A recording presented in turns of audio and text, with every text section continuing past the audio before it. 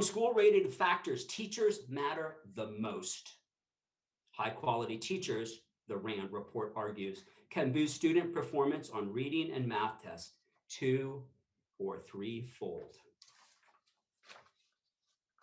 Well, number 4.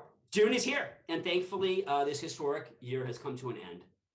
After a year of pivoting, experimentation, modification, refinement, and change, the teachers of CUSD are resting and recharging in preparation for our return to campus on August 9th. Sadly, many colleagues won't be joining us. Retirements, sure. But so many teachers, after 4, 5, or 6 years, have moved over the hill to districts that pay better, and to districts where a teacher salary can provide a secure lifestyle. It's just not the truth in Half Moon Bay. You cannot live in that Bay Area on a teacher salary that's provided by CUSD.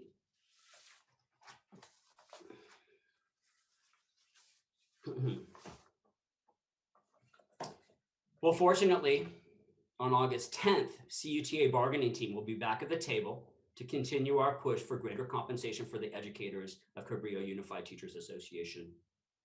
It was fantastic news to hear from Jesus Contreras at the May 27th opening of School Steering Committee that CUSD will continue in the basic aid funding.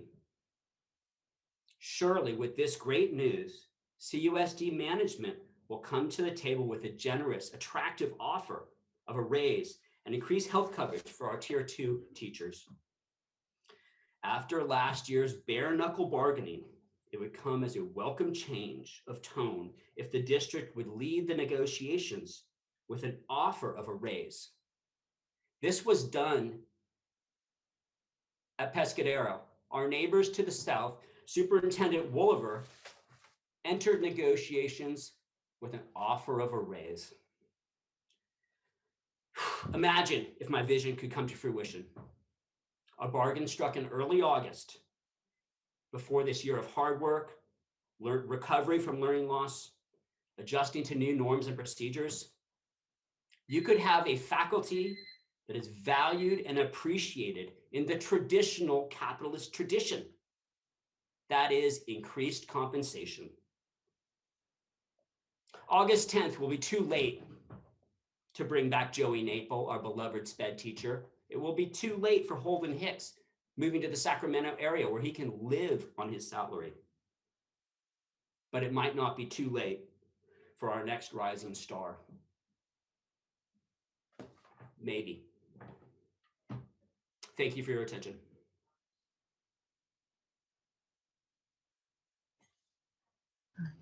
Thank you very much, Julian, and thank you for your time and thank you for being here. Next, we have Stig for the first CSEA. Whenever you're ready, Stig. Good evening, President Quarters, Board Members, Superintendent McPatrick, Administrative Staff, and Community. My name is Stig Lynn, and I am a president for about 109 staff members in our school district. I've been president back and forth since 2010. I've been now in the district 12 years. So I start to know how everything works. I just want to talk a little about, thank you so much for the teacher at Hatch who think our staff deserve a bonus. There is other districts, can tell you all this here, that there is other district actually who have got extra pay to the staff who has been on site every day through the year. So this year has went by and it's been something we never have experienced before. We had maintenance, operation, kitchen staff, IT staff, administrative staff. I can't even say how many who have been going to work every day and to make sure that our students can be taught at home safely and that they get fed every day for low-income students. And I think all this staff deserve something for that they're going to work every day and being there and risk their health and everything was come up with COVID. So also I would like to say to teachers too, been great working with you. Most of you have been very supportive, and we have done the best we can to make sure that you could teach and make sure that your equipment and everything was working, and make everything safe for everyone. This year we had a graduation. Yeah, fantastic. I'm so happy for the kids that I actually could have that. So I'm actually there. I want to give big shout out to all the staff who worked constantly before the graduation and made this actually happen. I know there was also volunteers. I think I want to thank them too. You did a great thing for the kids of this community. Most of our staff members also are a big part, grown up here, gone through the school system, and we are a big part of this. Yeah, I hope that most staff can get a well-deserved. I know many works through the summer you already start planning for the next school year. Summer school is coming up with all that work who's making that to happen. So we can they can get back their grades and be able to get their graduation certificate and all that, so they can go to college. Yeah, so I just hope that everyone take this summer now to try to rest. I took my 2 weeks now. I'm actually going to go and visit Sweden. I'm vaccinated. I'm going to see my kids and my grandkids, and hopefully I'm back in full speed again in the beginning of July. And yeah, that's all I have to say tonight. Thank you so much for everything, for everyone, what they're doing. I know we are all here to support our students and our community, and that's what I hear in the background, and I'm very happy to be a part of that. Thank you so much. Thank you, Stig. And Mexico, a lot of the times when people go to Mexico, they say, when you come back, bring us a little candy. So I know you're not going to Mexico, but you can bring us a little candy if you want. I'm going there to the Swedish Midsummer. I'm going to celebrate the Swedish Midsummer for first time in many, many years. Oh, that's amazing. Thank you. Well, thank you for being here, and the best of luck and safe travels. Thank you. Before we move on to board members' reports, I would like I would like to um, what am I doing? Oh, I would like to make a motion to amend the agenda and move item 5A before the board comments. Our principal, Mr. Nazar, is going to be presenting some awards, but unfortunately he won't be able to stay for that long. So if that's okay with you guys. So what do I do? I second that motion. Okay. Who did the motion? I did the motion? Oh, I did the motion. I motion. And then you second. So, okay, we're good. Now we do the roll call. Yes. Ted, Aye. Mary Beth, Aye. Freya, Aye. Sophia, Aye. and Kimberly. Aye. 5-0. Thank you. Thank No. you. So you're gonna let Mr. Nazar? Okay. Thank you.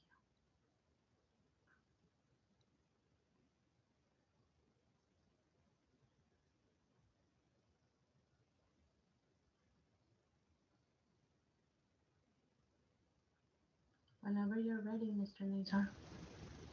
John, you're muted. Oh, thank you. Thank you, President Cortez, our esteemed board, Superintendent McFetridge. Thank you for making this adjustment. I really appreciate it. Normally I stay throughout the entire meeting.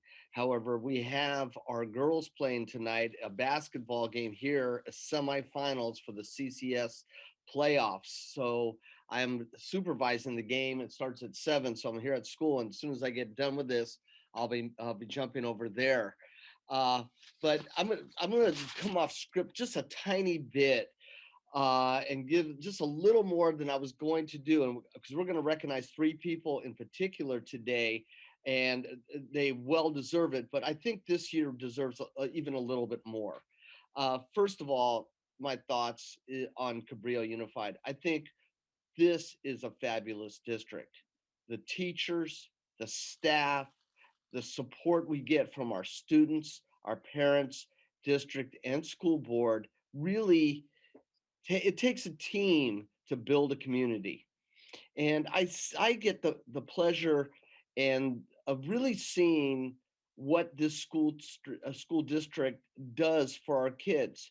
And it's not, I think we had incredible success this year at the high school. One of the most unbelievable, great classes we've ever graduated. Resilient, bright, thoughtful, caring. But that doesn't start just in high school. It goes all the way through. And that's what this community is about. And I really think if we look at public education, the one we give here in Half Moon Bay is absolutely priceless. I don't think you could buy a better education than we're providing our students on a day-to-day basis and the success we're seeing. I want to recognize our entire senior class.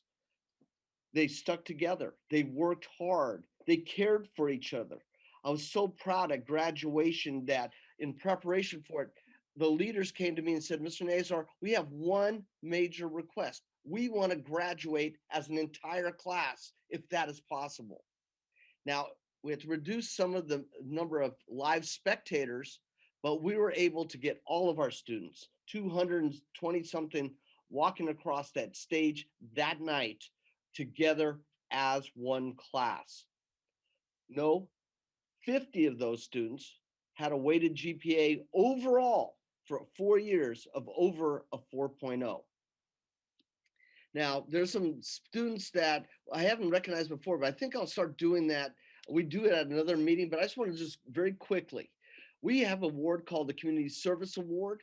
Noah Courtney was was the person that served the most amount of hours. He will be attending Eberly Riddle Aeronautical University and studying aerospace engineering.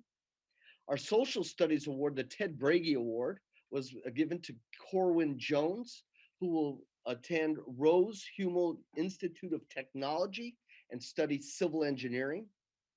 Our female athlete of the year, Maya Ripberger. Her dad is a teacher at Cunha, mom is a teacher at Farallon View, will be attending UC Santa Barbara and will be studying pre-psychological and brain sciences. Our male athlete of the year, Tristan Hoffman, will attend University of Puget Sound and will be on the football team there. Our Cougar Spirit Award was awarded to Dana Hammerstrom, was also a co-president. She'll be attending USC in the fall and studying political science. Cougar Spirit Award, Cameron Geranos, will be attending the University of Mississippi and will play in their 350-person award-winning marching band and study music education. Great Grad Award, Noah Hill, will be attending Santa Clara University, studying engineering. Great grad, another great grad, Lauda Montezuma, attending Sonoma State in the fall, and after being one of the leaders in our yearbook. Outstanding Cougar Award goes to Sarah Sprankle, will be attending UC Berkeley as a Regents and Chancellor Scholar. Outstanding Cougar also went to Kai Eckert, who will be attending College of San Mateo and study business and hospitality. And also, before I recognize our valedictorian and salutatorian, incredible year for Half Moon Bay High School twins. Isabel Fish and her brother Nick. Isabel will be attending Colorado State University. Her brother Nick will be attending Western Washington University. Makola and Sean Edgar, vital parts of our incredible open division, that is the top division of CCS finalist basketball team, will be joining their sister in Boston at Northeastern University. Michelle and Mitzi Hernandez will be attending UC Berkeley, both of them, in the fall and studying biological sciences as they prepare themselves for medical school. And about at least one of them, Mitzi, I think more impressive than going to Berkeley is last year when she was playing on the golf team for Half Moon Bay High School, she shot a hole in one. And now I want to recognize 3 fabulous students. First one is our salutatorian, Harrison Nash. And I love Harrison. I'm looking at Harrison's waving. He's got all that cool balloons in the background. That's cool. Harrison had a grade point average of course, well over 4.0 and has never earned less than an A in any class at Half Moon Bay High School. He was a multi-year member of the track and cross-country teams, where he was considered a very hard worker and a great role model. Harrison will be attending the University of California at San Diego in the fall, majoring in molecular and cellular biology. Harrison, you've made us proud. Congratulations on a job well done and well earned. Thank you. This year for valedictorian, we had a tie.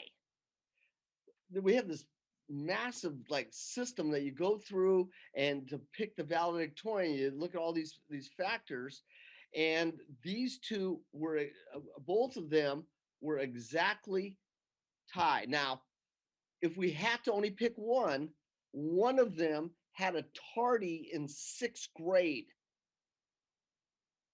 Well, we decided to waive that one because these are exceptional people. Rachel Jannar. Rachel was completely involved at Half Moon Bay High School. She was the president of the California Scholarship Federation, founder and president of the Bullet Journaling Club, participated all 4 years on the school water polo team, where she was the varsity co-captain this current year. She was a 4-year member of the varsity swim team, volunteered for 6 years at the UC Cooperative Extension at Elkis Ranch. Rachel will be attending Georgetown University and will focus on international history at their School of Foreign Service. Rachel, you have made us so proud. And I was so proud how brave you were giving your valedictory speech, because I know that would probably not be your first choice to get up and speak in front of thousands of people, but you did it, and you did it extremely well. Congratulations. Thank you. And our second one, co-valedictorian, Mia Orr. She also was extremely involved at student life at the high school. She was a valued member of our jazz band, valued member of our water polo team, our swim team. She participated in our marching band and is also fluent in Spanish. Mia will be attending the University of California at Los Angeles, UCLA, and will be majoring in biochemistry. And Mia, I mean, you just knocked it out of the park with your speech the other night. And I'm just so proud to have you, Rachel, and Harrison as part of our student body this past year to help carry our school through a very, very challenging and ultimately interesting and rewarding year. Mia, congratulations. Thank you. All right, I think that's what I wanted to say. I appreciate everyone just taking a few moments just to listen to me go a little bit more, but I just swelling with pride and just feel that so many of our kids need the recognition because they deserve it. So thank you for allowing this. Thank you, Mr. Nazar, and congratulations. Everything that Mr. Nazar said, Rachel, your speech was awesome. I thought you were like a pro, and then when you said how horrible it was, I was like, wow, she's doing a great job. And Nash, congratulations. I'm glad you put your original background and versus the butterflies, because what you've done is amazing, and congratulations to you. And Mia, your speech, your crown, I was like, wow, they're getting fancy. I loved your cap, and your speech was amazing. I would have wished you would have said something in Spanish since you're fluent, but it didn't take away from the awesome speech you had. So thank you and congratulations to all of you. And thank you, Mr. Nazar. No, thank you. And thank you to all of the board members here today. We're in attendance, including President Cortez, whom I just have the greatest respect for and admiration for, and really cared deeply for, as she was one of my students quite a few years ago. Not too long ago, almost like yesterday. Yeah, it was like yesterday. You're 19 now, and you've already got on the school board. Okay, maybe that let's not lie that much. Okay. Make it And I believable. also want to congratulate board member McCammett. Not only was she in attendance there, but she was the proud parent of one of our graduates. So Freya, congratulations to you. Yes, yes. Thank you very much, John. Thank you. Appreciate it, and appreciate the wonderful ceremony and all the hard work of the staff and you and the students to make all that happen. It was really incredible. So thank you. And will you cheer really loudly? Are you going to be allowed to cheer out there for Our Lady Cougars? Oh, I'm one of the loudest cheerers. I think. Okay. Will you cheer a little bit for me? Because I wish I could be there. I will. Okay. Thank you. Go Lady Cougars. Yes, good luck, Mr. Nazar. Thank you very much. Thank you. Okay. Now we will continue with our communications and go through our board member reports. I usually go at the end, but today I will go first on my report if everybody's okay with that. And I would like to start by saying that it has been a difficult year. It's definitely been a year where we have been tested and we have been challenged. And I would like to take this opportunity, since it's our one of our last June meetings for the school year, to thank all the leadership and all the participation and everything that he has done for us in the last 2 years. And this will be his 2-year anniversary with us, and how great he has, picked up and just started running with what was going on. And we really appreciate his leadership.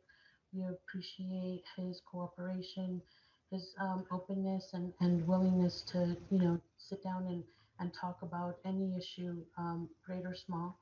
And in behalf of the board, we would like to present our superintendent, Sean Reardon, with a small token of our appreciation.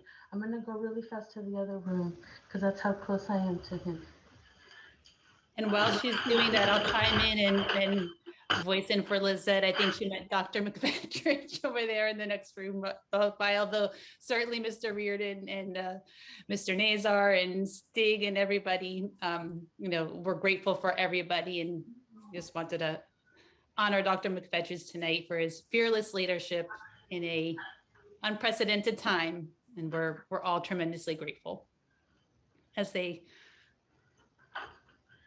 navigate the boundaries between in-person and video. Yes, yes, thank you. And that is how horrible I am with names, because I just called him Sean Reardon, but in reality, I was trying to, I was complimenting you, Mr. Como se dice en español, mi tocayo. Sí, tocayo. He's got the same name as I do. He's got the same name, yes. Very kind of you. Thank you. Lovely gesture, wonderful words. Thank you. It's been a joy to be here through all of it. Thank you. And we don't expect you to slow down. So it's just like a recharging gift. So we need more to come. And for me, I'd like to just say in Spanish first. Gracias a todos los que están aquí atendiendo a la Junta. Muchas gracias por sus comentarios, gracias por su tiempo.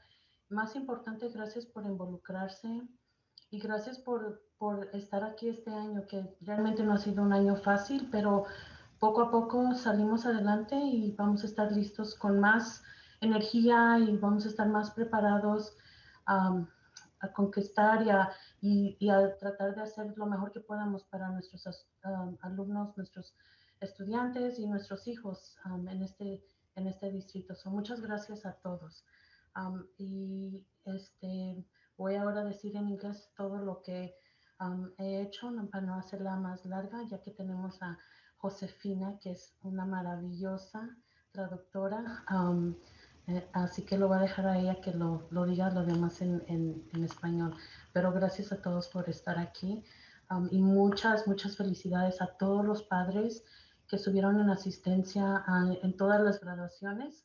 Um, para mí, yo todavía no tengo a alguien en la escuela de la high school, pero me imagino qué orgullo haber tener un hijo que se graduó. Yo creo que es el sueño de cada padre de llegar a esa graduación y solamente ver que de ahí en adelante nuestros hijos sigan adelante y sigan triunfando y sigan haciendo cosas buenas con su vida. So, gracias.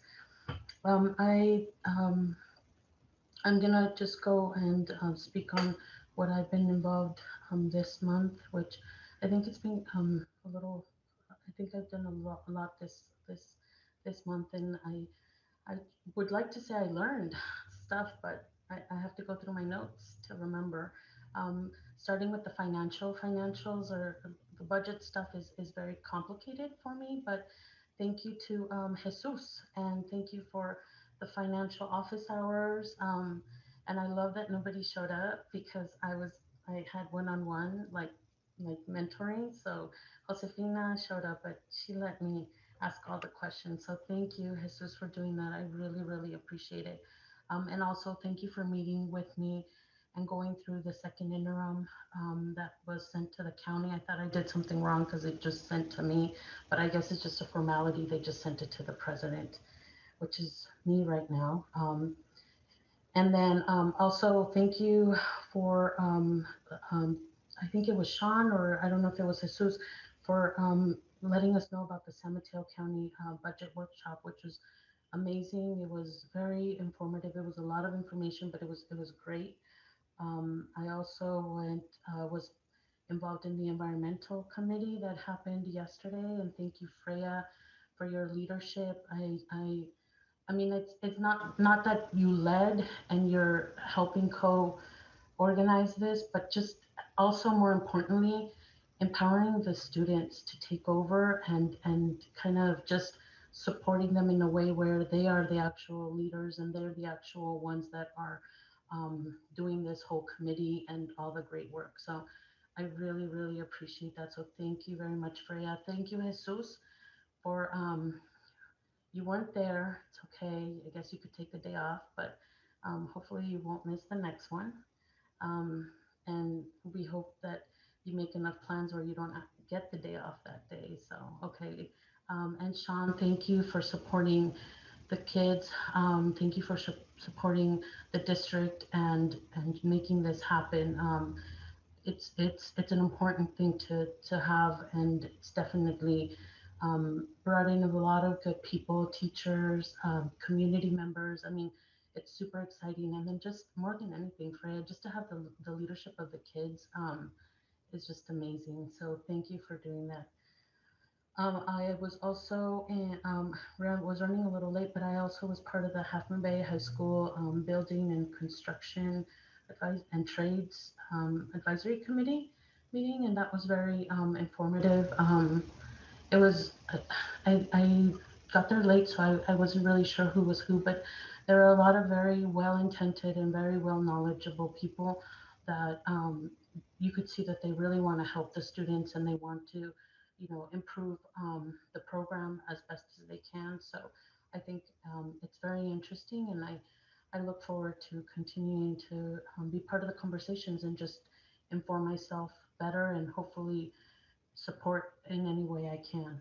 I was also there for the Half Moon Bay. I was going to tell Mr. Nazar if I knew he was going to read off all the awards, I wouldn't have been present at the Half Moon Bay Award night um, because he did an awesome job. So I was part of that as well. I have some family members who had awards that night, so it was very nice to see. And I was invited. Thank you to El Granada and the high school for inviting me to their graduation ceremonies. It was an honor, and it was very humbling to have that to be invited. I wasn't able to go to the El Granada one because I also have a daughter who graduated from Hatch, and so that was very awesome. The only um, the only thing that I would have wished was, like Hatch, and I'm sure the other elementaries and other schools, there would have been some translation or some acknowledgement in Spanish. I know two parents reached out to me, and yes, it was a highlight of for them to have their children graduate, but it was also kind of like a bittersweet, because they had been sitting there for 2.5 hours with absolutely no idea what was being said, but just smiling because they understand that that's part of the American dream, to have your children educated and graduate from this wonderful country. I mean, I can only imagine how proud they must be. And I think that's it. That's all I've done so far. So, would anyone else like to go? Don't all speak at once. First I one can to go next, Lizette, if you'd like. go, please. Thank you. So first, I just want to start without giving away exactly what we got for Sean. We do know you like to garden, Sean, and we know you like to read.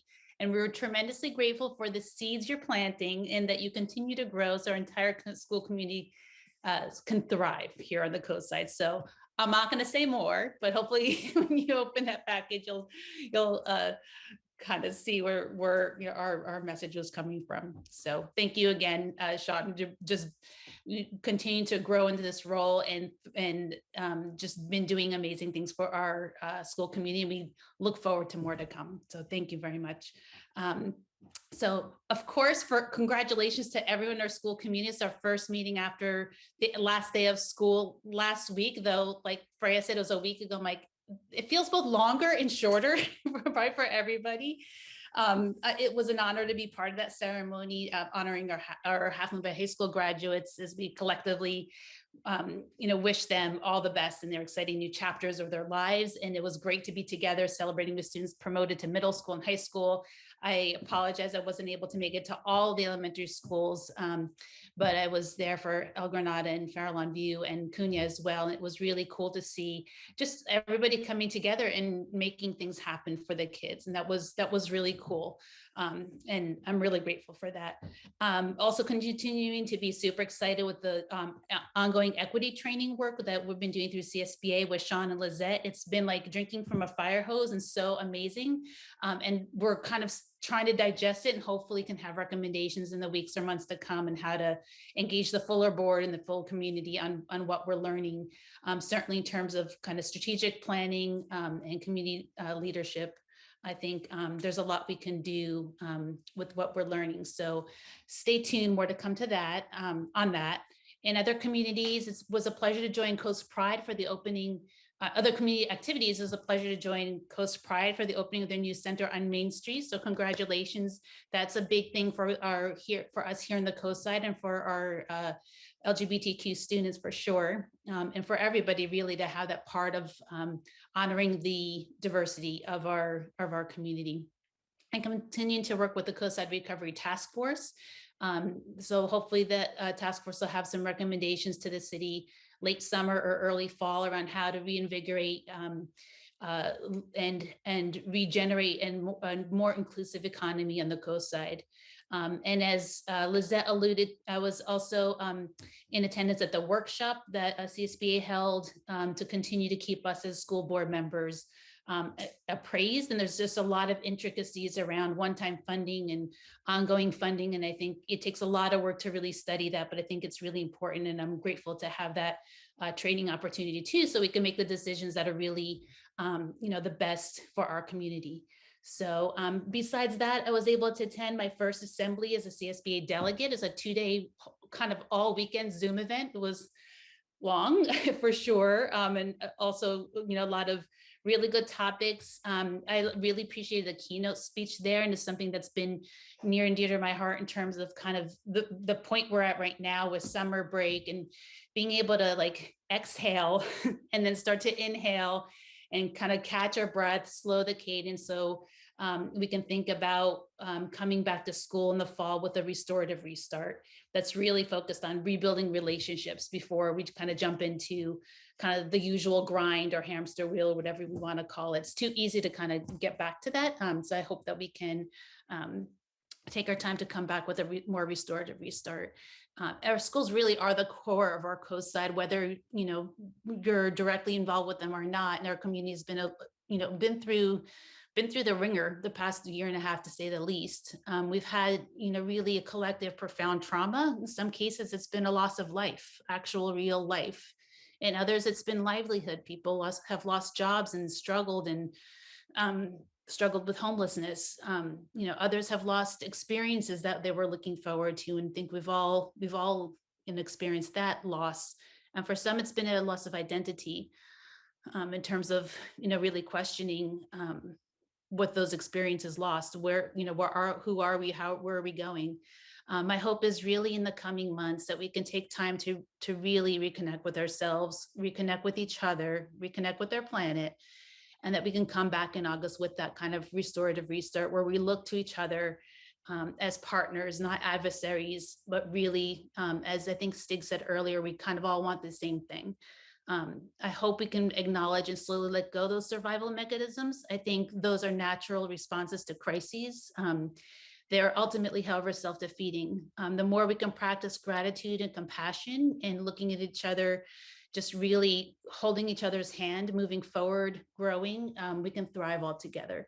So it really is a nice time right now. I think there's still so much going on, right? Look at our agenda, it's packed.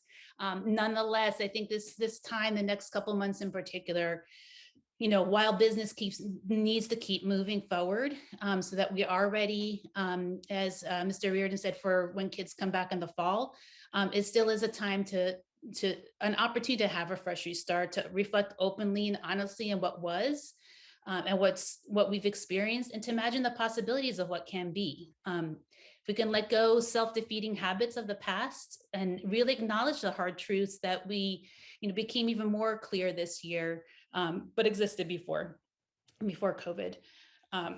We can let go, just let go, really see the humanity in each other, see we're all people, we all do want the same thing. We have the potential to engage in productive ways, together where everyone thrives. Ways that really entail us working smarter together rather than working harder alone. Really putting students at the center of what we do, holding hands around them metaphorically, sometimes probably, I don't know, maybe for real, but, metaphorically keeping them at the center, remembering that's why we're here, working together in sync to lift them up so they can achieve their highest potential. That is why we're here. And that's why we as a school community exist.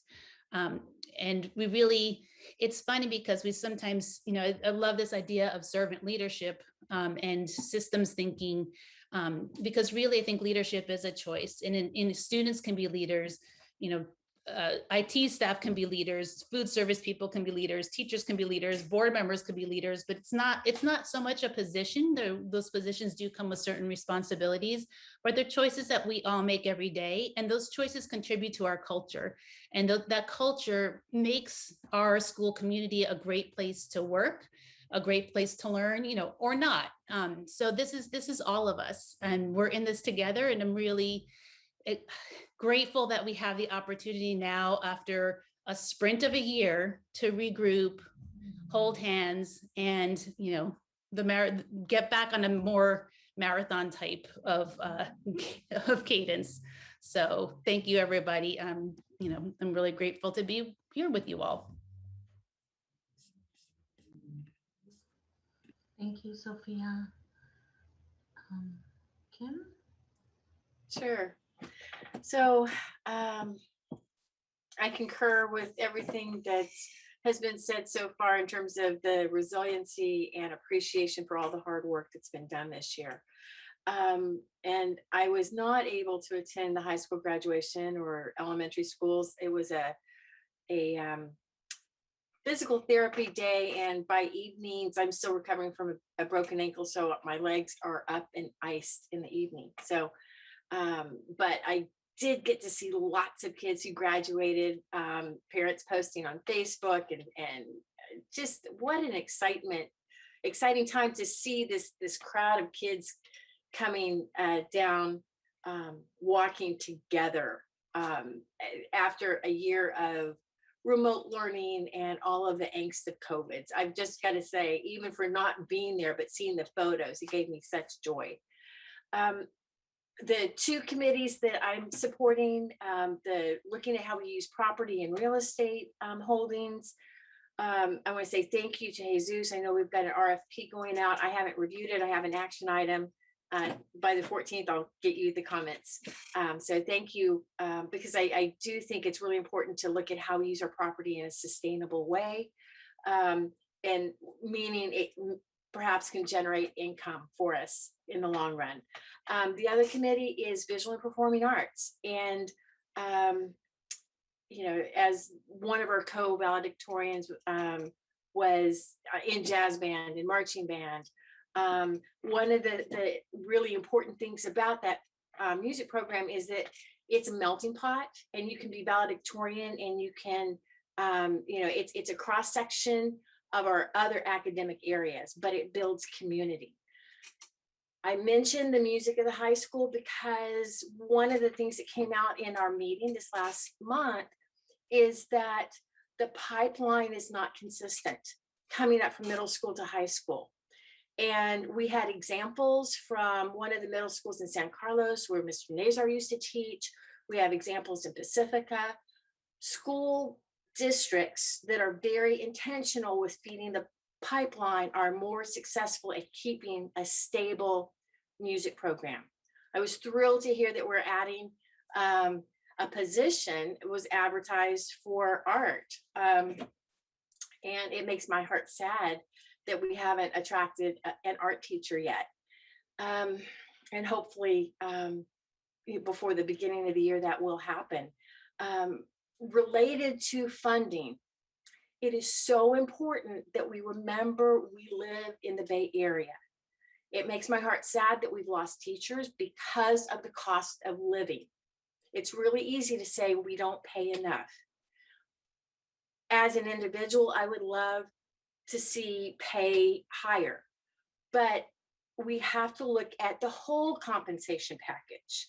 And so it's really take the time to be curious about what the whole compensation package looks like if you're going to compare one salary, say Cabrillo to Fremont or Palo Alto, and look at what their funding base is.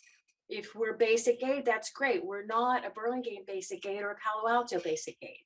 And our cost of living and what it costs a teacher to live in the Bay Area isn't necessarily less for our teachers in Half Moon Bay than some of these other locales. So it's a little long-winded, but my heart hopes that as we go forward, we keep working with Sacramento, and it's not just one or two people that knocks on a door occasionally, but that we can unify and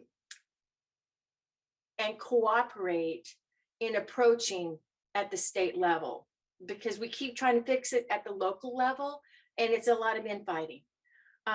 I was reading something that talked about like a house divided doesn't work together. And so it's my hope that we will, as a community, not just pick on one issue, meaning salary for teachers, but we look at the whole system and we try to figure out if there's a way to move forward as a community and solve some of those problems.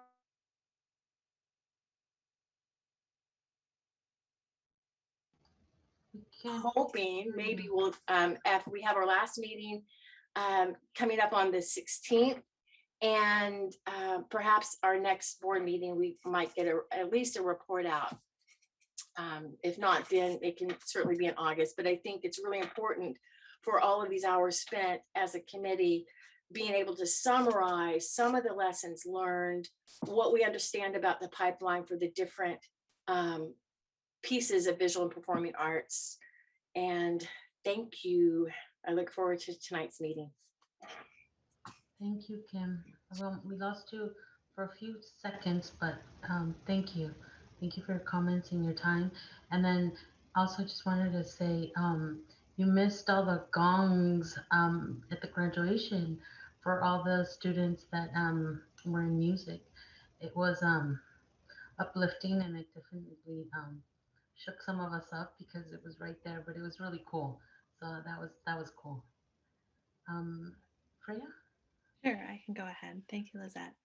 Yeah, I want to echo, the comments about the gratefulness for this whole community and the period of time now where we can all kind of take a deep breath, hopefully, and come back restored for next year. And it's just been a really hard year and a half. And at the graduation, congratulations to all the graduates, both from the high school and the middle school and all the elementary schools and Los Listos. But also it has been, I just wanted to say it's been a tough year, but it was really great to see all the students there, and I really appreciated that they wanted to be there, and that the theme really was one of resilience and coming together. And it's so nice to feel like we're coming out of all of that. For me, it was, as John mentioned, particularly uplifting because my daughter was graduating, and it was so sweet to have her walking out with a friend that she's actually been going to school with since preschool, and actually skipping down towards their seats. It was really beautiful. And also the amount, they do a thing in the graduation at the high school where the students who have been there since kindergarten stay standing. And there were so many of them. And it goes to the point that John was talking about the strength of our community and how we've all been here for so long and everybody works together. And so a big thank you as well to all of the parents and the community members and the community organizations that have helped to make all of this possible in this trying year, but also in this celebration time. A lot of folks really stepped up to make that happen. So I just really, really appreciate this community and all that it does every day for our children and for the whole community.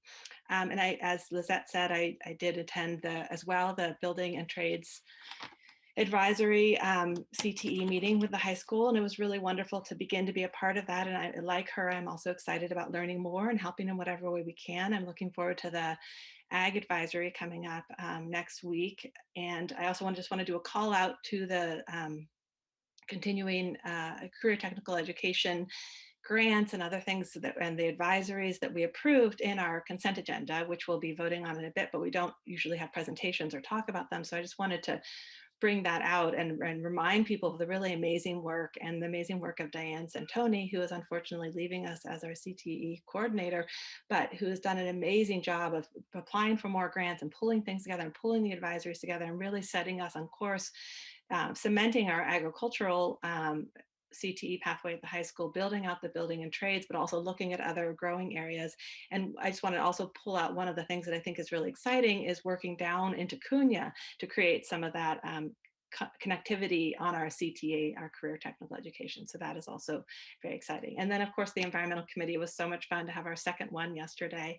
And thank you, Lizette, for your kind words. And I agree, it was wonderful to see the high school students really take that on. And as I said at the environmental committee, my goal for this next year with them is to create an ongoing process so that it's not just about me or the current student leaders, but it's about continuing and keeping this process going. And it was so wonderful to see the teachers and the community members and the enthusiasm and ideas for projects and, really trying to get things moving right away, and even working on the initial high school pilot project for the recycling bins and talking about how soon we can get that into other schools, and then coming up with some other ideas of projects we can work on. So that's really exciting as well. So that's all for me. Thank you all.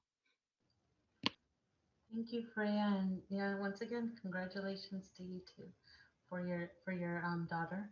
And one thing I did forget, and I just like to mention, is the 4-H program and the awesome work that they are doing. I was able to go to one of the livestock shows, and let me just tell you, at the county fair, and Half Bay was very well represented, and it was amazing, and it was just to see how young they're already involved, and it was a lot of fun to watch. It was a lot of work, but it's what a great program. So I also want to send kudos out, and the 4-H program is doing a great job, and thank you for representing Half Moon Bay so well with all of our students. Who's in that? Oh, I'm sorry, Mary. last, I think. I'll be quick. I'm last. Everyone's ready to move on now. I just wanted to say to Sean, so thank you for your service, that it's been 2 years. And if anyone ever asked me what I'm the most, proud of that I've done as a school board member, I would say it's hiring you, Dr. McFetridge. So I just wanted to say thank you. I'm very proud of the work that you do. I'm proud of your heart being in it, and I know you're a super hard worker. So thank you. I think having someone who's willing to listen and compassionate at the helm is really important. And thank you for listening to what people have to say as well. So I wanted to thank you for that. Can't believe it's been 2 years already. Time's flying.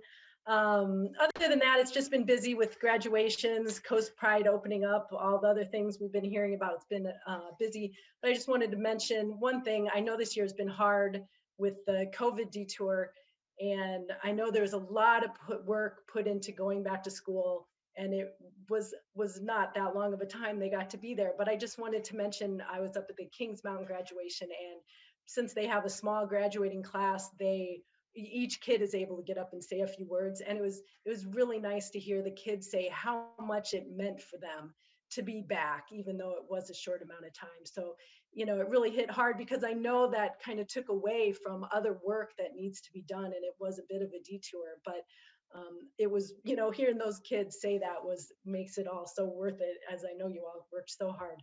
And I am looking forward to school being back in the fall with everyone there, with our regular hours, and have everything back to normal, probably with a mask. It won't be all totally normal, but for the most part, and being able to get back to the work that we want to be doing, because I know, with all the rush, some of that got pushed aside. And I know you all all the people that work for the school are excited to get back to that and help us grow and do what's best for the kids and help them to grow. So that's all I have. Thank you. Thank you, Mary Beth. And last but definitely not least, our superintendent. I didn't forget you this time.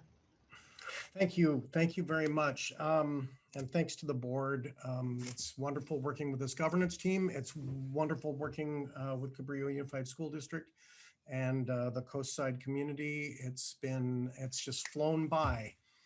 That's what a budget crisis and a COVID pandemic will do. It seems like it hasn't stopped, and I'm very grateful to my colleagues, to the teachers of the district, to the support staff of the district, and to the community, the families, and the parents. I'm just grateful for the team and for being here. And I do feel like I'm happy to be part of that team. It was poignant for me today to have us do the Pledge of Allegiance, especially knowing that this is LGBTQ Pride Month. And at the last board meeting, of course, you approved a proclamation unanimously to fly the progress flag at every school site. And those are now flying. And last week, we were able to, a couple of us, Mary Beth and Sophia and I were able to go to the opening of the Coast Pride Center. And I just think what a progressive community this is. And so the progress flag that's flying, we talked about that at the last meeting, should fill this community with pride for its progressive nature. And I'm just so happy that we are taking care of our LGBTQ youth, families, and community members. And I wanted to make sure that we paid attention to that. Last week, the graduations were extremely touching. I could not make all of them, but Leticia went to the ones that I could not go to. Martha Ladd went to the ones I could not go to. The board members went here and there. We had a smattering. It was just great to go to Farallon View, to El Granada, to Hatch, to Kings Mountain. Cunha had a great event with pickup and Half Moon Bay High School. Sorry, hit my keyboard. Half Moon Bay High School was very inspiring to hear the students speak. And I look forward to more graduations going forward. Next week, we will have a vaccination. It's on my turn, actually, and it's open to the public. At first, I thought it was just for our students, but it is actually, we are using Half Moon Bay High School as a vaccination center next Wednesday. In my letter to the community tomorrow, everyone will see the My Turn link, but hopefully people will sign up for that. We know there's a lot of different personal opinions about this. It's a family's choice, of course, if they vaccinate their children, but we know that President Biden, Gavin Newsom, state, county, local health officials have encouraged us to do that. And we wanted to provide one day, at least, if not more, going forward, of a vaccination center. It is open to the public. Please look at My Turn. That's for a June 15th, Half Moon Bay High School vaccination center. Summer school will be starting, and I know that Leticia and Jesus and Martha and Jason and the team here in the district office, Debbie Silvera, Rosalva Segura, so many different people have been working on that, and working with different partners, including the Boys and Girls Club, Catholic Charities Organization, a secular organization has come through, champions when we could not hire staff, because I think that it's been a long time. Working with these partners is very important. So I know people have been contacted about that. I want to remind people about the future. Next year, 5 days a week, our intention. Fully open, back to being fully open. Yes, it won't be the same. I've said this in numerous letters for those who read them. We will wear masks. Dr. Mark Ghali, the Secretary of Health and Human Services from the state of California, has said that schools are expected to wear masks regardless of anybody being vaccinated. We will continue to ask parents to symptom check using Hazel Health. By the way, Hazel Health also provides telehealth for families if they need to ask questions. And that several families, many families, dozens of families have already used that, and there will be a presentation at our next board meeting on that. We will distance students 3 feet.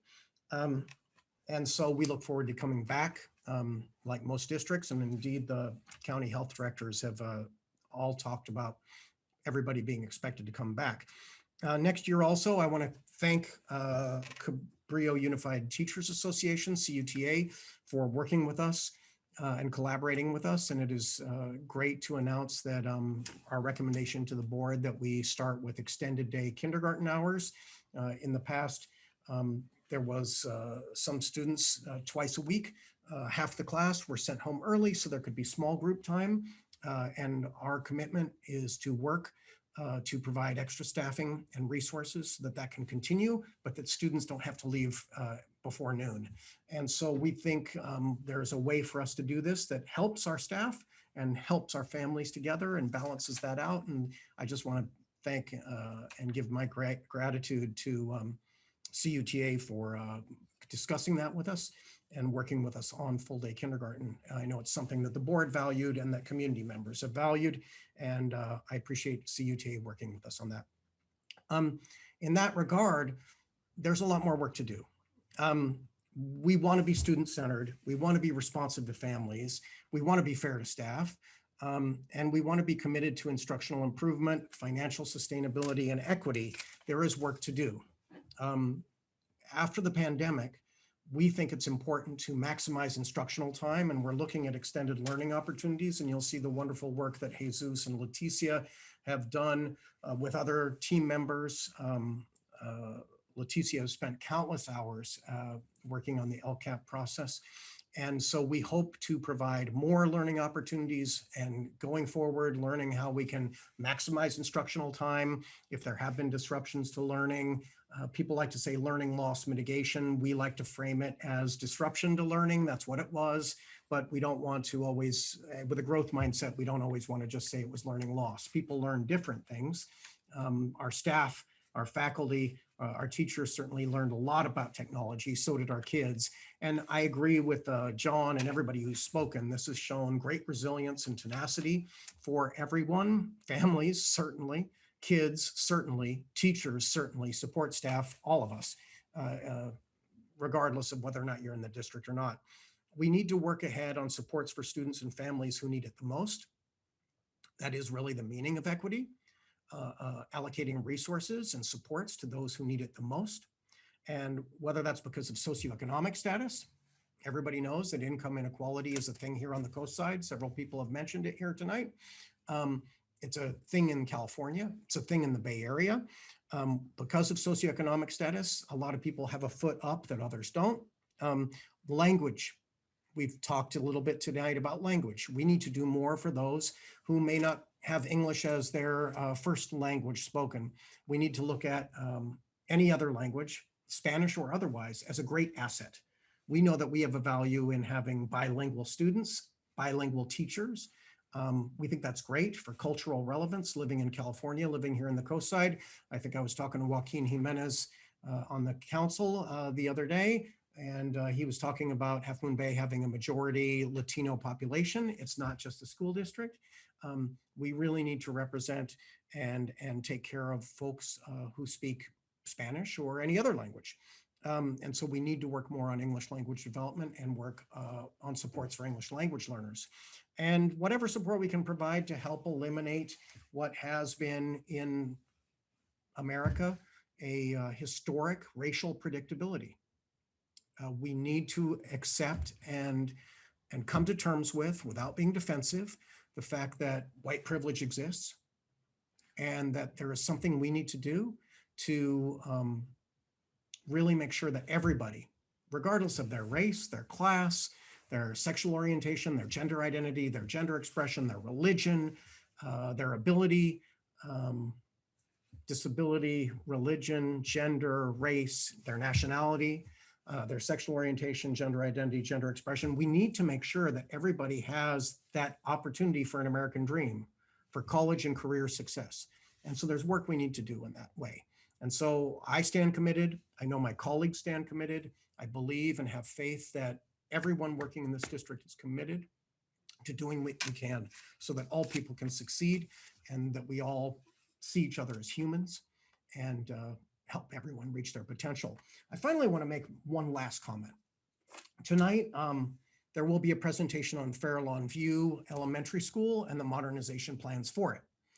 We are very happy to do this. At a couple board meetings ago, Ms. McCammon actually recommended that we have a values discussion about this. And so to me, that seemed like direction enough to work with the architect to bring back a right-sized plan, a plan that would be feasible, a plan that would be affordable within the bond, to give the board a choice if we want to work and develop a next plan for Fairlawn View. I told the board, I've told the board members recently, individually and collectively, that my own belief system is that you have neighborhood schools and that the geography of the coast side is very awkward. And driving Highway 1 from the top of the district to the bottom of the district every day, I know how challenging the geography is here. And we had this debate sort of a year and a half ago about Kings Mountain. Personally, I think it's important that we commit to protecting our neighborhood schools. So my recommendation to the board and the architect's recommendation is for a plan that would be right-sized, that basically provides about the same investment per student served at schools at Fairlawn View as it is at El Granada. So I think that's a rational decision. I think it's important for the coastside community. And I think it's important that everybody understand that we love Fairlawn View and we love El Granada and we love Hatch and we love Kings Mountain and we want to take care of them. And I think that's part of the equity conversation too, which is we need to look at people where they are and provide them the support they need to achieve what they need to achieve. So with that said, thank you so much. And I look forward to the June 24th meeting after this meeting. But thanks to all who've spoken tonight. Thank you, Dr. McFetrich. Moving along to item 4 in the agenda. Number 4 is consent of agenda items. Do I have a motion to approve? So moved. Second? I'll second. Okay. Rosie, can you do roll call? Lisette, Aye. Mary Beth, Aye. Rhea, Aye. Sophia, Aye. Kimberly, Aye. 5-0. Thank you. Thank you. Next is item 5, general business. We will start, well, we already did 5A, the recognition of the Half Moon Bay High School salutatorian for Harrison Nash and co-valedictorians Rachel Jenner and Mia Orr. Next is 5B, the adoption of a new science curriculum for Cunha Intermediate School. Dr. McFetrich. I'll introduce Dr. Bhatia again. She has done fantastic work over the last year working on this project. I saw Kurt Murray, science teacher at Cunha last week on the street riding a bike with what I assume were his kids, having a great time. And he really remarked on what a great process it was working with Dr. Bhatia, and I'll leave it to her to talk about that process and the results and our recommendation tonight. Good evening, President Cortez, board members, colleagues, and community. So we are very excited here today because it was almost close to a decade since the last time we updated our science curriculum at the middle school. And also when we talk about equity and second language learners and giving our students that first step forward, science is the base of that academic vocabulary. With our English language proficiency assessment for California, our LPAC, when you look at all of the reading that is required of our students to understand, about 80% of that is based on science academic vocabulary. So just know that, first of all, it was such an amazing experience to work with Kurt Murray, who is the science department head, Principal James Barnes, Jared Millhouse, Steve Francis, Ronnie Eckes. And so we're here today to present to you our science adoption for Cunha Intermediate School. This process did start taking place pre-COVID. We are very lucky to have such hands-on partners with San Mateo County Office of Ed. They helped us vet about 8 different science curriculum that has been adopted and approved by the California Department of Ed. And so then COVID happened, so everything just froze. But again, I just want to give a shout out to all of our teachers. Our science teachers at Cunha reached out. I'm always one that I know how hard this COVID year was, and definitely did not want to start or continue the adoption process. But a shout out to our science teachers. They were able to, they reached out to me and said, we're ready to engage in the science process. And continue the work that was halted due to COVID. And so now here today, after that about year and a few months of starting, then pausing and continuing, we would like to bring to you today the adoption of Amplify Science curriculum. Amplify Science curriculum also has, it's aligned to the Common Core state standards. It is approved by the California Department of Education. It also was created with Lawrence Hall of Science support. And here, the beauty about this program, it's hybrid. So not that we ever want to close down again in the future, we are able to pivot between hard copy and electronic copies. It definitely has a connection and provides hands-on learning to support our second language learners, struggling readers, where texts on the electronic version can be read out loud. And there are also reading comprehension lessons that can be used throughout the school year and after school intervention, summer school. It is rigorous and inquiry-based. It also has embedded assessments that are end of unit, but also quizzes. In addition to that, it supports our new teachers. It has a new teacher guide. Here, this is and I'm going to go down to the bottom line where you are going to see that we are spending about $200,000 in the purchase of this. But please note that this money is for an adoption of 8 years. And we are just amazed by Amplify because this will come with a renewal of workbooks as well as hands-on experiments that get replenished every year.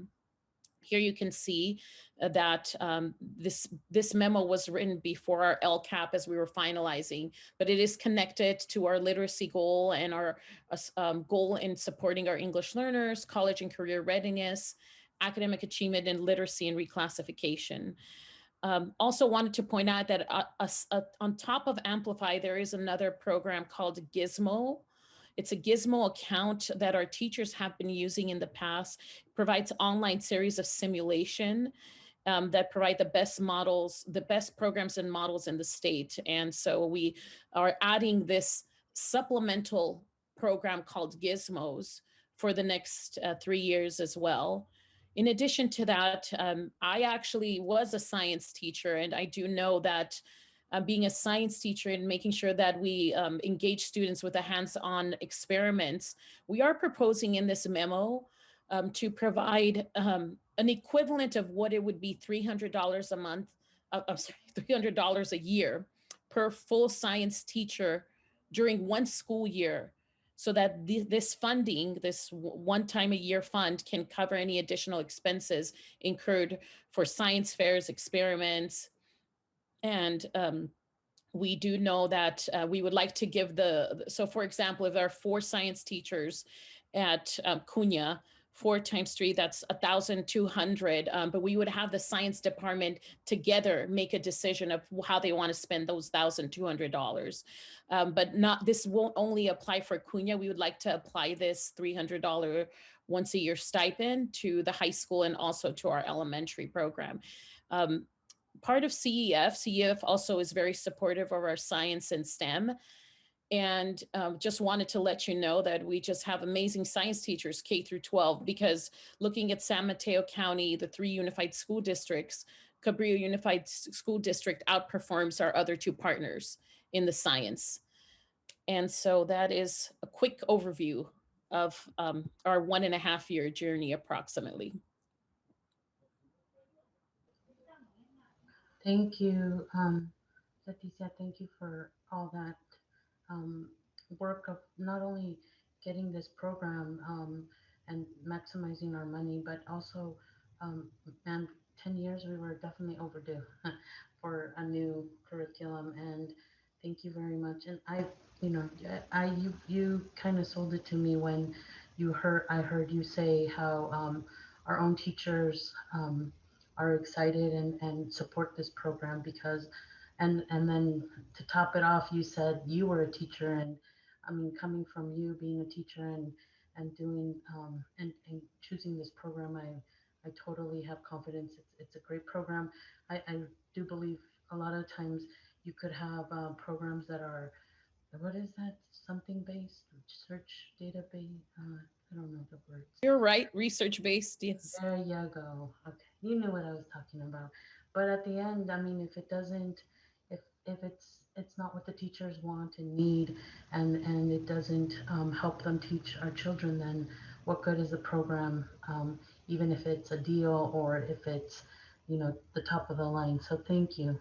And I will open it up for any other board members if they have any questions or discussions. Real quick, I think we need a motion first. So Just I'll kidding. motion to approve. Can I have a motion to approve? So motion. Oh, thank you, Freya. I'll second. Yeah, okay. And then roll call, Rosie? Now we can have questions. Or Oh, comments. just kidding. And then, And then we had it. I thought today was going to be the best. it is. You're I'm awesome. sorry, everybody. It's a great one. Bear with me. Okay. Dr. Bhatti, I just want to say thank you for bringing this forward. And it sounds like a lot of work has gone into making the selection. The description of the program just sounds wonderful. I too was an 8th grade physical science teacher once upon a time.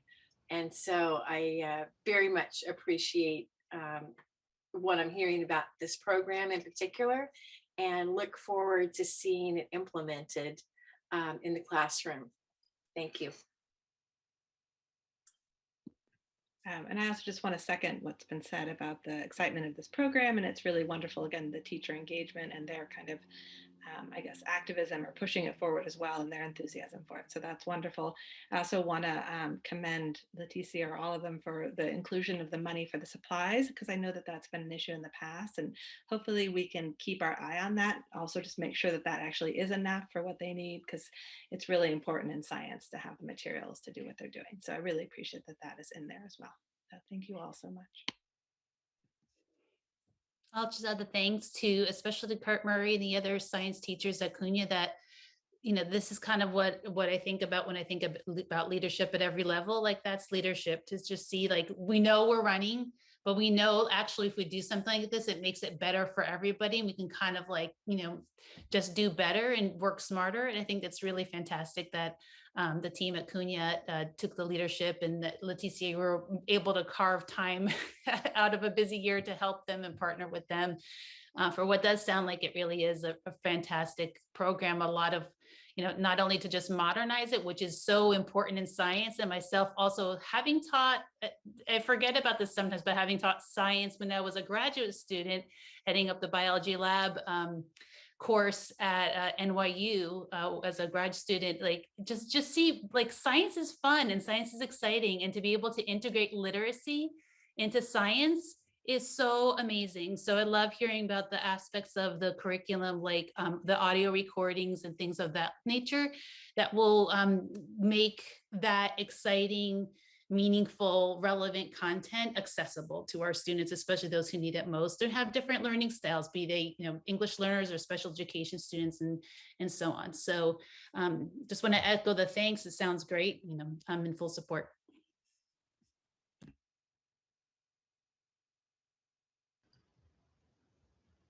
Okay, I guess we're gonna do roll call, right? Okay, Rosie? Lizette, Aye. Mary Beth, Aye. Freya, Aye. Sophia, Aye. Kimberly. Aye. 5-0. Thank you. Thank you. Our next item is 5C, and it's an informational item. It's the update of CUSD summer school for 2021. And I believe, Ms. Leticia, Dr. Batia, you're I'm back. Yes. I think I have the next 5 items.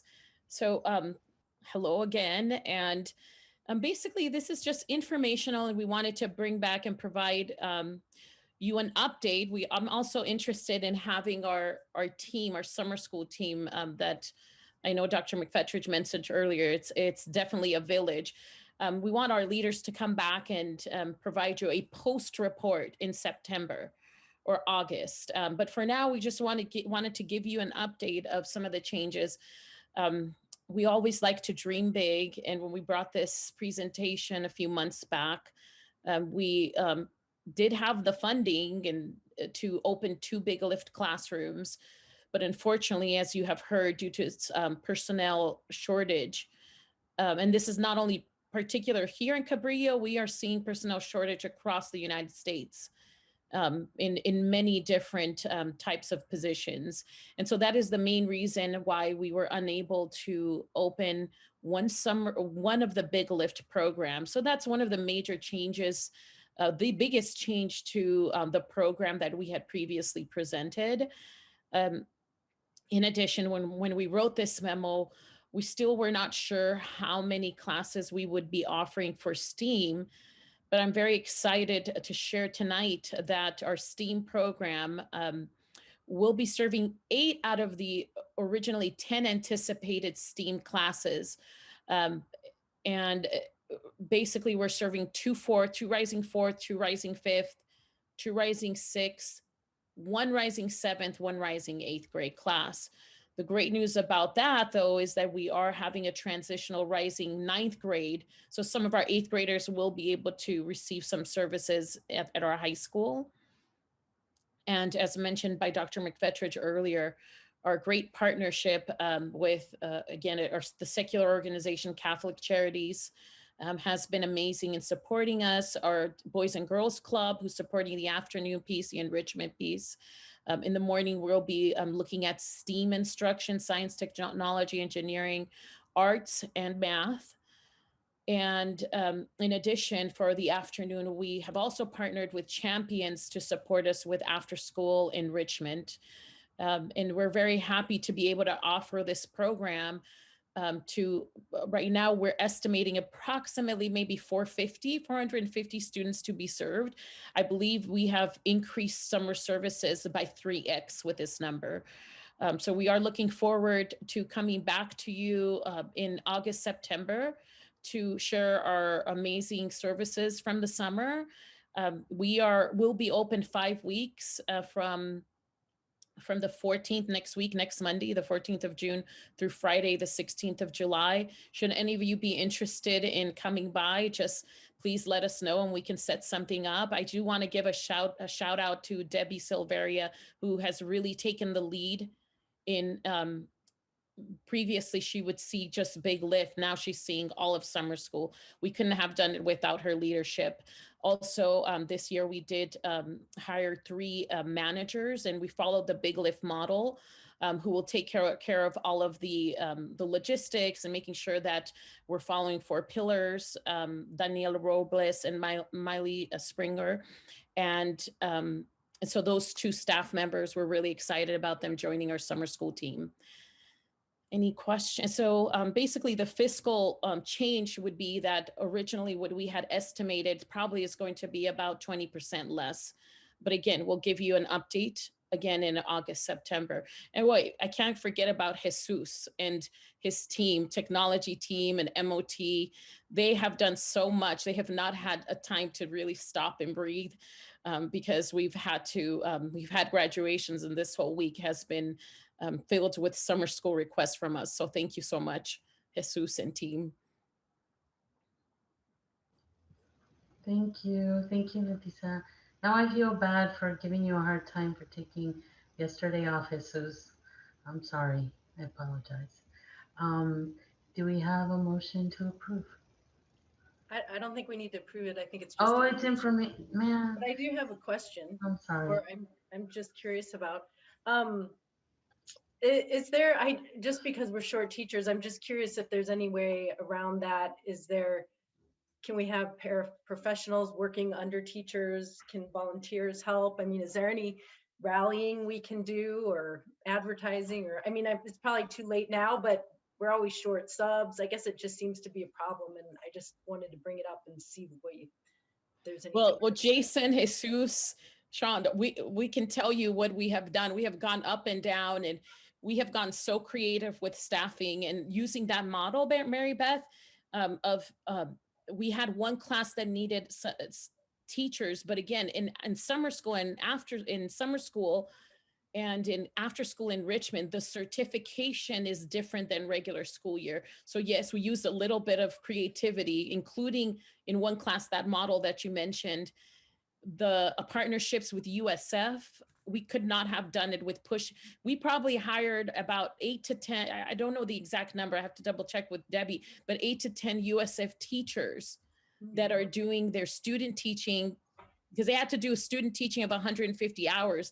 They came to us and Jason presented, and our team, Jason, Debbie, Jesus, and I, we pushed in about 2 months ago. So we definitely want to continue to have that relationship, not only USF, but our other local universities and community colleges.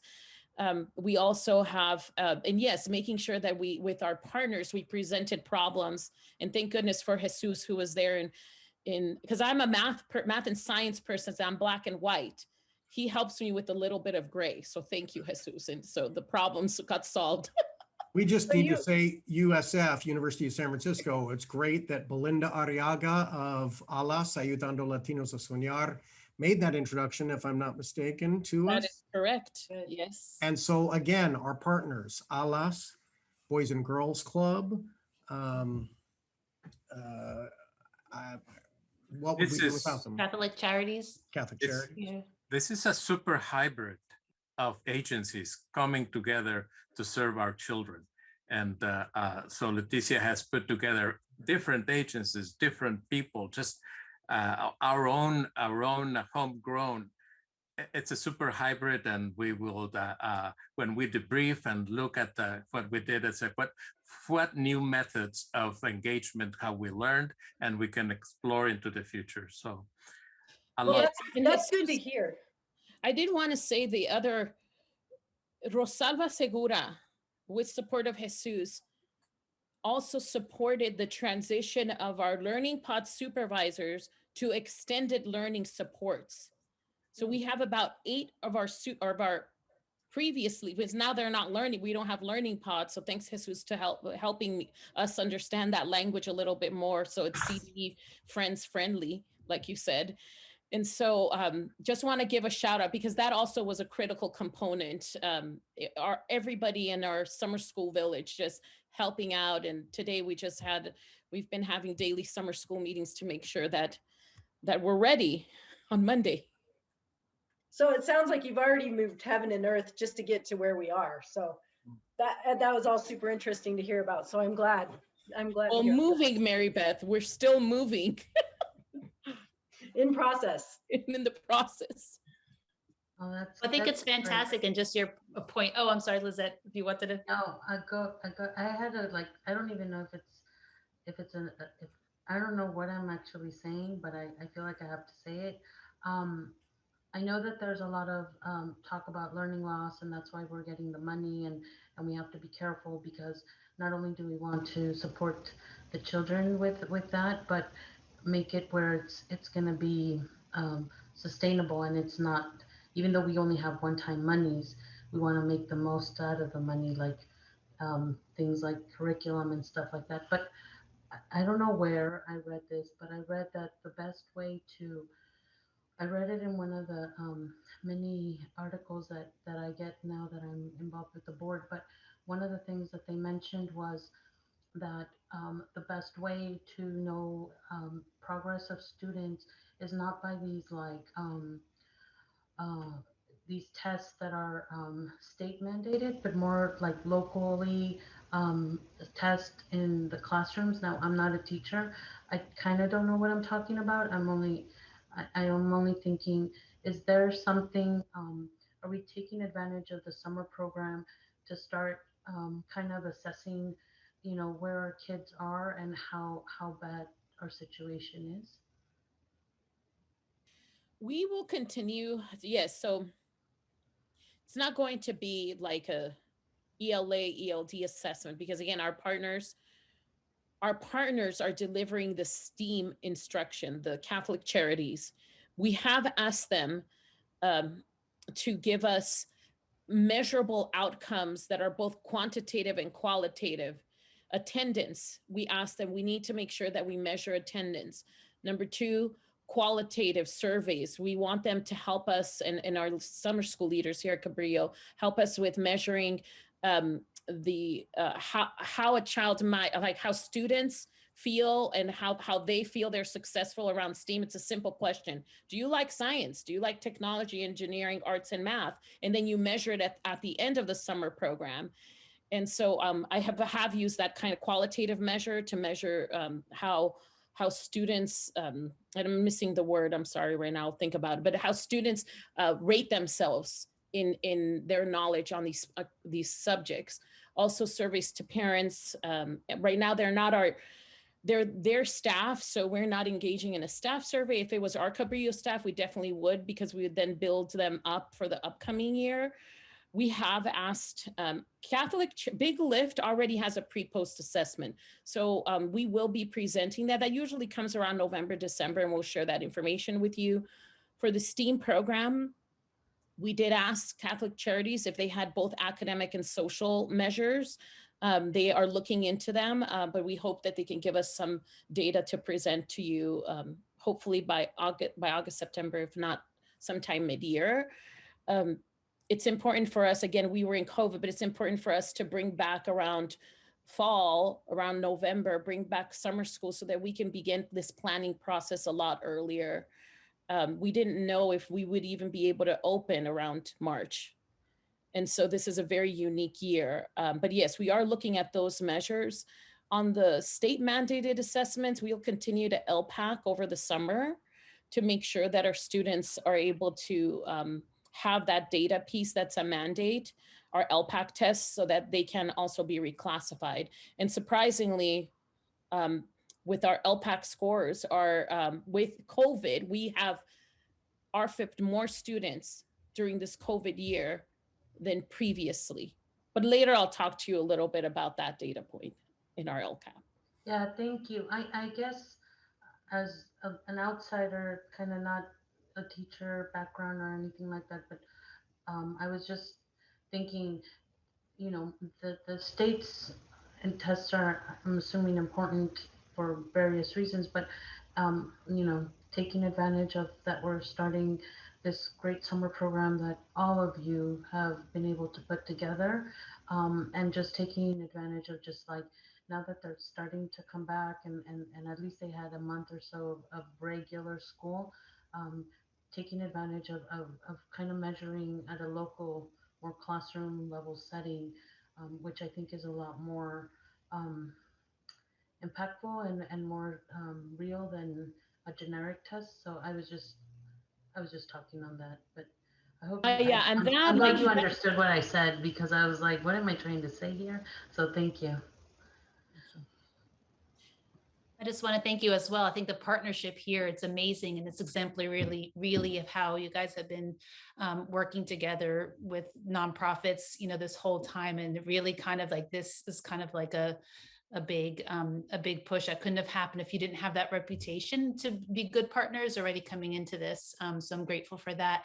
And I also want to highlight another cool thing about the STEAM program at Cunha in collaboration with the Boys and Girls Club is they're bringing on high school students to serve as junior counselors, which is a great opportunity for the high school students, not only to earn the community service hours they need for graduation, but also to be there for mentors for the middle schoolers. And I think it's a nice opportunity to get kids together in those relationships across our community too. So that's another benefit of that partnership. It's bringing us all together in different ways, and that makes our matrix even stronger. So I want to mention that as well.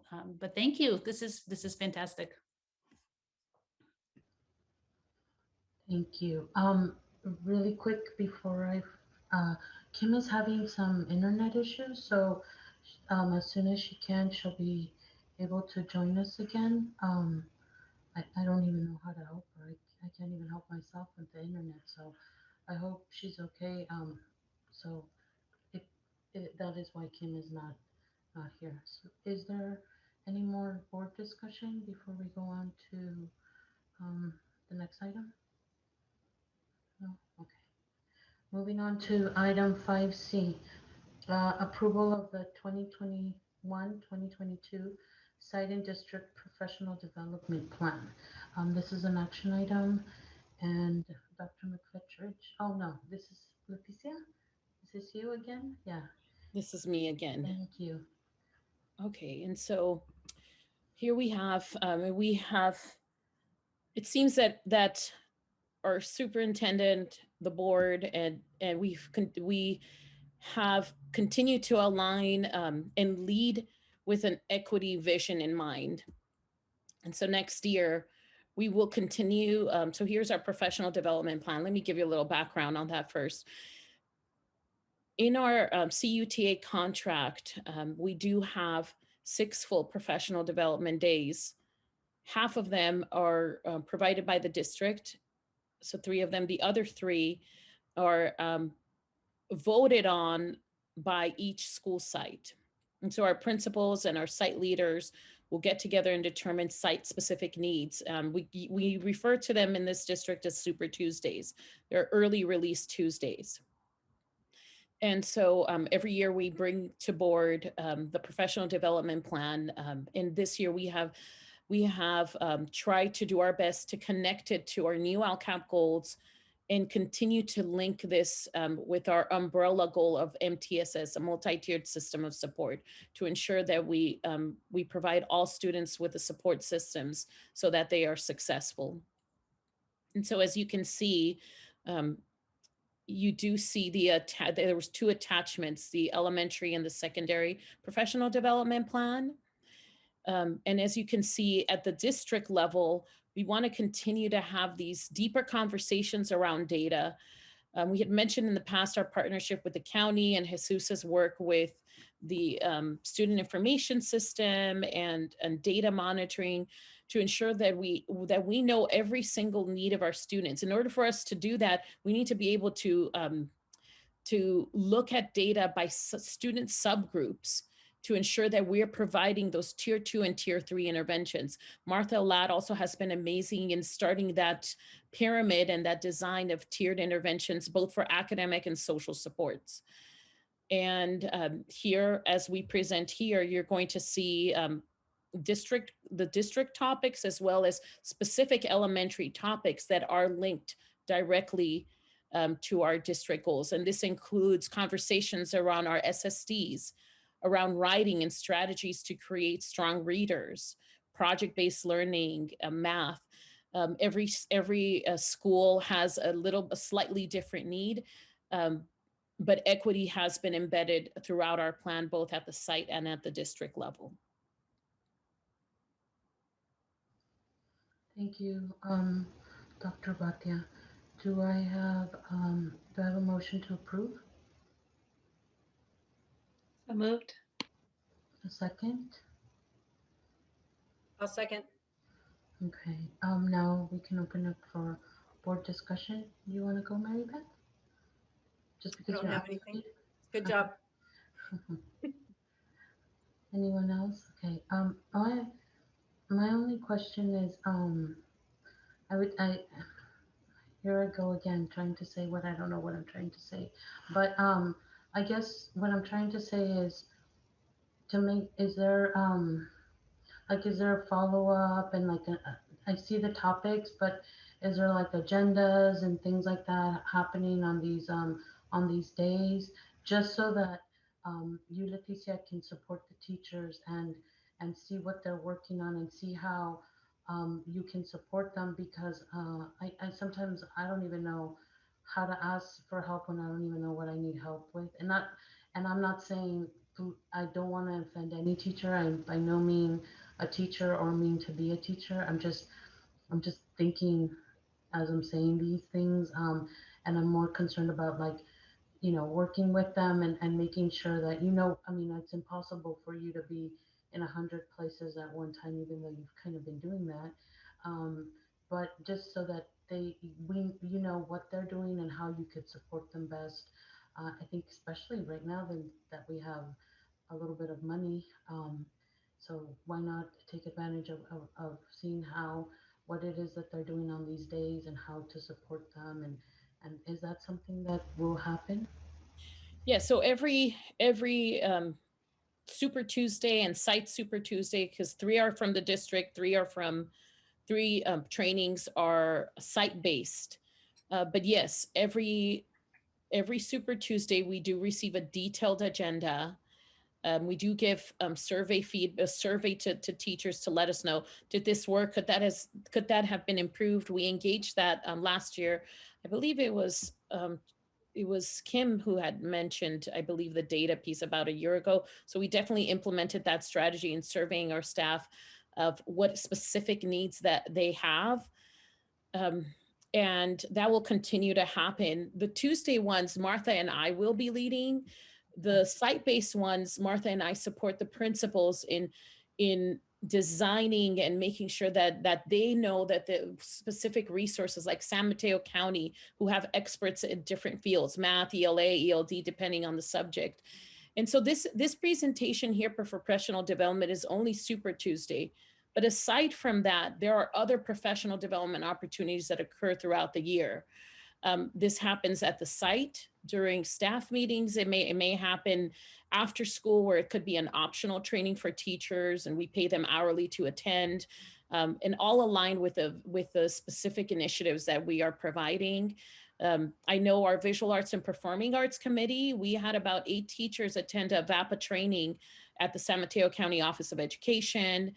And so, yes, there are different aspects of PD and how we monitor. And yes, we will continue to support teachers. We already have some of our teachers who would like to attend trainings this summer.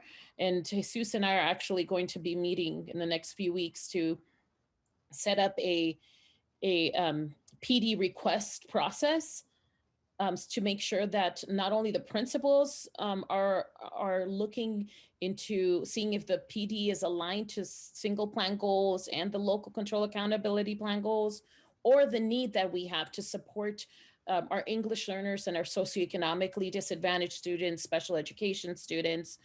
So yes, there is accountability on the PD side. If I may, in the consent agenda, you already approved what CUTA has discussed about what they want to negotiate for next year. And you'll see at the end of the meeting, we're sunshining what we want to negotiate. This follows under the contract as far as teaching hours and collaboration. And so I think what Dr. Bhatia is telling you is when it's site run or when it's district run, we do surveys, we get feedback, there's that accountability loop. We'd have to look at the contract and look at how that goes as far as how that happens when it's the teacher-based professional development and how you would get feedback on that. Okay, thank you. Yeah, I wish, like I said earlier, I think it's very important to get the feedback from the teachers and see what what they're working on to support them, because like I said earlier, you could buy an amazing program, but you need to have the teachers there to back it up and deliver it to our students. And what best win-win way than to support them by knowing what they're doing and helping them out. So thank you. And seeing that there are no comments, Kim, thank you for joining us. I'm glad you were able to get Sorry, I dropped out. It's okay. Lost my internet for a bit. And we will go out to a roll call. Rosie? Yes. Lizette, Aye. Mary Beth, Aye. Freya, Aye. Sophia, Aye. and Kimberly. Aye. 5-0. Thank you.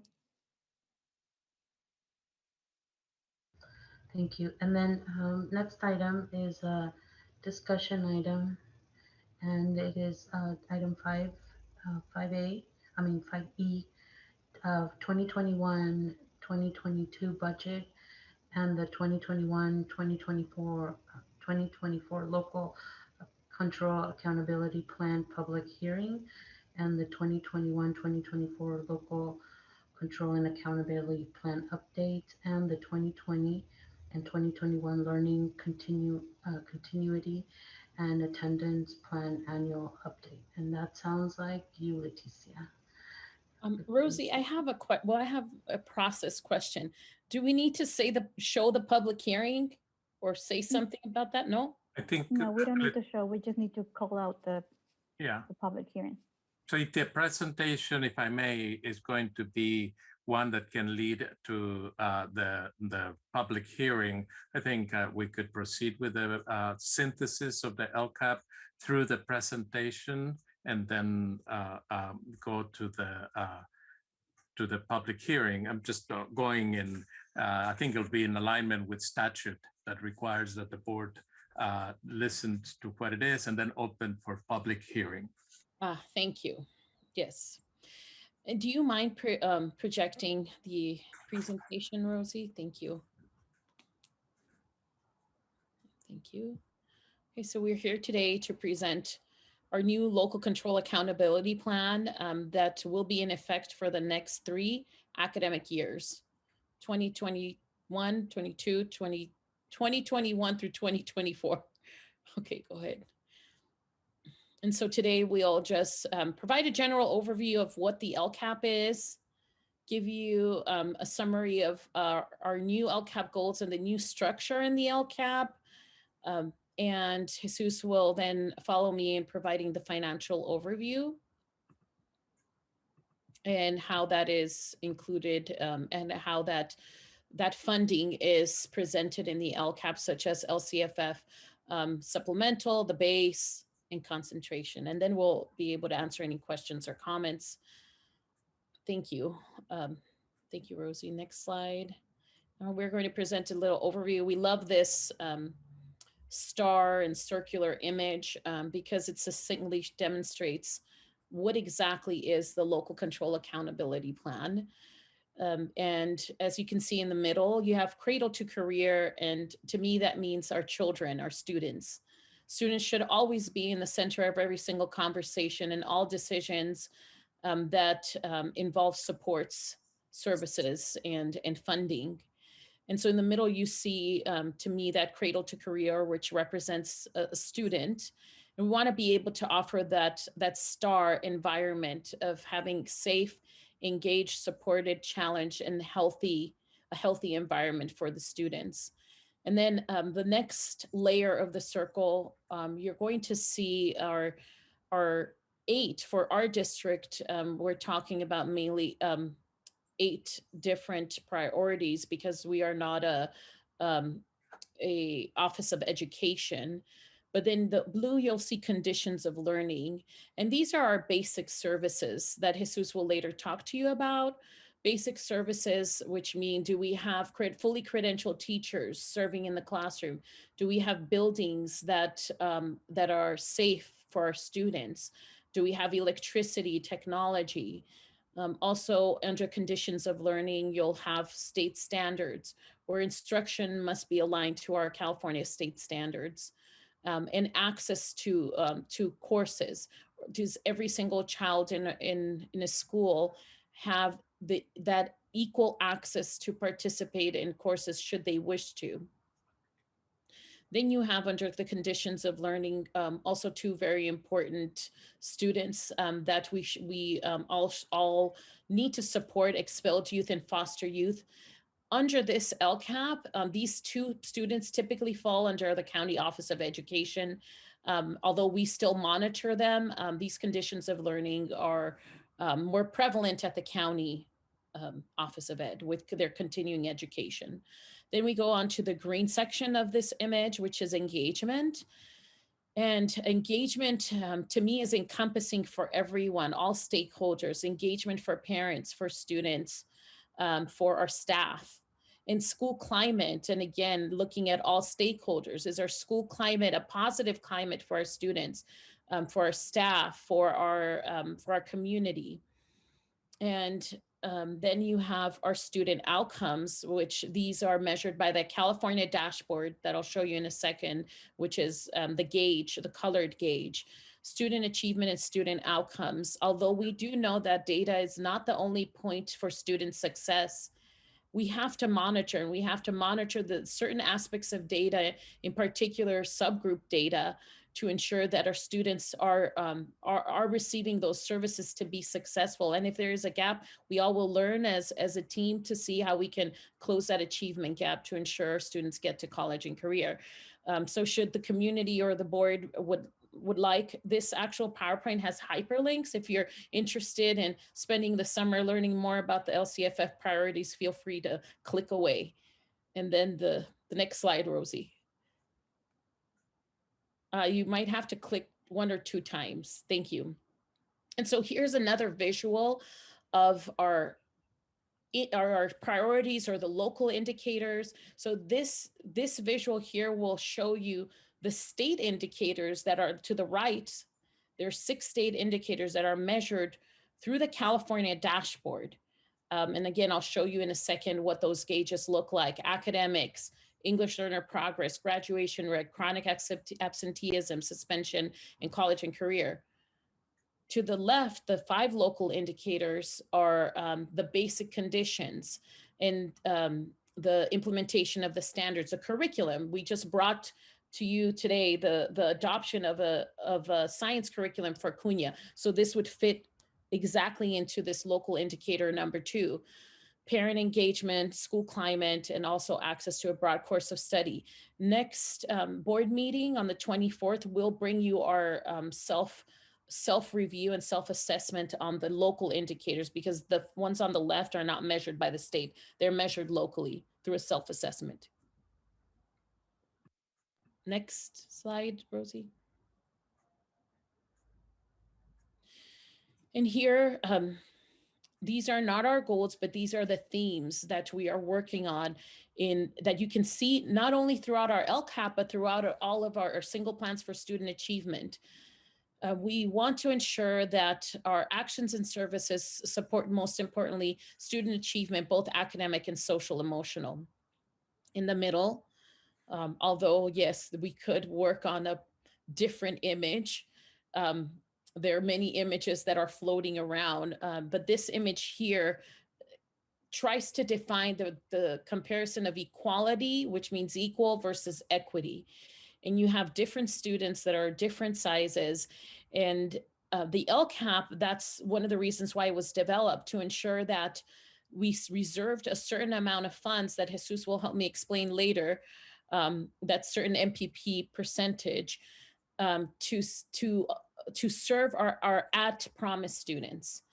And if we were to give the same base program to everyone, to every single child in our district, you will have some students that may not be able to reach that apple. But on the right, on the equity, you see you see that in the middle, you might have a child that might need a one level of support, a tiered intervention to help them reach the apple representing student success and student achievement.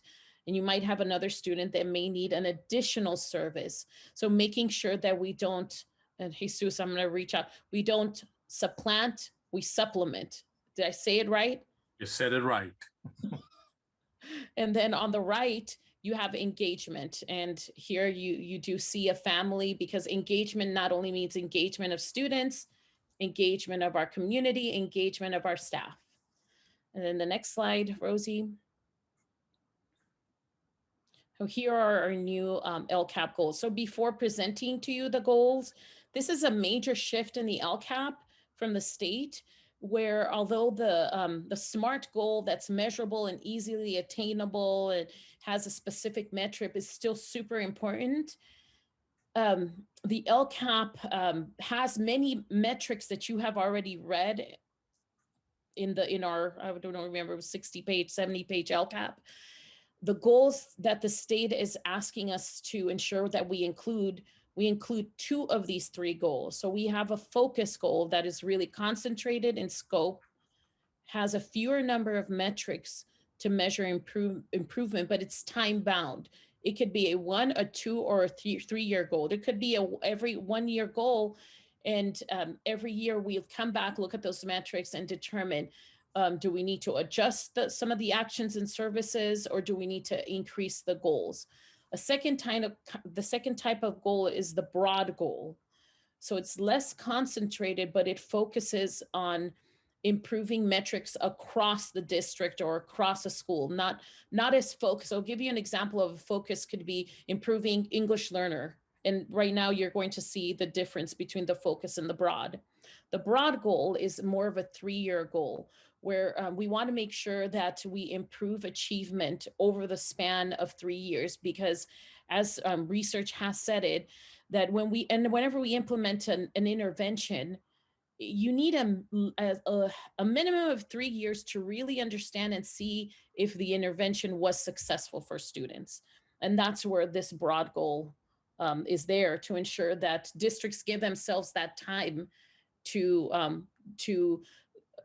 implement a goal and redefine and reassess and continue to work towards that goal over 3 years. And then the last type of goal is the maintenance of progress goals. So this may be something that we're already doing really well, but we want to maintain that goal, because we don't want to regress in it. And the state has asked that districts should have a minimum of 2 of these types of goals, if not 3, but no more than 5. Which is what's recommended, no more than 5 goals, because then it could get a little complicated. And that the focus should be mainly on our metrics and our actions and services to be more defined. And now I'll show you our district goals, where we use the state templates to give us, so Gracie, do you mind? Oh, perfect. So here are our broad goals.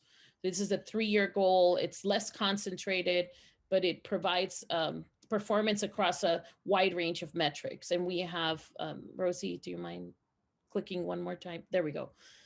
Student achievement, academic, social, emotional.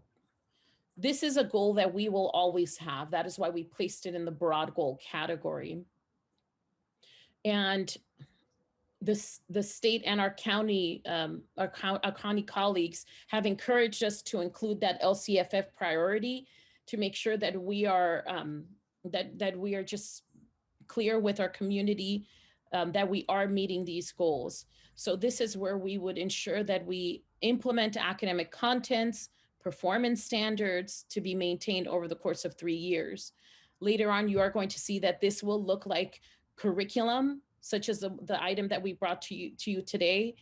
This will look like additional district-wide adoptions next year, particularly ELD, ELA, and science in elementary. And the metrics that can be seen in the LCAP will measure if we have been successful in this broader goal of student achievement, academic and social, which we want to target for the entire district, not just particular subgroups here. And the next slide, Rosie. 2 are at Promise.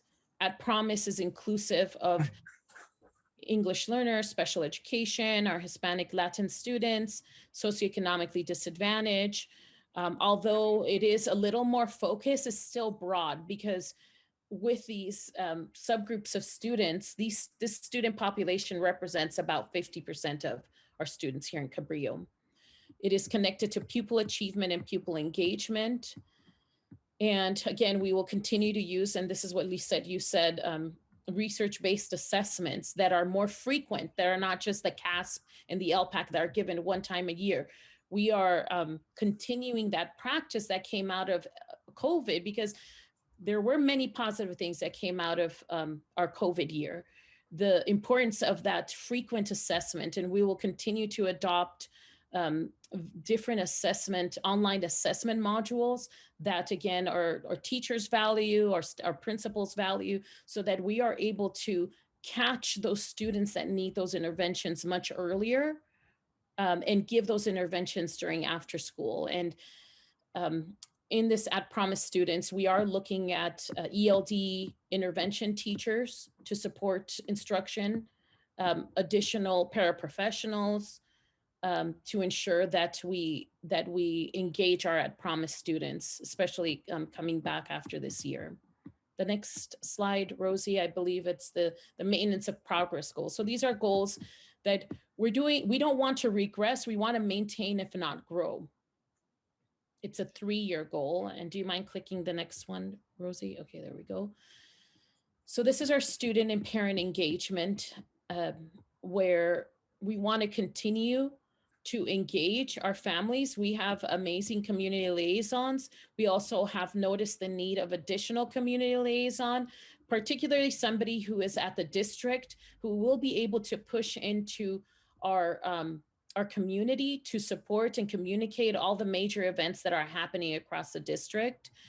And so you are going to see a community liaison position in this part of the LCAP goal. Also here, we want to not only engage our parents, but engage our parents on how to engage students, provide our tools through DLAC, through professional development of our staff. And I'll show you additional actions and services in a few slides. Thank you. The next slide, Rosie. So these are our focus goals, our more concentrated goals, where we will be measuring these on a yearly basis. They are time bound. And if you don't mind clicking one more time, Rosie. Okay, so here's our social emotional goal. We want to make sure to increase the implementation of the positive climate framework, to increase the well-being of student academic achievement, decrease chronic absenteeism, referrals, and suspensions, expulsions.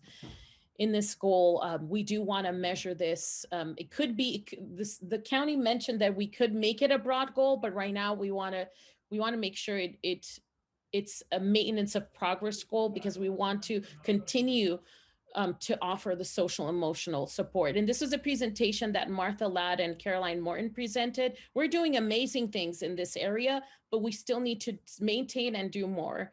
And part of the actions and services here are the contracts with our partners, our community partners, ALAS, Boys and Girls Club.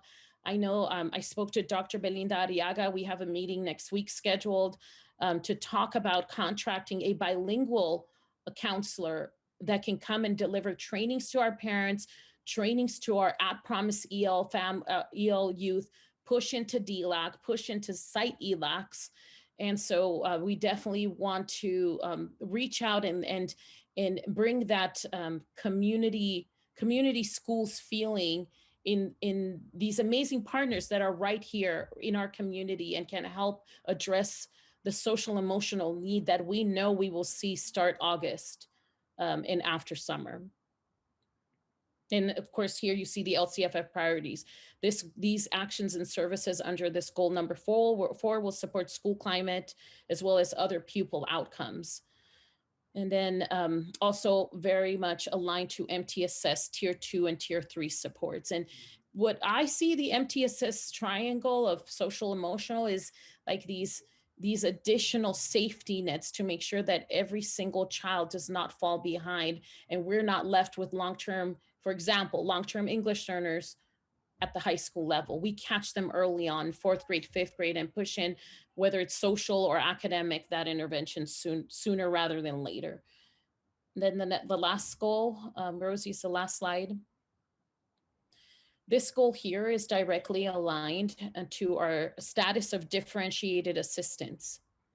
We have been under differentiated assistance. I believe this is year number 2, where we have basically 3 subgroups of students that are performing in the red. These are Hispanic, Latino students, English learners, and socioeconomically disadvantaged students.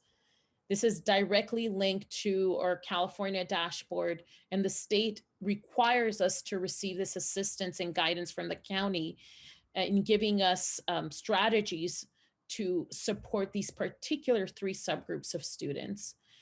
And one example, one goal, one action and services the action service that we had previously started is looking at the math placement policy that we approved later on last spring, and looking at how we can eliminate these unintentional barriers for our students. And those conversations have started and will continue to have next year to support these 3 large at-promise subgroups of students that need to improve in regards to academics. And then the next slide, I believe, is the LCAP highlights. Already talked about a few of these, but goal 1, we know the importance of academic intervention. And so we are looking at different models. So we're looking at FTs, but also paying our own staff to see if they can become intervention or homework support after school for our own students. The SEL and enrichment go hand in hand. As we have seen that social emotional and that engagement many times is tied to these to our visual arts and performing arts, where students, no matter what their background is, can thrive and can be successful. We are looking at STEAM, at technology, engineering, and math and science, because again, we feel that academic vocabulary and that hands-on experience can support our students. And this summer, we will define what that looks like. It will be a combination of FTEs and as well as partners. We want to continue to extend out to our partners to give services. I mean, one example is our Project Heal. We want to be able to offer district-wide equal services across all elementary sites in giving that our gardening program across our district. That's one example of how we can integrate the science, the hands-on experience. In goal 2, it's what we talked about, President Cortez earlier, the formative and the summative assessments. Summative would be, yes, summative assessment are given one time a year. An example is LPAC and CAS, but the formative assessments are the ones that are most important. Those assessments that are given daily, if not weekly, to ensure that our staff is able to provide those extra supports, whether it's communicating to the family or recommending them for intervention after school. We are using not only LCAP funds, but as presented before, ELO funds, to give a very robust intervention, tiered intervention support for our students. And of course, increased support for English learners. We want to look at teachers on special assignments, teacher specialists to support our ELs. This will look as FTEs for ELD FTEs, teachers on special assignment, but it can also look at as a stipend for our teachers that are interested in supporting ELs after school, and we can give them hourly pay to support the planning and the data mining and curriculum piece in giving those lessons. The next slide, Rosie. Goal 3, again, more interventions. This prime example is our summer school. Summer school right now is one of our biggest interventions, and we always feel I feel summer school is an extension of the school, where many times students may not be engaged in learning. And there is a concept called the summer slide that students sometimes leave across. There's research out that students may leave a full academic year, and in the summer, if they're not engaged in a camp or in some sort of extracurricular activity, they will regress 2 months in their education. And so we feel summer school is critical to ensure that our students continue to engage in language and engagement and learning that academic vocabulary. And we talked about after school interventions, but also enrichment. The enrichment piece would be the visual arts and performing arts. And again, having an increase in FTEs and an increase in giving stipends to have enrichment specialists at the sites that can support integrating VAPA within the classroom. This also may include curriculum in visual arts and performing arts. And so we continue to have with Kim our visual arts and performing arts committee to support in that, in how that will look like and how that will be defined. Goal number 4, multi-tiered systems of support.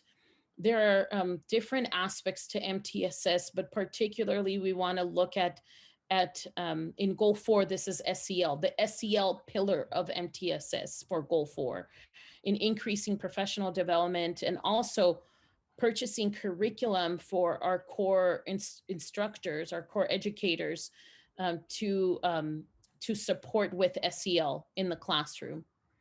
And the last slide, or no, not the last slide, my last slide is goal 5. And these are increased during school interventions. And these are intervention specialists that will be able to push into the classrooms to provide intervention in what we're looking at, intervention in ELD, intervention in ELA. We want to also have a math focus, because as we have seen this next year, we want to be able to provide. Right now, when you're looking at HASP, the ELA and the math, our students are performing 10% below, are performing worse in math than they are in ELA. And so that looks like math, also visual arts and performing arts and STEAM specialists.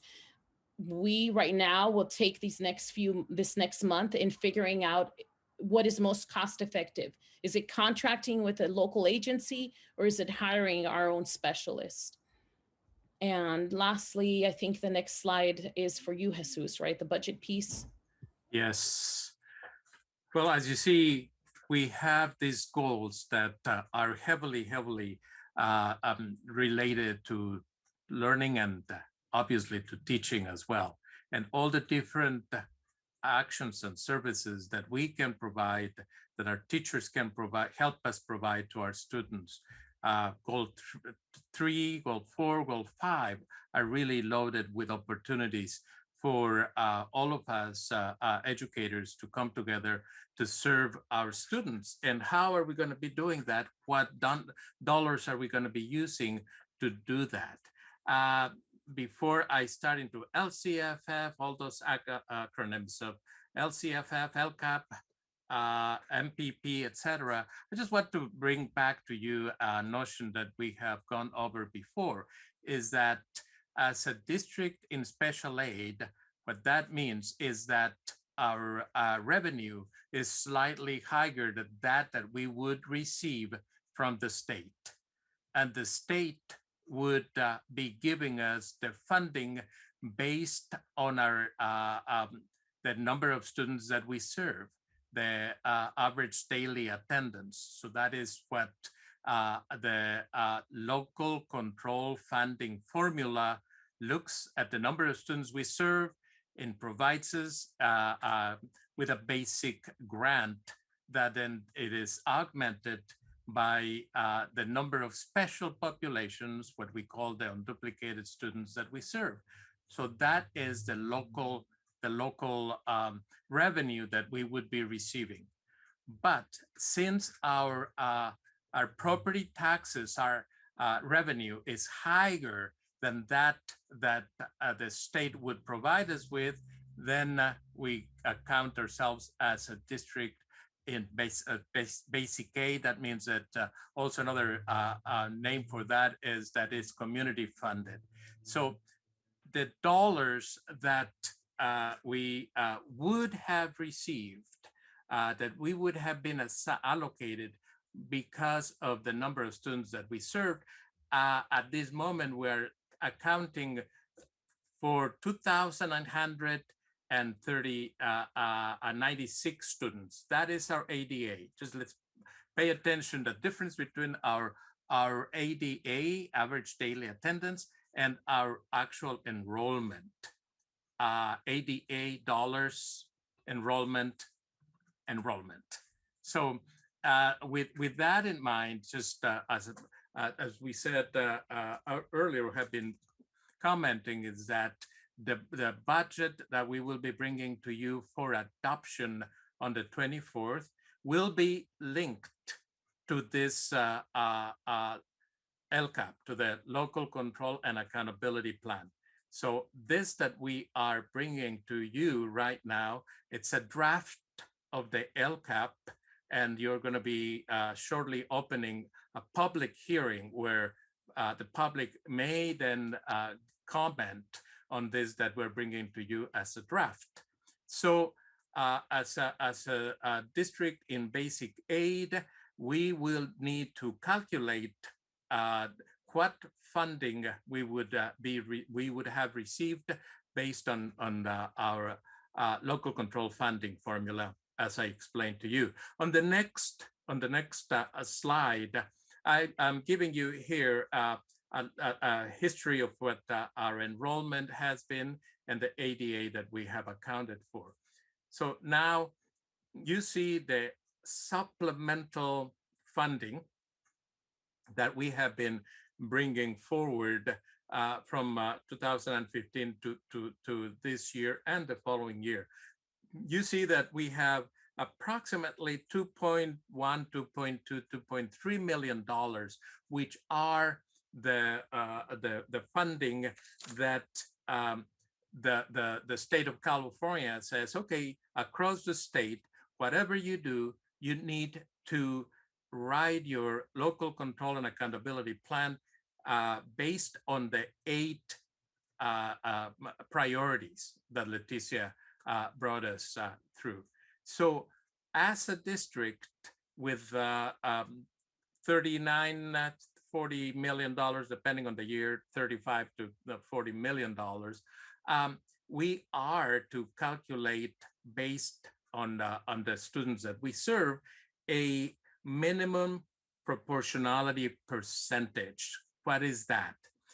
That is that we are going to be spending of those LCFF calculated dollars a minimum in this year of 21-22 of $2,339,000 on our most important needs, which are the goals that Leticia reflected on, the goals that we're presenting as a draft to you and Leticia went through. So at the end of the day, we would need to demonstrate as a district that to the tone of 8.78%, we would have increased or improved the services that we provide to our students in that we would have identified in most need. So it's simple, and it's just basically what the LCFF grant would be. We calculate that. We calculate based on the number of students that we serve and look at our unduplicated students, what the state of California looks into, what kind of local control funding formula supplemental grant we receive, which is in this upcoming year, $2.3 million.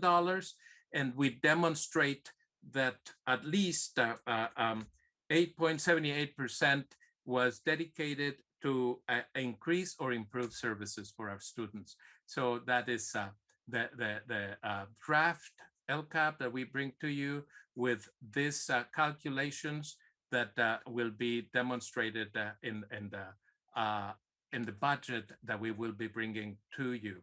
It is a legal requirement that the board approves the LCAP and the budget to meet those goals of the LCAP. So that's and that will be happening at the next board meeting.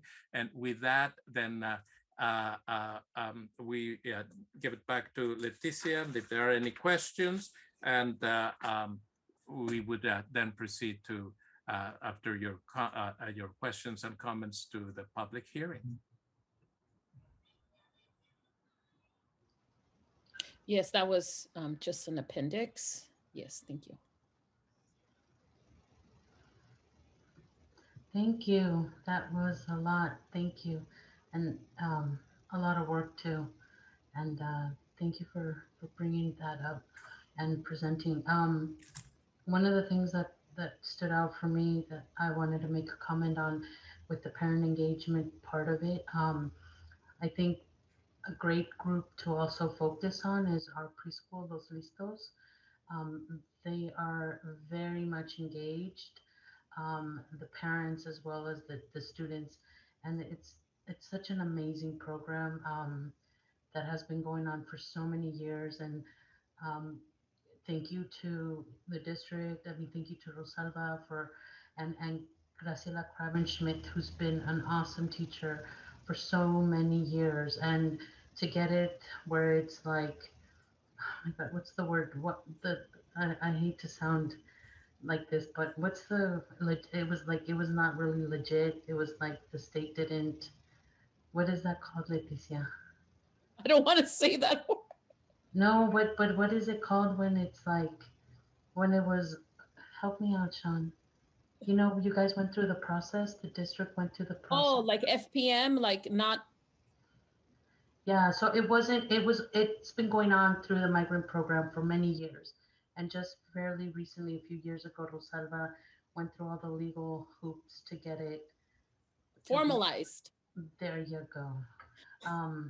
So I think it's amazing. And I think it's one of those, like, not a lot of people know about it, but it's so amazing. And we spent one graduation where Freya was, she did an amazing job. She ran last minute and she got them certificates for our local bookstore, and it was so cute, and it definitely helped them out. And you saw that, Freya, it was just amazing. It's like Jesus said, when I go there, I feel like I've died and gone to heaven. I mean, just to see all those kids and how exciting they are, and the parents, and they have these amazing graduations because they all work together. So I just wanted to also kind of let you know, like, I know you're doing a great job, but don't forget about them when you talk about parent engagement, and including them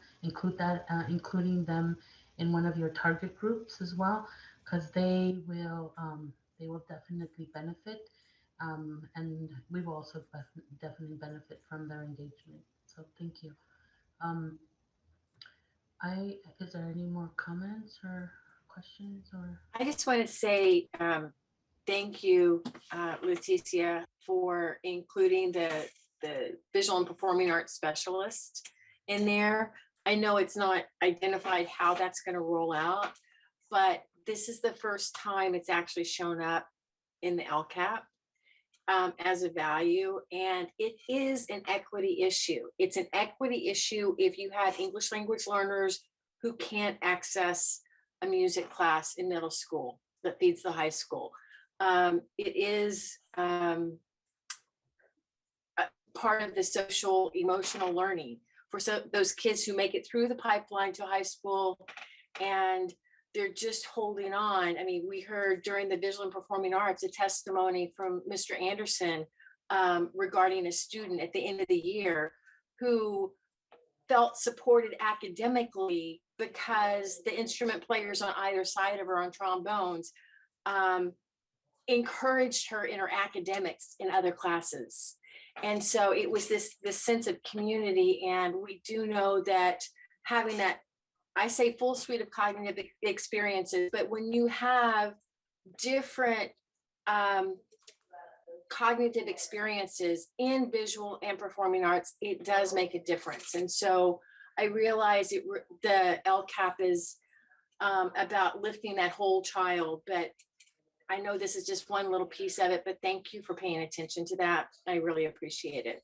And I think our children will be better off for it too.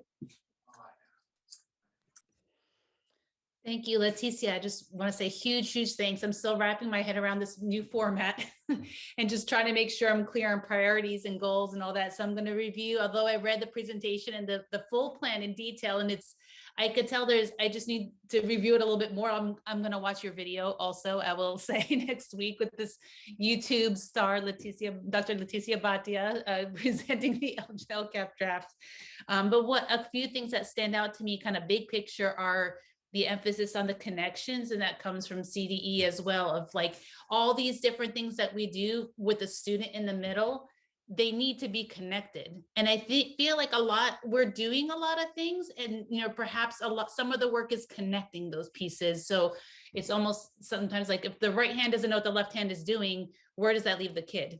Right. So I think that to me was something that really stood out as really meaningful, as well as those themes of not only academic and social emotional achievement and engagement, but the equity. And, I think sometimes there are conversations around equity is kind of, to me, also a starting point towards really more justice. And I love that picture that you showed and other variations like you alluded to, Leticia, that are floating out there that show what justice looks like. And justice looks like there is no fence.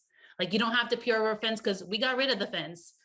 So I think that as kind of a theme also that we think about, just fundamentally changing what we do. And a lot of that is reflected in your plan too. So I think that's really great. Also want to call out the detailed plan has some really nice information for folks that have wondered, and we've had these questions come up. Where does our money go, right? I think there are some really nice tables that take a different view of the spending of the LCFF dollars in particular, more from like the qualitative view rather than the kind of finance view, which is necessarily more business oriented, if you will. But I would encourage folks, if they want to know how much do we spend on different things as it pertains to like the meat of what we do, i.e. the LCAP, that it's in there. So I just want to call that out to folks. And so quick question though, in terms of like thinking about the budget and the financial piece and how it connects here. Does the LCAP plan, the LCAP, reflect kind of like the full scope of our activities, which is largely funded by LCFF, but also this year we have a large amount of our budget will be coming from one-time funds like extended learning opportunity grants and so on. So are the activities that we're doing under those other grants and other federal dollars also reflected in the LCAP? As legislated, the LCAP only looks into the That's what I thought. Okay. And that, however, we are going to have to produce reports, fiscal reports of each and every one of the other resources. Yeah. So they are to be aligned to those goals that are set forth in the LCAP. As Leticia went through them, they're broad enough goals that really at the heart of they have to deal with the whole child. So those other fundings will be reflected in the budget. You will see them in the budget. Yeah. But you will also see in there the LCFF component of that it is in the that makes sense. Okay. Yeah, because sometimes it's nice to just have a picture of everything all together, although I know the legal requirements are different, but that helps kind of for us in the public to see things holistically too. So thank you for clarifying. I know that was the case in the past, and I just want to make sure that was still the case with the new template. Yes.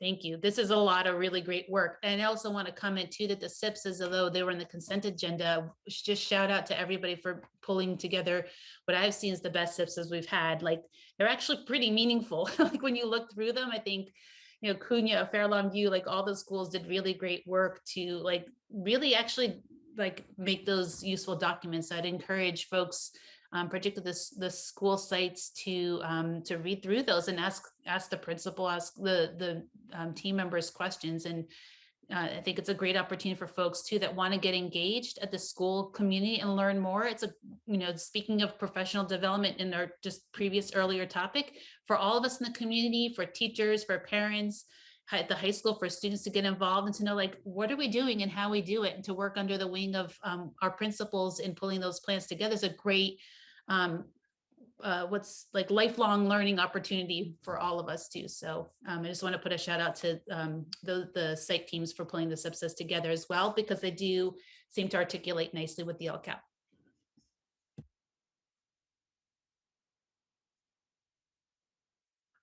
We certainly want to give everyone a chance to speak, but I do want to remind people this is a public hearing, which gives President Cortez the opportunity to sort of bang on the table and say we call a hearing to order, but I don't want to stifle speech here from the board. I think we have the hearing. I think it's done. What do I say? It comes to order.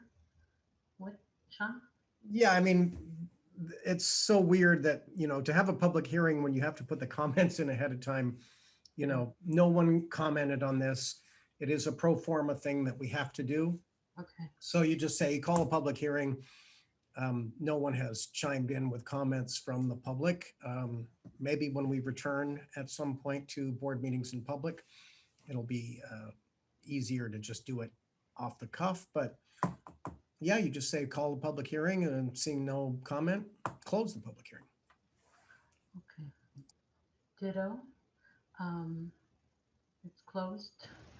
And I don't have a gavel, but I would have hit it if I did. And moving along to the next item, 5F. This is an information item, and it's an information on the expected CUSD California State Aid participation. And this sounds like Leticia. President Cortez, that's Yeah. me. President That's Cortez and members of the board. We have partners who are going to be bringing to you their assessment and evaluation of all of our sites and what the potential for California state aid is. And with us are Dr. Rosa Perez, who is going to be introducing a team of partners, who is going to be then walking the board through what the installed capacity, so to speak, there is for state aid. Dr. Perez would want to address our board. Thank you very much. So, Rosie, do you have Greg Norman there? Because he's the primary presenter. There's a Greg, but I'm not sure if that's him. That's from CFW. That's from CFW. So that would be our Greg. Hello, everyone. My goodness, what a full discussion tonight. Thank you very much for having us. We're going to shift the discussion. Actually, I shouldn't say shift the discussion into facilities and state funding for facilities. It's actually enhancing the discussion you've had, because in my point of view, facilities are all about the LCAP and fulfilling what you're trying to do educationally for your students.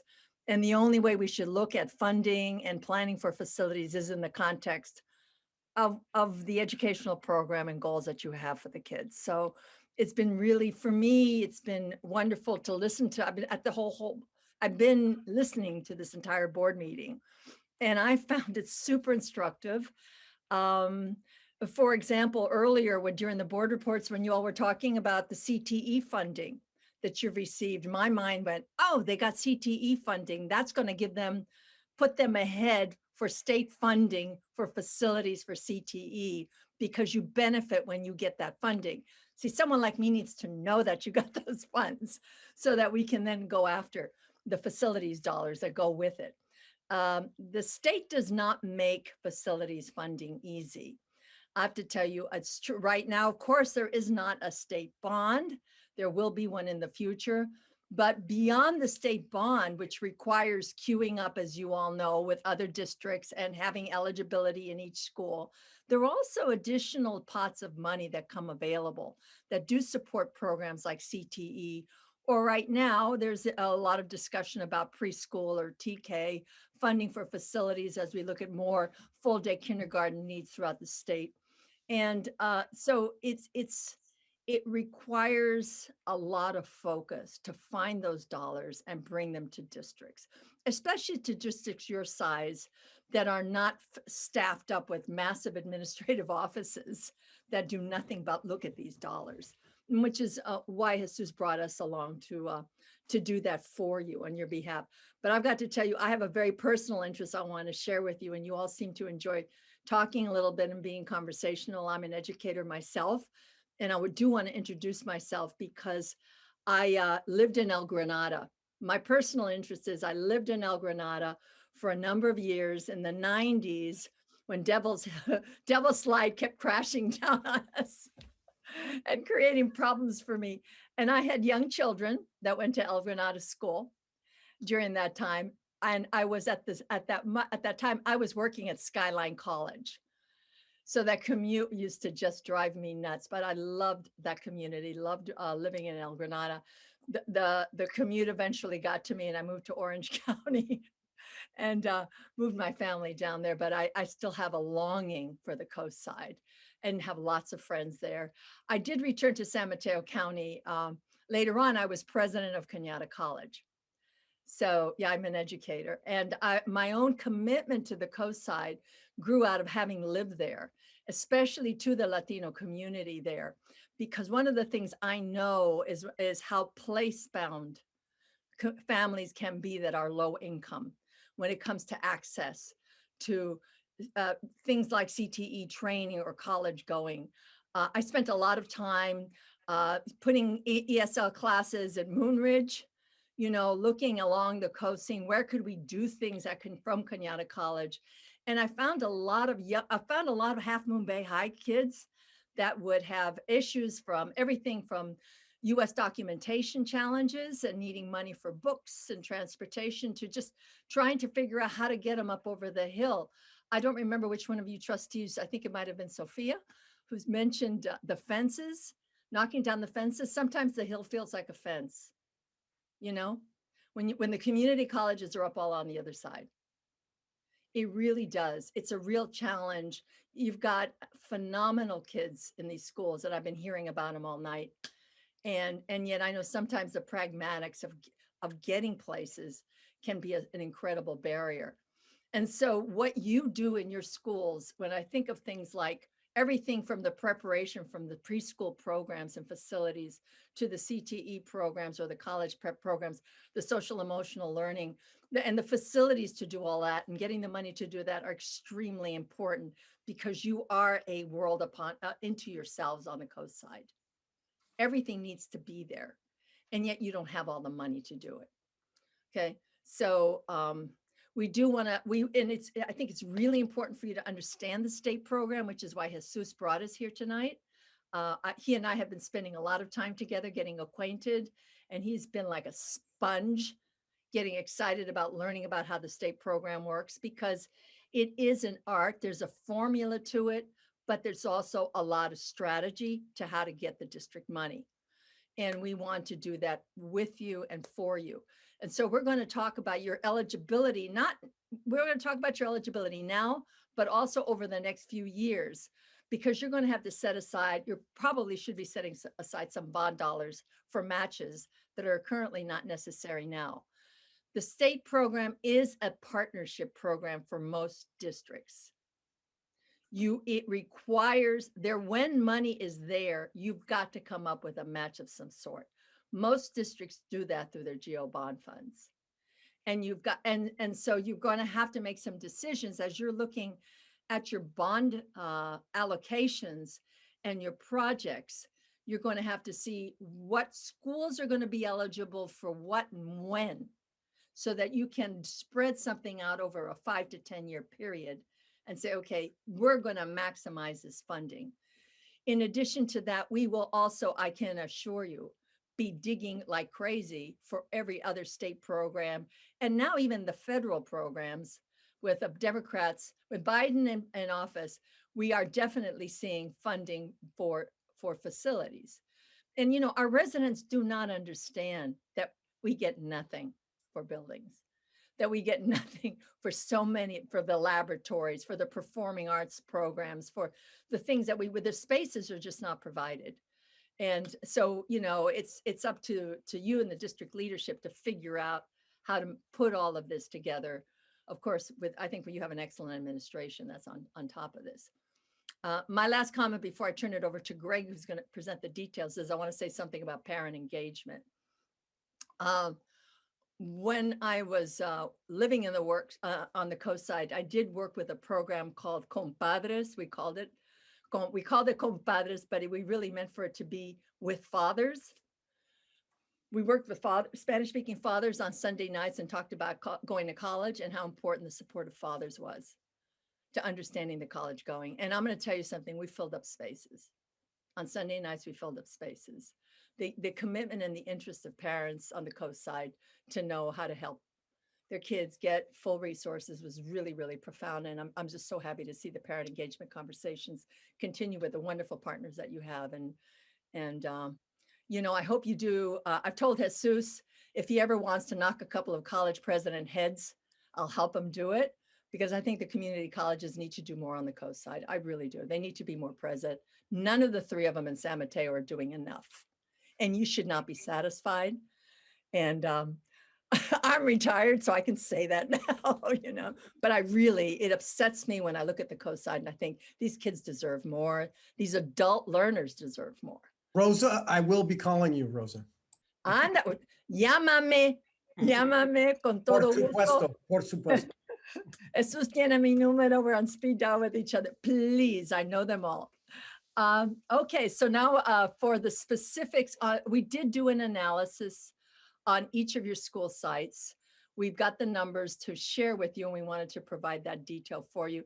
And Greg Norman, who is our state aid coordinator in our firm does in fact we do bonds, we do financial planning, we do facilities planning, we do all of that, but we've contracted with you for the state program. Greg is probably the best person in the state to do this. He's going to give you the background, and I think Jordan Miles, who may be with us, who also did the walks and knows more specifics about your school sites. So Greg, I'm going to turn this over to you. Oh, there you are, to present the PowerPoint and walk through that. All right, fantastic. Good evening, everyone. Let's start with an overview of the state program. I think that's going to be the most important thing to bring everyone up to speed, get everyone on the same page. Like Rosa had mentioned, there is a partnership between the state and the local communities as it relates to all of your facility needs. Currently, the program is called the School Facilities Program. We're operating off of a proposition that was passed in 2016, Proposition 51. That is what is funding the program as far as the state is concerned. And the partnership is basically broken down into two major components. The first component is modernization, and the second component is new construction. Modernization is simply where the state comes in for your existing facilities, your existing spaces, and provides cash in order to modernize or to bring them up to current or modern standards. The criteria is any permanent classroom, and that does include modular construction, that is 25 years old or older qualifies for the program. For your portable classrooms, the age there is 20 years old or older. So the walk that Rosa mentioned that we took place in March, we did an analysis of all of your teaching spaces at all of your campuses. We then interface with the Division of the State Architect, which is the DSA, and the OPSC, which is the Office of Public School Construction, to get all of the historical data so that we could come up with what we call a eligibility baseline. And that's what we're going to be presenting to you tonight as a tool for you to utilize in your planning for the modernization of your existing campuses. The new construction component of the program is not so readily applicable to you at this time because of the fact that currently the district does not qualify for any new construction pupil grants, but I will touch upon it later just so that I can give you a full complement of what the state program will be. But I'm going to concentrate on the modernization component of the state program and let you know what you do qualify for. So Rosie, if you could put the first page 1 up. This was an overview of your site visit. These are some various notes that we took during the site visit. I'll give you an opportunity, if you haven't already done so, to take a look. If there's anything there that is of interest to you, we can definitely highlight it, but just want to let you know some of our findings. Rosie, if we can go to page 2, please. On page 2, let's get into the meat of why we're here tonight. On the bottom of page 2 is your existing conditions, what your existing baseline eligibility would be.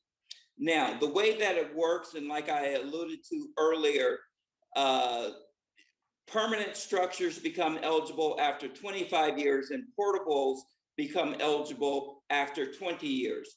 Well, back in 1999, 2000, the district did participate in the state program for the majority of its campuses.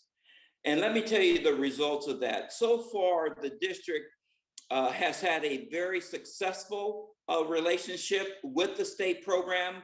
To date, the district has garnered $10.4 million from the state, the majority of it being modernization funds, and in one case, some new construction money. The interesting thing there is that the district has not participated in the state program for 14 years. The last apportionment that the district received was back in October of 2007. So if you look at the bottom chart on page 2, we took a snapshot as to what is the district's eligibility today.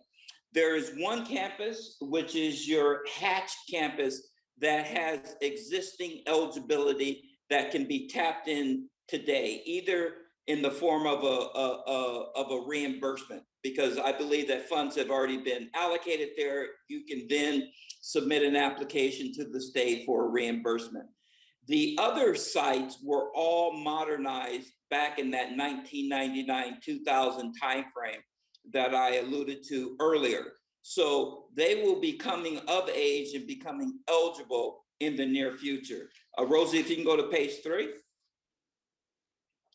So here at the bottom on page 3, you see that in 2024-25 school year, the modernization eligibility regenerates itself and produces a significant amount of money that the district can tap into as a means to supplement the bond funds, the local bond funds that you're going to be utilizing. The modernization, the split or the partnership is a 60-40 relationship, which means that the state will pay for 60% of the district's budget for any modernization project. And the district obligation is to pay 40% of whatever the construction or project cost would be. Now, there are certain situations where the state will pay 100%, and we can get into that Currently, the district does not qualify for that, but in the future, if the district ever did qualify, we would be sure to notify your CBO, and we can definitely go down that line. But right now, the district qualifies for 60% in 2024 for these particular school sites. So based upon a independent demographer's projection of what the enrollment would be at these various sites, in the school year 24-25, the district could submit applications to total a little bit over $14 million, $14.6 million from the state. In order to get those funds, the district would then have to set aside $9 million as a match. So the total project cost for these particular campuses under the state program would be a little bit over $24 million, of which $14 million would be garnered from the state. So these are the numbers that we've been talking to your CBO about and planning so that you can enhance the local funds, the local bond funds that you have by $14 million supplement from the state. So that's the good news. I had alluded a little bit earlier to the new construction. The way that the new construction works is that we take a look at all of the available spaces throughout the district, and we load those spaces according to the state standards. The state standards are K through 6. They load each classroom at 25 per each classroom. Your teacher's contract may load them at a different level, but that's how the state does its calculations for funding. And then the upper grades, grades 7 through 12, they load them at 27. So it's just a basic mathematical equation. We take all of the available spaces, we compare that to your existing enrollment, and we determine whether or not there is a need for additional classroom space based upon the state loading standards. And right now, the state position is that there are enough available classroom spaces to house your existing student population. Okay, so there are some strategies that we will talk with your CBO about to help to generate new construction eligibility into the future. So hopefully in a couple of years or so, we can come back to you and report that that the district now has some new construction eligibility. And new construction does not necessarily mean building a brand new school. New construction is where you add any square footage. That could be a new classroom wing to replace old dilapidated portables. It could be a MPR, it could be a gymnasium, it could be parking structures, shelter. Any of those things would be considered new construction. In the state, under new construction, the partnership is a 50-50 partnership. So they put up $1 for every $1 that you put up. So that is the two major programs with the focus on the modernization. We have highlighted what your existing current eligibility is. We've projected into the future what your eligibility will be. Now, Rosie, if you can go to the next page. How do you tap into these funds? How do you participate in the state program? Under funding, which is where I want to highlight on page 4, you have to get DSA, which is the division of the state architect, and CDE approval of your plans. Once you have garnered the DSA and the CDE approvals, you then become eligible for the state program. There are a lot of other regulatory agencies that we interface with in order to fully qualify, but those are the two major hurdles. So as you go about doing the planning for the improvements that you're going to be making on various campuses, as soon as you achieve DSA and CDE approval, then we will be in position to start the necessary application process with the state agencies. Right now, the state, like I mentioned to you, we're operating under Proposition 51. All of those funds have been accounted for. There is no more bonding authority that the state has for the state program. They are still allowing you to submit applications in anticipation of a future statewide bond passing. And so what happens then is when you submit an application, when the state is out of bonding authority, they put you on a list called applications received beyond bond authority. And you sit on that list until funds become available. Right now, there is legislation going through the legislature to have a bond for November of 2022.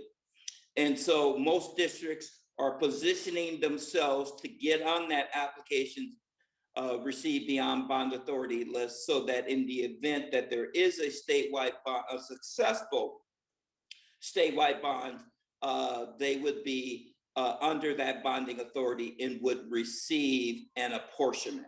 So there's a lot of steps. There's a workload list, there's priority funding. We don't need to spend time going through all of those types of things, but just rest assured that we're pretty expert at navigating through the state program and ensuring that the district gets the highest amount of money that they're eligible for.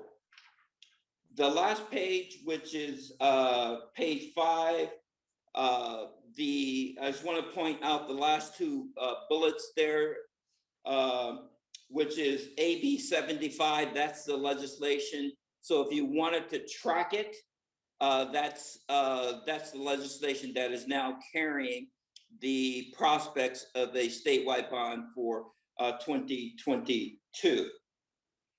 So that is it in a nutshell. I know it's been a long night, but hopefully this information has been beneficial and enlightening. And like I said, like Rosa has communicated, we're in constant contact with your CBO, and we're working to ensure that the district puts itself in a position to get every dollar that it's eligible for.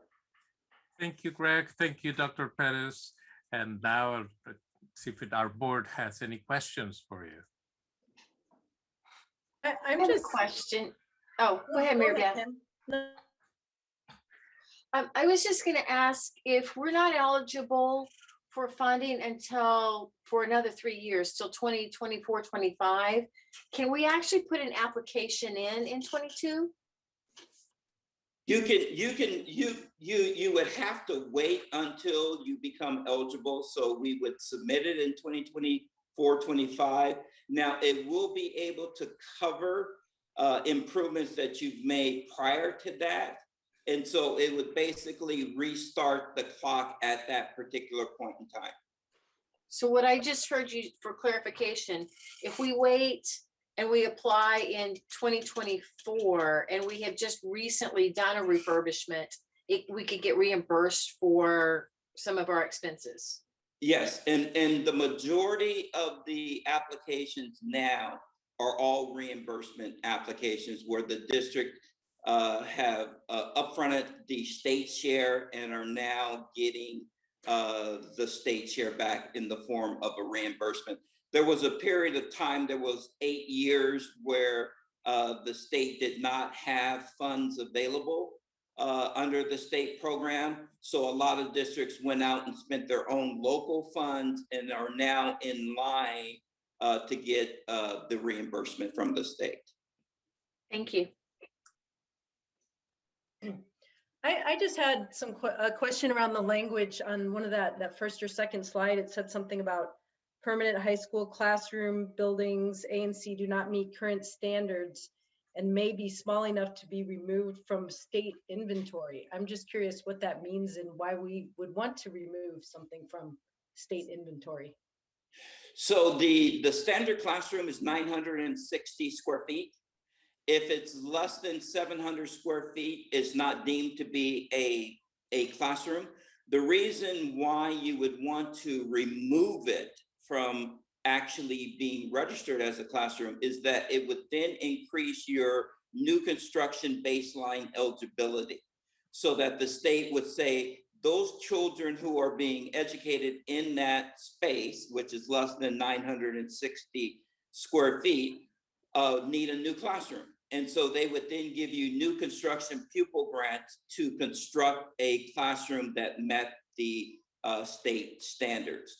The whole process to garner the highest baseline as it relates to new construction is to make sure that all of the spaces that are currently being utilized as classrooms are actually classrooms.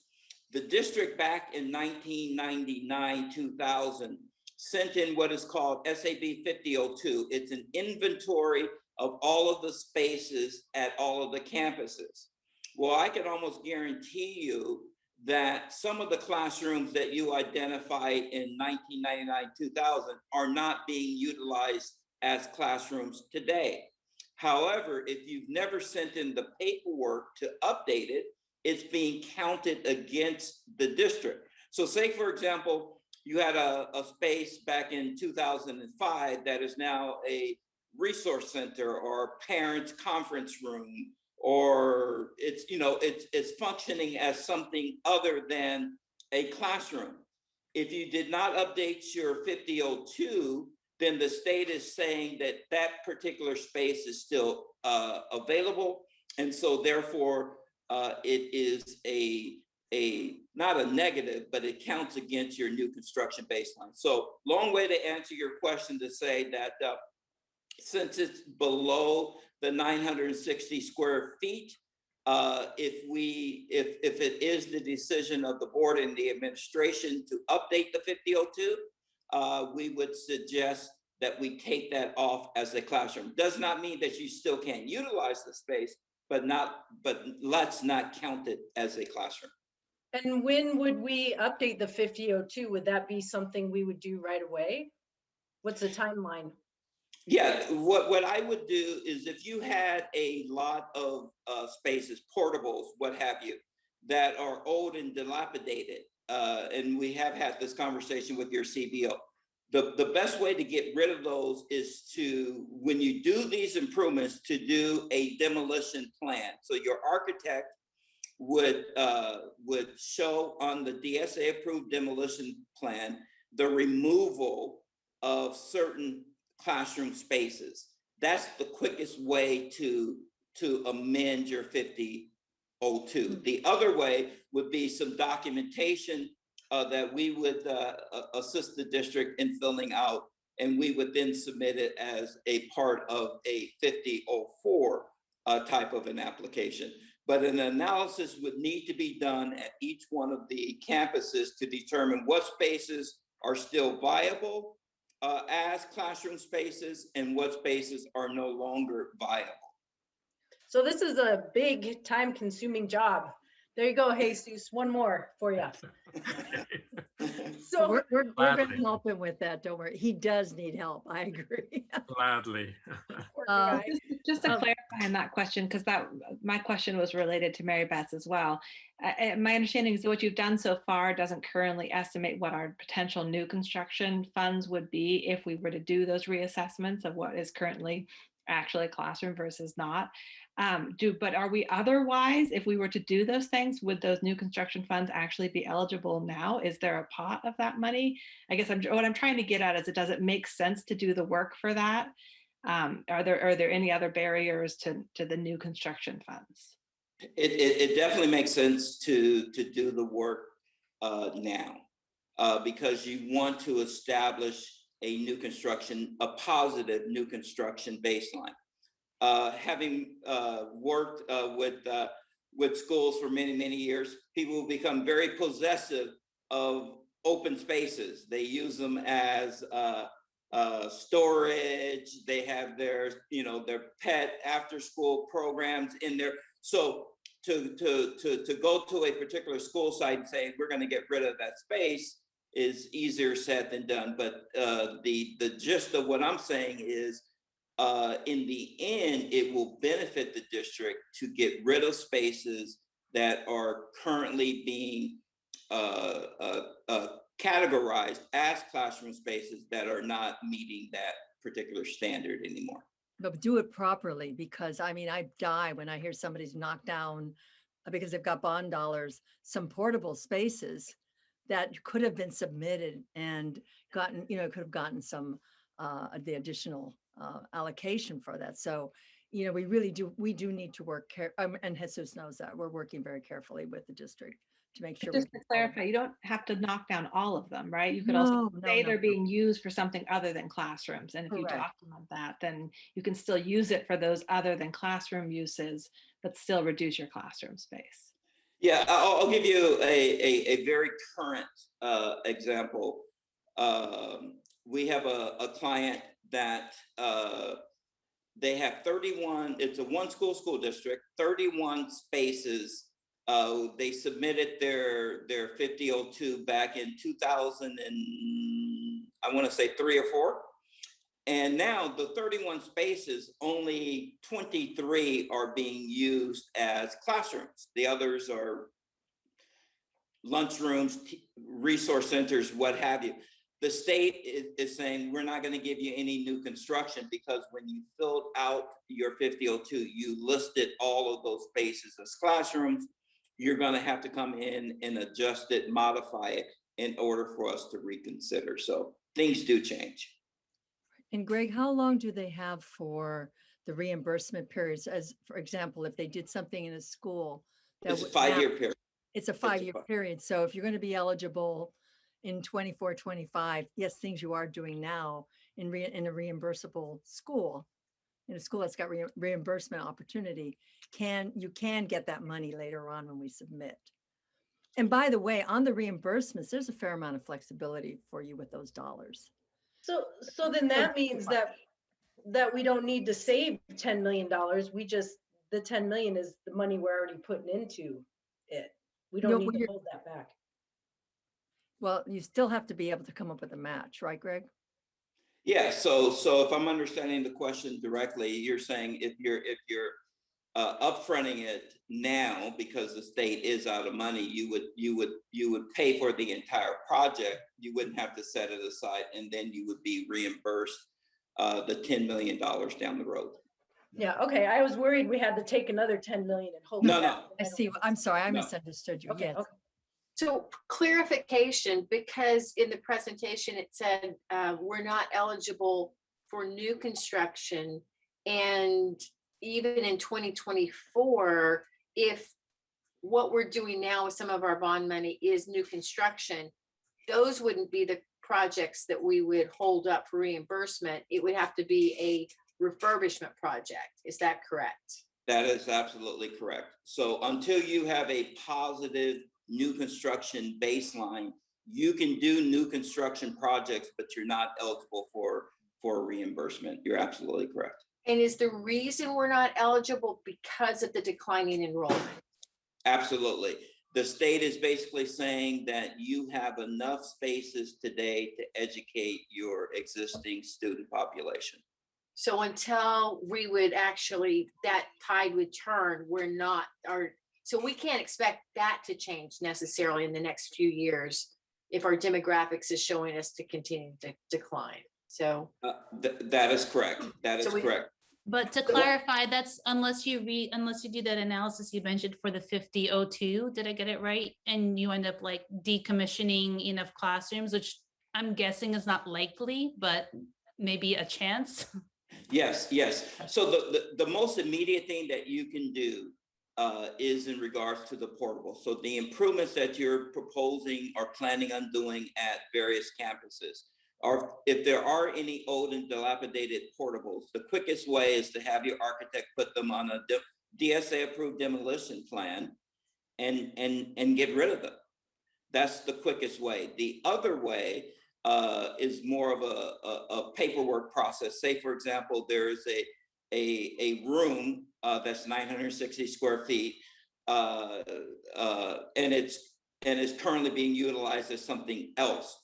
Well, the district would then have to go back and resubmit the paperwork, the 5002, to get that particular space removed. But as far as the portables, that's a pretty easy and pretty efficient way to address it. I don't know, how many portables would fit into that category of being old and dilapidated. Again, that would be something that your CBO and the facilities director would take a look at and say, hey, we recommend getting rid of these. And obviously the site administrator will chime in, but that would be the quickest way. The other flexibility is there is what is called a like for like, and this is in regards to new construction. So the like for like is part of the modernization program. What it does do, it allows you to replace a modernization space with a new construction space. What it does not do, it does not give you the new construction pupil grant amount. So say, for example, the modernization pupil grant amount is about $4,800 per each student. The new construction amount is about $15,000 per student. So they're saying, okay, you say there's some portable and it's like, it makes no sense to modernize this portable. We want a brand new classroom. They're saying, okay, you can go get a brand new classroom, but we're only going to give you the amount of money that we were going to give you if you modernized it versus new construction. So that does give you some flexibility to get rid of some of your older spaces at the modernization pupil rate amount. This is more a question maybe for Jesus, but are we planning on or interested in pursuing this idea of doing the paperwork to try and change our baseline of classrooms to be eligible for a new building? And at what point, like, is there an initial assessment we could do to see if it even would generate that eligibility or not? And so I'm just curious if that's something we're thinking about pursuing. With the data that Greg and Dr. Perez provided us, I am ready to go in and assess, especially at the high school and those spaces which are under 976 square feet, and we have quite a few of those, to run the assessment and see if we can generate some eligibility, and then ponder what is it that we would need to do with our consultants here, and what would be the advantage in looking at that. So that's at the high school where we have small classrooms. The other ways in which they have addressed you with is well, El Granada, and for example, all of those portables that we can, dilapidated portables that we can then work on and see what would be the best way for us as we move forward with bond initiatives to run these two initiatives at the same time and see what it is. So the answer is yes. I am interested in figuring out what is it that we can possibly do and bring it to the board and to see what those scenarios would look like. Yeah, that's great. I think I'm fully in support of that, Jesus. So I'm excited to hear what we can do to get more money. Yeah, and I just wanted to just say just a huge commend to Jesus and to Sean for bringing on fantastic team here to help us navigate a lot of bureaucracy, a lot of form numbers, a lot of order and process, and you guys know what I get a good sense you know what you're doing from top to bottom, and you understand where we're coming from and where we're going. And I think partnering together with Jesus and our team to figure out what can we do now, and how do we have a strategic plan? I think defines professionalism, right? We talk a lot about professionalism in this district. It's kind of not going hand to mouth right away with like kind of the quick fix, but really taking a look at the next 5-10 years out. How do we plan that out strategically in ways that we don't build a campus and then find out, oh, we could have been eligible if we met the criteria for modernization instead of new construction, right? So I'm glad Mark Quattrochi's on the phone as well, on the Zoom. And I'm sure much of this is familiar to him as well. But, you know, as we proceed with, I'm sure you two, Greg and Rosa, are familiar with the plans that we have for Farallon View, for El Granada, and for Halfland Bay High School with kind of current bond dollars. And, you know, you're highlighting being able to get reimbursed for $1 million from Hatch. That's free money. Right. And that's, I mean, it looks, just to kind of like get up from the weeds here, like there's $14.6 million we may be eligible for, you know, assuming a bond goes through, which looks pretty favorable at the state level, you know, assuming we get in the queue in time, but, you know, hopefully being 2 years into that bond, we won't be too late in the game. I hope, and I would not imagine that is not the case. So I just want to commend you and thank you for that, and appreciate the understanding that there's a lot of opportunity here at the table. I mean, it sounds to me like we're eligible for $1 million already from Hatch, right. And we could be eligible for 60% of the costs for modernization at the modernization rate for the 2 or the 3 projects that we have ongoing, or that we have planned, I should say.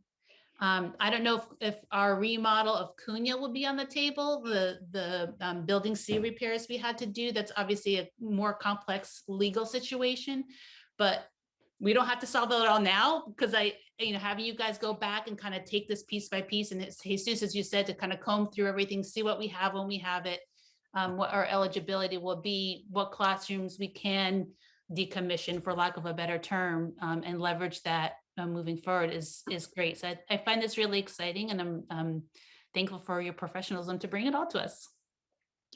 It's definitely our pleasure, and I'll leave you with this one final nugget. It seems like wait, don't leave yet. I still have a question. Oh, okay, go ahead. Unless you want to nugget it, and then I can ask my question. So are we at the high school, the work we're doing there, are we worried at all that will impact any of this? Like, should we not be doing it or be doing something different?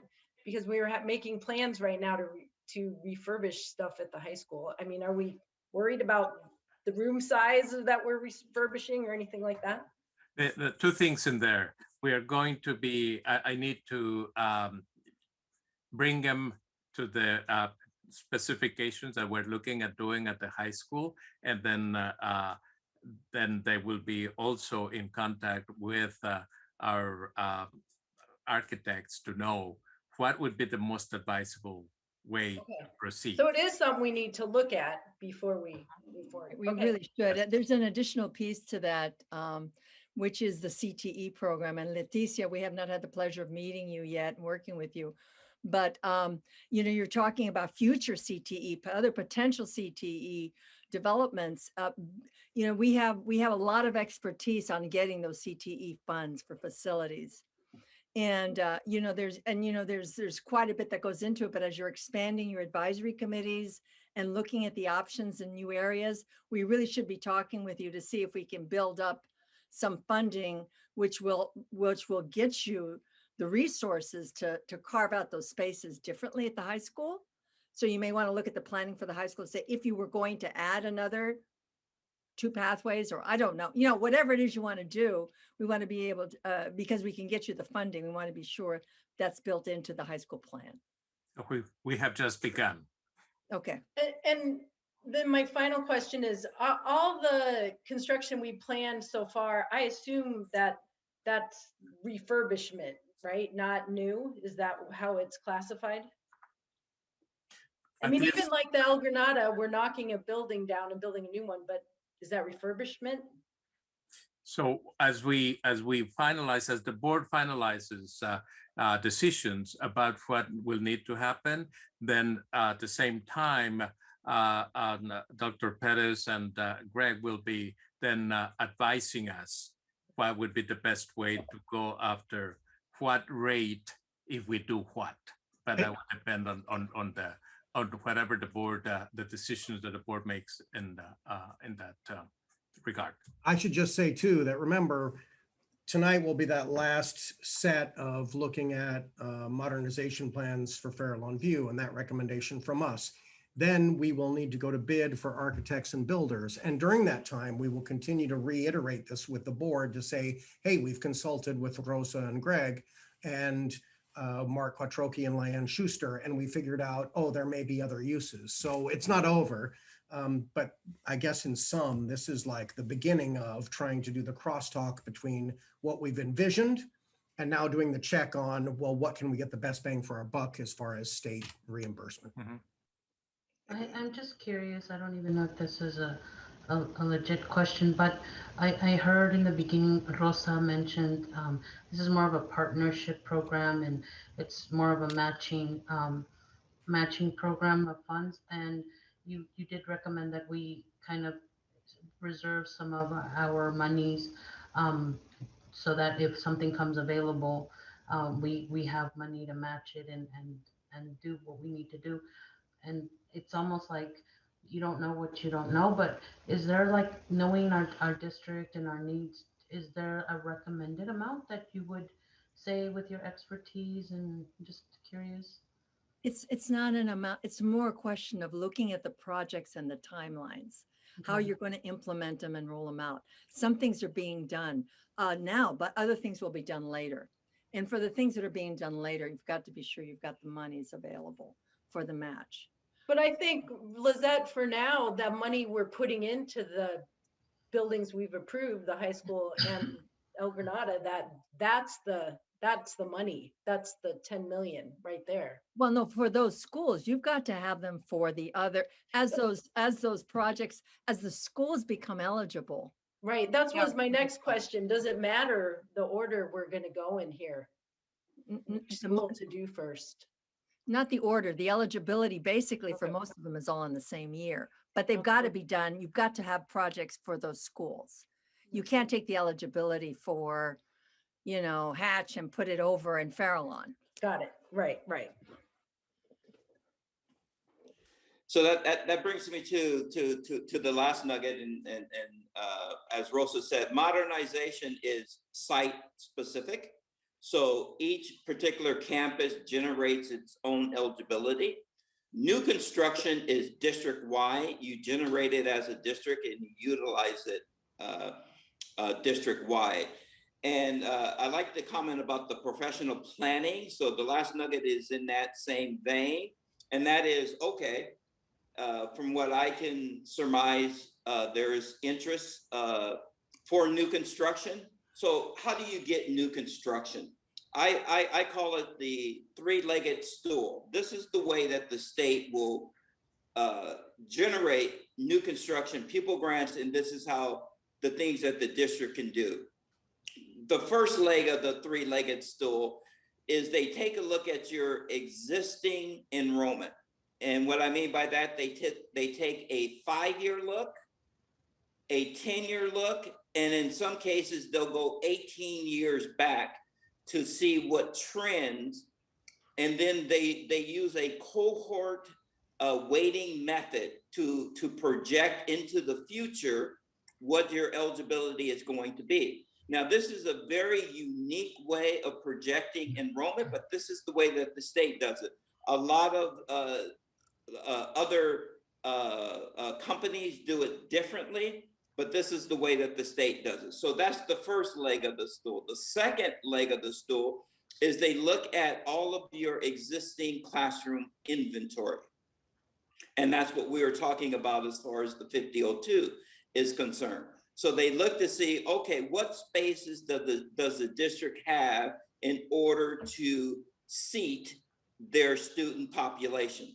And like I mentioned it to you, their student loading ratio is 25 for the lower grades and 27 for the higher grades. The third leg of the stool is, in order to increase your new construction, is if there's any developments, residential developments occurring within the school district boundaries.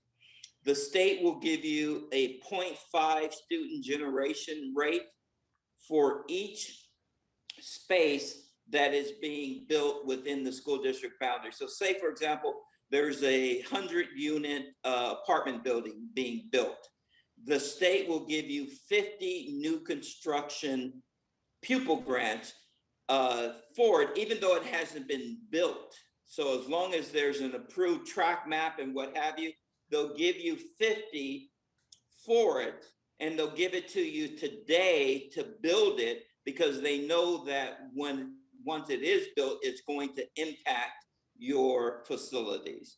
So when we do the calculations and new construction calculations, those are the three things that we look at and integrate into the formula to determine what your baseline is. So in essence, the nugget is there are positive things that the district can do to increase their new construction baseline eligibility. And that last nugget, the last leg of the stool is interesting too, because we have had, I don't remember how many units it is up in Moss Beach got recently approved. So that might be something that also changes our equations too. That I think that's 70. I think that's 70, right? That's a thought. So it's another 35. Yeah. Whatever students or whatever they count it as. Cool. Yeah. Thank you. This is awesome. Greg, Rosa, Jesus, fantastic.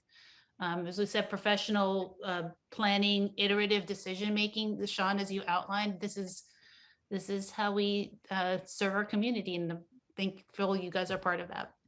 Thank you. Thank you very much. Thank you. Thank you. Thank you, Rosa. Thank you, Greg. Appreciate it. Thank you. For being here. Yes, thank you. All right, our next item is item 5J, adoption of resolution number 07-21, temporary interfund borrowing for fiscal year of 2021. And I believe this is you, Mr. Contreras.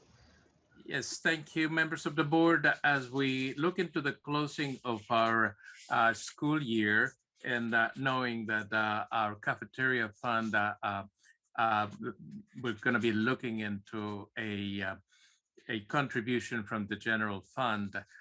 This resolution is one that I'm bringing to the board for authorization to transfer up to $400,000 from the general fund into the cafeteria fund, so that we can look at positive, and that is because we, due to COVID, due to no participation of our students and the number of factors, our cafeteria fund will be operating at a deficit.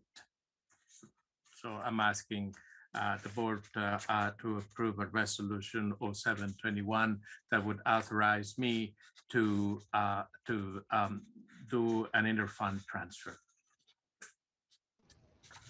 Thank you, Jesus. Do I have a motion to approve? So moved. Second? I could second. Any questions, discussions? Well, Jesus, just I'm glad you gave that explanation. I assumed it was because of COVID and lack of participation, and just make a note that normally our lunch program does pay for itself through participation. Yes. So Yes. wonderful. One of the COVID consequences, but it's important that we continue to feed our students as well. So Yes. So I think there have been years where it's been like on the order of 200,000 in deficit, right? So it is typically, for what my recollection, a bit under, but not this much under because of COVID. But we did the right thing and just feed people and, deal with the consequences later, as we need to. Maslow before Bloom's, right? So I think that's important. Side question, I'm kind of curious with the new registration process for the annual registration process being online now, will the federal forms for free reduced price lunch be integrated into that process as well? Or is this still like a separate paper that families will need to do? I'm just thinking about like easier ways for families to be able to like privately, safely disclose income, which I know is a barrier to having people declare their eligibility as such, even when they don't want the food, to be able to easily get that information so we can not only for the meal service itself, but also for LCFF unduplicated pupil identification.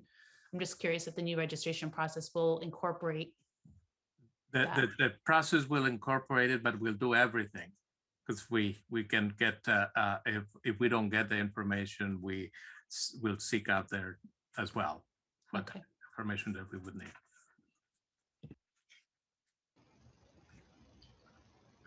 It seems that there's no other, Dr. McFetrich, or no?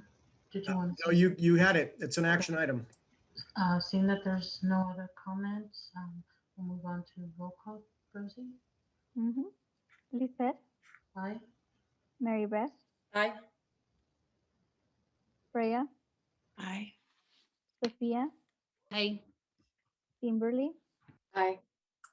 passes 5-0. Thank you. Thank you, Rosie. Next item is 5H, adoption of resolution number 08-21, approving budgetary increase and transfers of year end. And I believe this is you, Jesus? Yes. Similarly, for any other funds where we might need to get to always to get a positive end of year balance, the one for 100,000 for the cafeteria, but this is any other fund where we would need might need to do that, and I would be reporting to the board what those were. It's for closure of our books. Okay. I know you did a great job explaining it to me in your office hours, so thank you. Anyone has questions or comments? Right, seeing that there's none, we're move on to roll call. We need to do motion first. I'll make a motion. Just kidding. Yes. Second, somebody? Kim? Second. Sure. I just saw you unmuted. I was like, Kim? Sorry.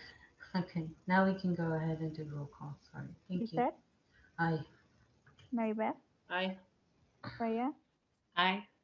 Sophia, Aye. Kimberly, Aye. passes 5-0. Thank you. Thank you. Next item is 5I, adoption of resolution 09-21, authorizing TRAN insurance and maximum amount borrowing. And I believe this is Mr. Contreras as well.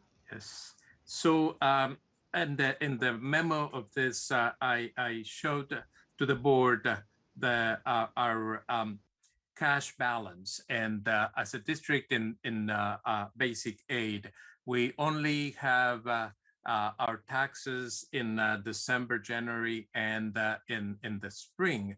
And in December, based on the on our cash flow, we see that we are going dangerously cash to about $369,000.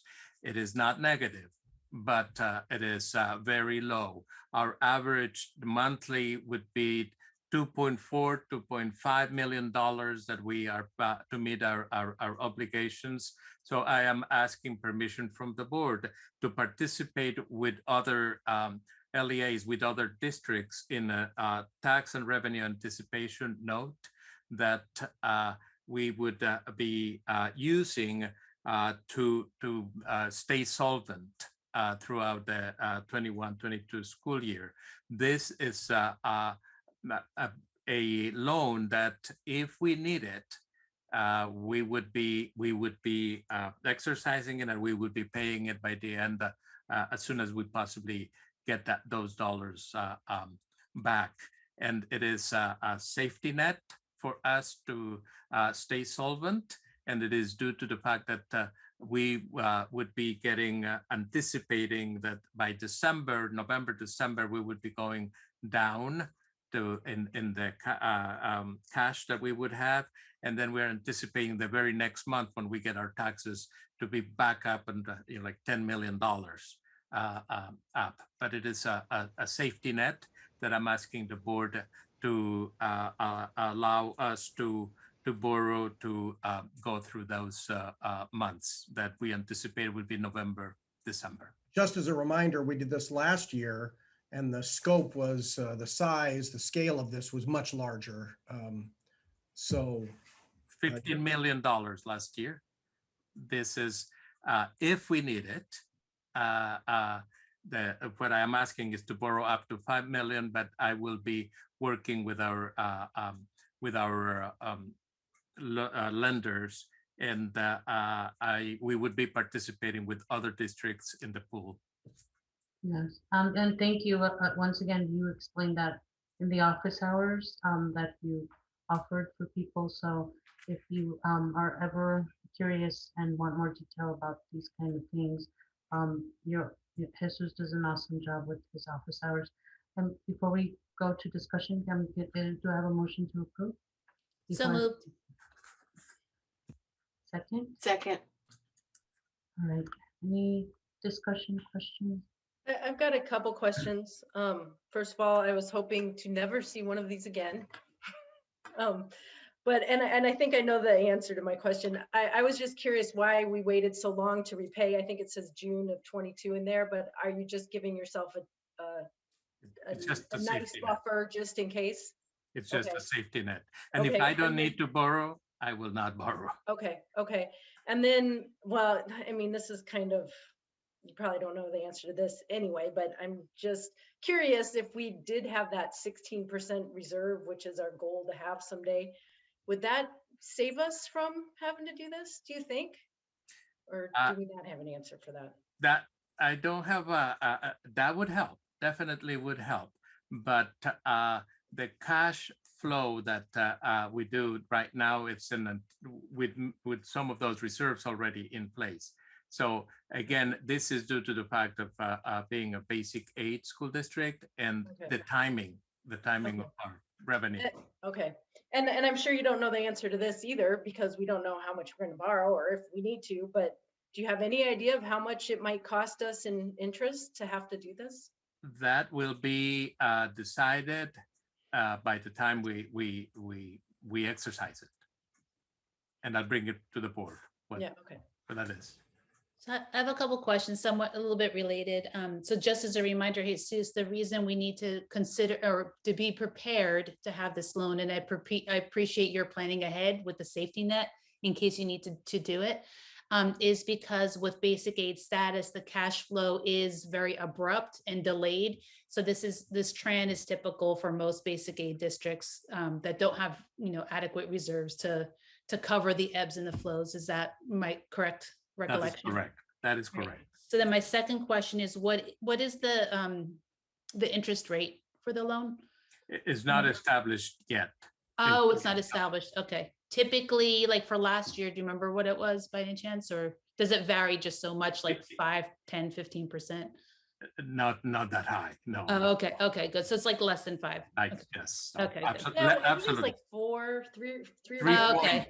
I couldn't remember. 3 point some. Okay, Yeah, 3 something. Okay, so it's like a mortgage-ish. For public understanding, this is common practice for districts to engage in a TRAN, and the reason why we do it and get into that kind of pool is because they get the lowest interest rate. Yeah, that makes sense because it's the biggest total amount of dollars for the lender. So then my third question, so it sounds like perhaps because we do have a little bit more reserve in place now than we did at this point last year, where we were looking at a $15 million potential loan last year. And I don't know what we ended up taking, but looking at potentially needing only 5, like that's a pretty big difference, like improvement, like significant improvement. Is that due? And I think this is what you and Mary Beth were just talking about a little bit, but like is that due because we have a little bit more cushion, so we need less of a loan to weather that cash flow? So the reason that I am looking, I'm really thinking that'll be about a 2 million, let's say the worst case scenario, 2 million plus those 300, that would get us of what we regularly spend in a month. Yeah. So that's where I'm looking at. And then if between now and October something catastrophic happens, then we would be then covered, with a, we have a little extra cushion. right. Hopefully not. Yeah, Hopefully yeah. not. But having a little bit more cushion now than we did last year sounds like it's been helpful. Very helpful. Very, Okay. very helpful. That's important. Thank you. So any more comments or questions before we go to roll call? Can we do a roll call? Rosie? Lizette, Aye. Mary Beth, Aye. Freya, Aye. Sophia, Aye. Kimberly. Aye. 5-0. Thank you. And Rosie, you reminded me of something. We have Great Minds Think Alike. I was also going to call curfew. Do I say that point of order, or what is it? Motion, yeah, motion to go past 10. There you go. Motion to go past 10. Do I have a Second. Moved and seconded. Moved and second. Okay. So we are going past 10, but We'll need a roll call vote on that. We need okay. So roll call. Lizette, Aye. Mary Beth, Aye. Freya, Aye. Sophia, Aye. Kimberly. Aye. 5-0. Thank you. Thank you. Next item is item 5J, approval of bond funded construction projects. Let me introduce this one, first of all, by apologizing to Mark Quattrochi and Lyanne Schuster for once again staying this late. We apologize. We thank you. And Mark Quattrochi and Lyanne Schuster will be presenting on the next modernization bond project proposal that we are recommending at the top of the hour, or at 7 o'clock. I was talking in my comments about how I believe that staff have worked with architects to come up with a plan that comes within budget. I've always described this as a funnel project. You start off with a master plan of your big vision, and then you slowly whittle it down to where it can be financially viable. And if you looked at the memo, you would see that that was the goal, was to be able to figure out how we make this financially viable, stay within budget. I do want to say at the top of this, sorry, Mark and Lyanne, that if you looked at the total numbers for Farallon View and the modernization project, smaller though it is, of about $20 million, considering that the student enrollment there is about 200, it's about $100,000 per student. If you looked at what you approved for El Granada, compared to that, it's also about $100,000 per student, more or less. So the scale of these projects are about the same compared to the school size. I will also say that I've heard from numerous board members and in a couple board meetings ago that you wanted to have a values clarification about this. And the easiest way for a superintendent and for architects to provide a values clarification is simply to call the question and say, here is a project. This is how you could do it. If you want to modernize Farallon View, this is what we would recommend. So I will leave it there and let Mark and Lyanne present, and thank you and apologies again. Thank you all for having us. I admire your resilience at all you've been doing so far, and I'm hoping this is fun. I do want to comment on the CFW presentation. That was very helpful. We work with people like that on our projects, and we would most definitely, all the things that they said in terms of coordination is exactly what we would do with them. So with that little prelude, if we could go to the next slide, please. We're really happy to be here to talk with you today. We're going to focus our talk today around Farallon View. Just by way of a little bit of prelude, it was a great conversation we had with the board, as you might recall, and I'm going to show you those options again on the cost side. We looked at work at the high school, at El Granada, and at Farallon View, and we even looked at the consolidation options.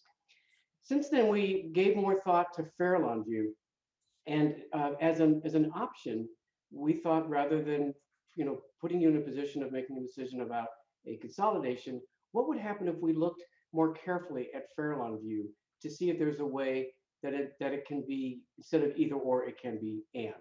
So with that, we're going to focus today on Farallon View. As always, I'm going to have Lyanne do all the heavy lifting, and then I'll pick this back up on the costs. So Lyanne, I think you're taking it away from here. Okay. I hope you can hear me. Next slide, please. Next slide. So this is Farrell on View that we've seen every time we present. We start with this slide to just orient everyone. So this is Farrell on View as it exists right now. Next slide. This is the original master plan that we shared with you a year ago. And this shows, this was planned for a projected growth of 310 students. And as you can see, I'm not going to get into it too deeply because I think everybody probably remembers it, but the estimate came out for this at $56 million. So next slide, please. So then in the fall, we were asked to take another look because a revised demographer's report was available that showed 2024 projected students less than in the original projection.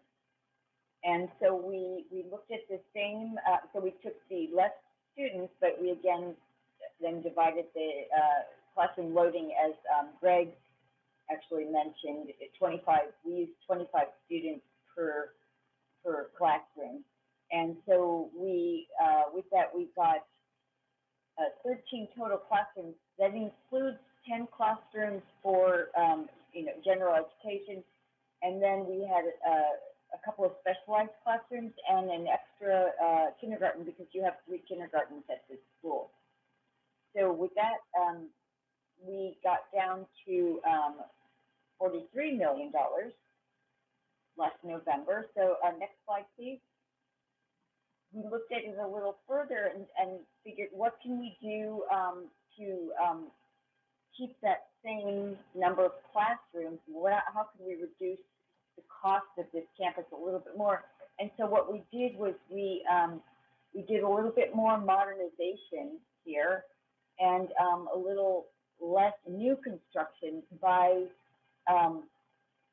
instead of building a new gym, we reconfigured the multi-use building to have a little bit more room in the multi-use room.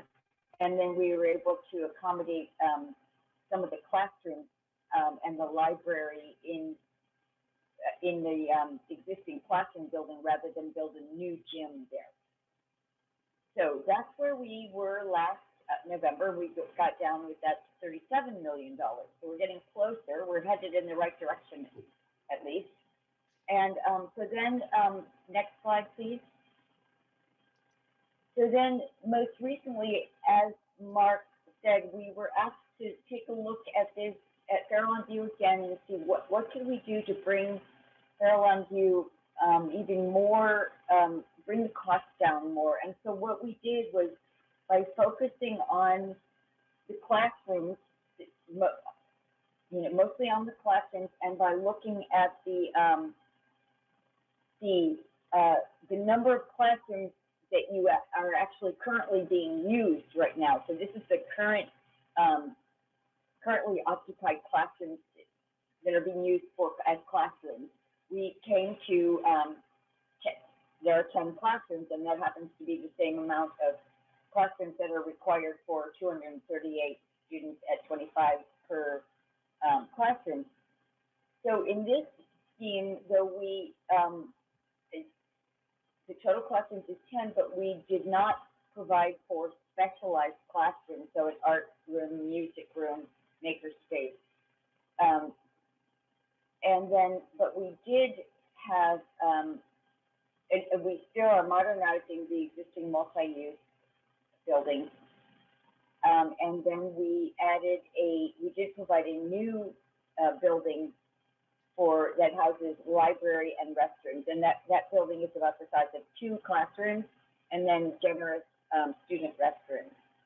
The other thing that we did here, we did maintain some of the security fencing across if you see from the multi-use kind of diagonally down to the property line, there's an little access fence, and then also from the kindergarten classroom around and up to the least child care. But then we limited the site work a little bit. We limited it to minor improvements around the site And then some improvements where we're removing those existing classroom buildings, some of them portables. And so this got us down to $20 million. And I'm going to now. Maybe Leanne, I'll dovetail a little bit before I go into costs. Leanne did a really good job of sort of describing how we sort of began to look more at modernizing, less on new construction as ways to control costs. And she's quite right about the 10 classrooms. Now, mind you, it's not these exact 10 classrooms, but we have 10 classrooms that you're currently using. And that's when we began to recognize if we focus the work to a lesser amount of space, we can better use the dollars. And so that's how we're able to get down to this $20 million figure, which you'll see how it fits in the context with the rest. The other thing about the site work, we were spending a lot of money on the site work. We're going to do the work we have to do, fix some of the paving, deal with some accessibility, but we're also recognizing this is a really ideal future project. And this plays well into the conversation about modernization funding or other sources of funding.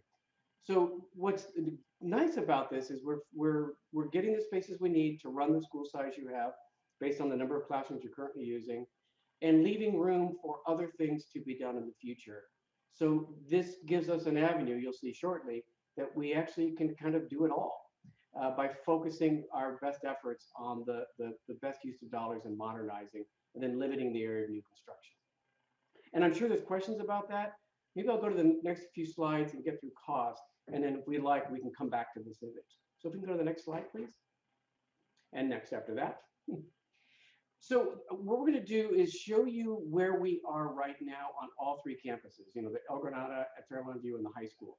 So as Leanne points out, we left El Granada with the master plan, with the revised demographics and cost savings. We've been through this exercise at El Granada and reducing some of the cost. And again, we did that by also focusing on more modernization, less new construction.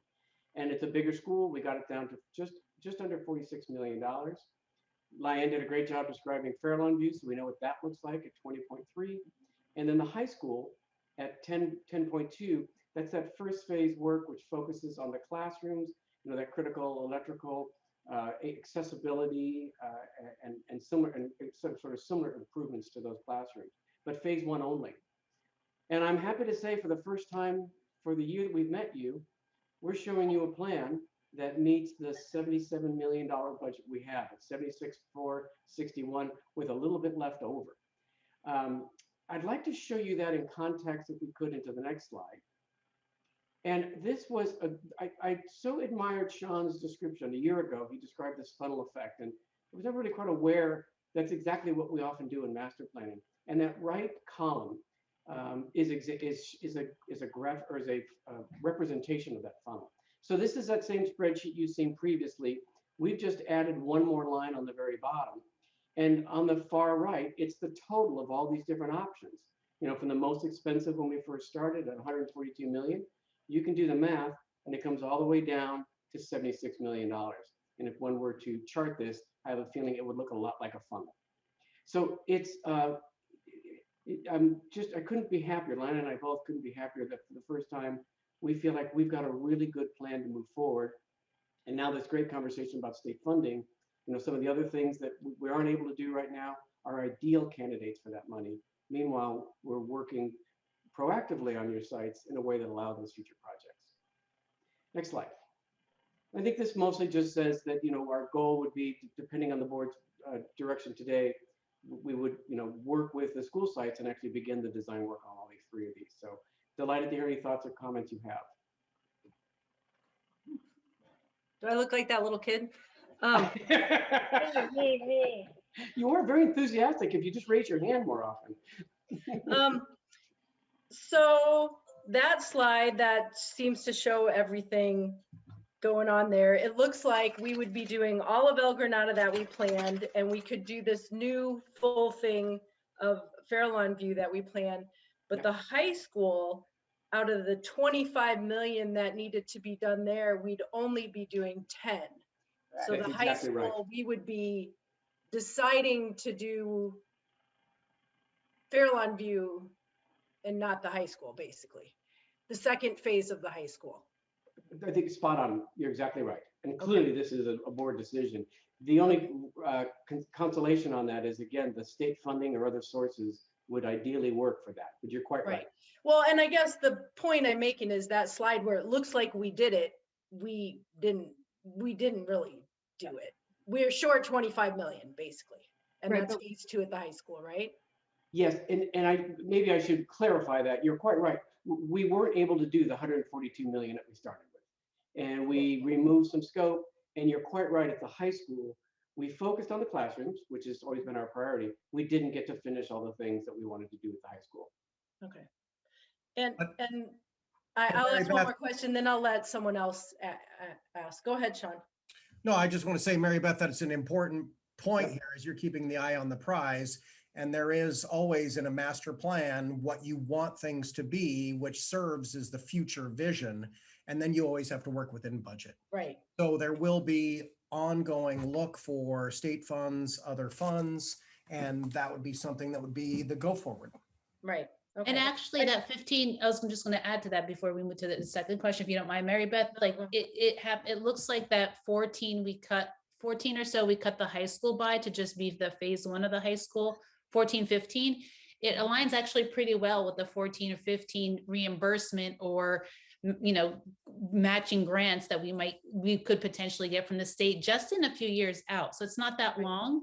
I mean, to be honest, given the amount of construction those 3 projects those 3 construction projects require, I don't see us getting to like phase 2 of the high school before 3 years anyway, realistically, to be honest. And I just want to say, like, thank you again for being here. Thank you, Sean and Jesus, for the iterative decision-making process and your professionalism. And you're doing all this, by the way, throughout the course of a pandemic and returning to school and having this, again, this kind of longer term planning with experts in the field advising us and board members grateful for, you know, the engagement with everybody.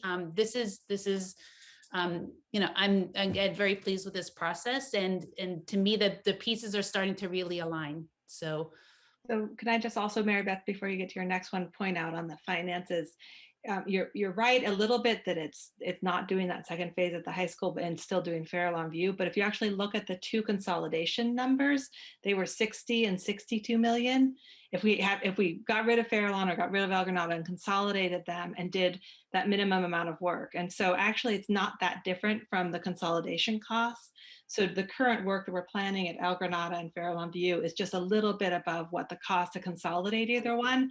So the actual, if you were to say, don't do anything at Fairlawn View, just do that little amount at El Granada, then there would be actually some students that were still at Fairlawn View, because we wouldn't have been consolidated them yet, that would not have any improvement done. Does that make sense? Does to me, Yeah. You see what I mean? So it's just, so it's a little bit, so it's actually not that different from the cost that, because you really want to improve something for everybody. And so if you didn't increase Fairlawn View like you're doing now, you would have to consolidate, and then it would have to be at that 60 million amount or 62 million amount, right? Right. And it's not that different. And so then it's not that different. That's my point. Sorry. Right. Got it. Okay. Look, I'll just say this too. It's like, this is always a process where you're managing expectations of the public. I mean, you heard Mark say months ago, well, I think Mary Beth, you asked Mark, well, what do you think is the best plan? And Mark said, well, that depends on where my kid goes to school, right? And so that was kind of like what I wanted to talk about too, which is because of the geography of the coast side, because of the traffic issues on Highway 1, because of the access, ingress, and egress into El Granada, I just think consolidation is a no-go. I don't say that for convenience. I don't say that because it's an easy decision. We've had to go through this painful conversation about what if, because we wanted to provide a rational, scientific-like presentation of what if. But as a superintendent, I would say we've heard a value for our neighborhood schools. We've heard that we are interested in equity. Equity goes a lot of different ways. In this case, I think it's a geographical equity. It's about access. And to put 200 families from Fairlawn View down to El Granada in consolidation, I can't recommend it personally.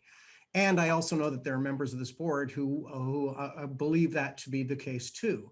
So as much as this was a painful process, particularly for Mark and Lyanne, I will say, because I was the pesky client saying, hey, what if we did this? Hey, could we do this?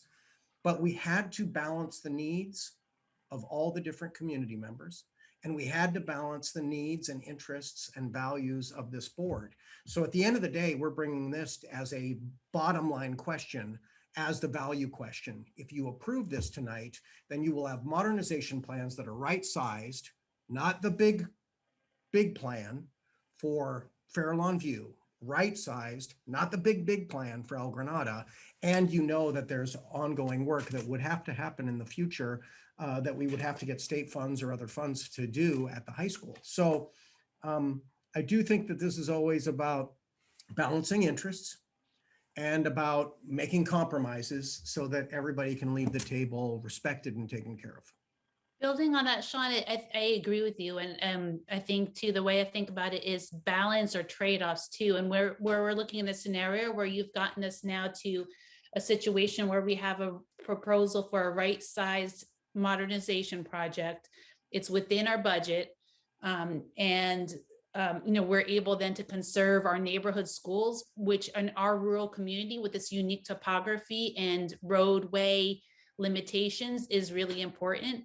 I think that outweighs any other options around consolidation or anything. I think you've done a very nice job really tipping things in the scale of like kind of the win-win for, on all those dimensions. So this to me is a great plan, a great proposal, and allows us to maintain our neighborhood schools, which, for those reasons you outlined, the topography, the roadways, is really, the rural nature of our community is important, and we can do it. And this is the big step towards kind of, longer term facility strategy, which will work out, particularly on the finance side, even with the reimbursements, but also future planning, as Mark, as you said, about like, well, if we get reimbursed for some of the stuff that we're doing now, they'll give us some more money for later down the road for further improvements to the fields and, whatnot. So thank you. This is fantastic. And thank you, Mark and Lyanne too. I will just say too that I'm going to go ahead and name them. There are two parent leaders at Fair Lawn View, particularly both whose first names start with K, Kelly and Karina, who saw me after the last meeting and said, killing me, what are you doing? You guys have a commitment to neighborhood schools. You talked about this during our budget crisis. Take care of us. And in my heart of hearts, this is a decision that is not a mathematical, economical decision that the demographer would recommend or that a lot of budget hawks would recommend. This is a decision that is about, okay, how do we take care of everybody? And it's the same practice we do in districts where you always are saying, hey, you want this, but we can provide this. I have spoken to some parent leaders up there, and I think they understand that this would keep Fair Lawn View open, provide them modernized buildings, have clean, well-lit spaces for their kids, and we would respect the neighborhoods, respect the district's desire for neighborhood schools. And hopefully this is a decision we would recommend tonight that you make, and then that would show that the board's value is the same as ours. Well, I think you all know my value for neighborhood. I've got another question too, if we. Oh, and just real quick, I mean, I know it sounds like we're not having a separate meeting on, the value statements, but for me, it also isn't just about neighborhood schools. It's actually also about small schools and the educational opportunities that are available there that I feel strongly about, that I voiced when we were having our discussion about Kings Mountain as well. And I feel as well about Fair Lawn View. And for me, the kid issue, I mean, I have one kid now at the high school and that's it, so that's not relevant to me at this point. Of course, my kids did go to Fair Lawn View, but it's not for that reason that I really believe that our neighborhood schools are important. So I appreciate this compromise and I'm fully in support of it. Yeah, I hope everybody, the board and the public will understand, and I've already communicated this to you as board members individually. I didn't want to just have a conversation that talked about values and then led us back to another thing. I charged Mark and Lyanne, hey, come up with a plan so that we have a contextualized value discussion. And that's what my aspiration was tonight. And Freya, I hope that satisfies your need, your interest, your value. It's a two-step in one at this point. If we all agree on this, yes. If I could, I do appreciate small schools and I appreciate neighborhood schools.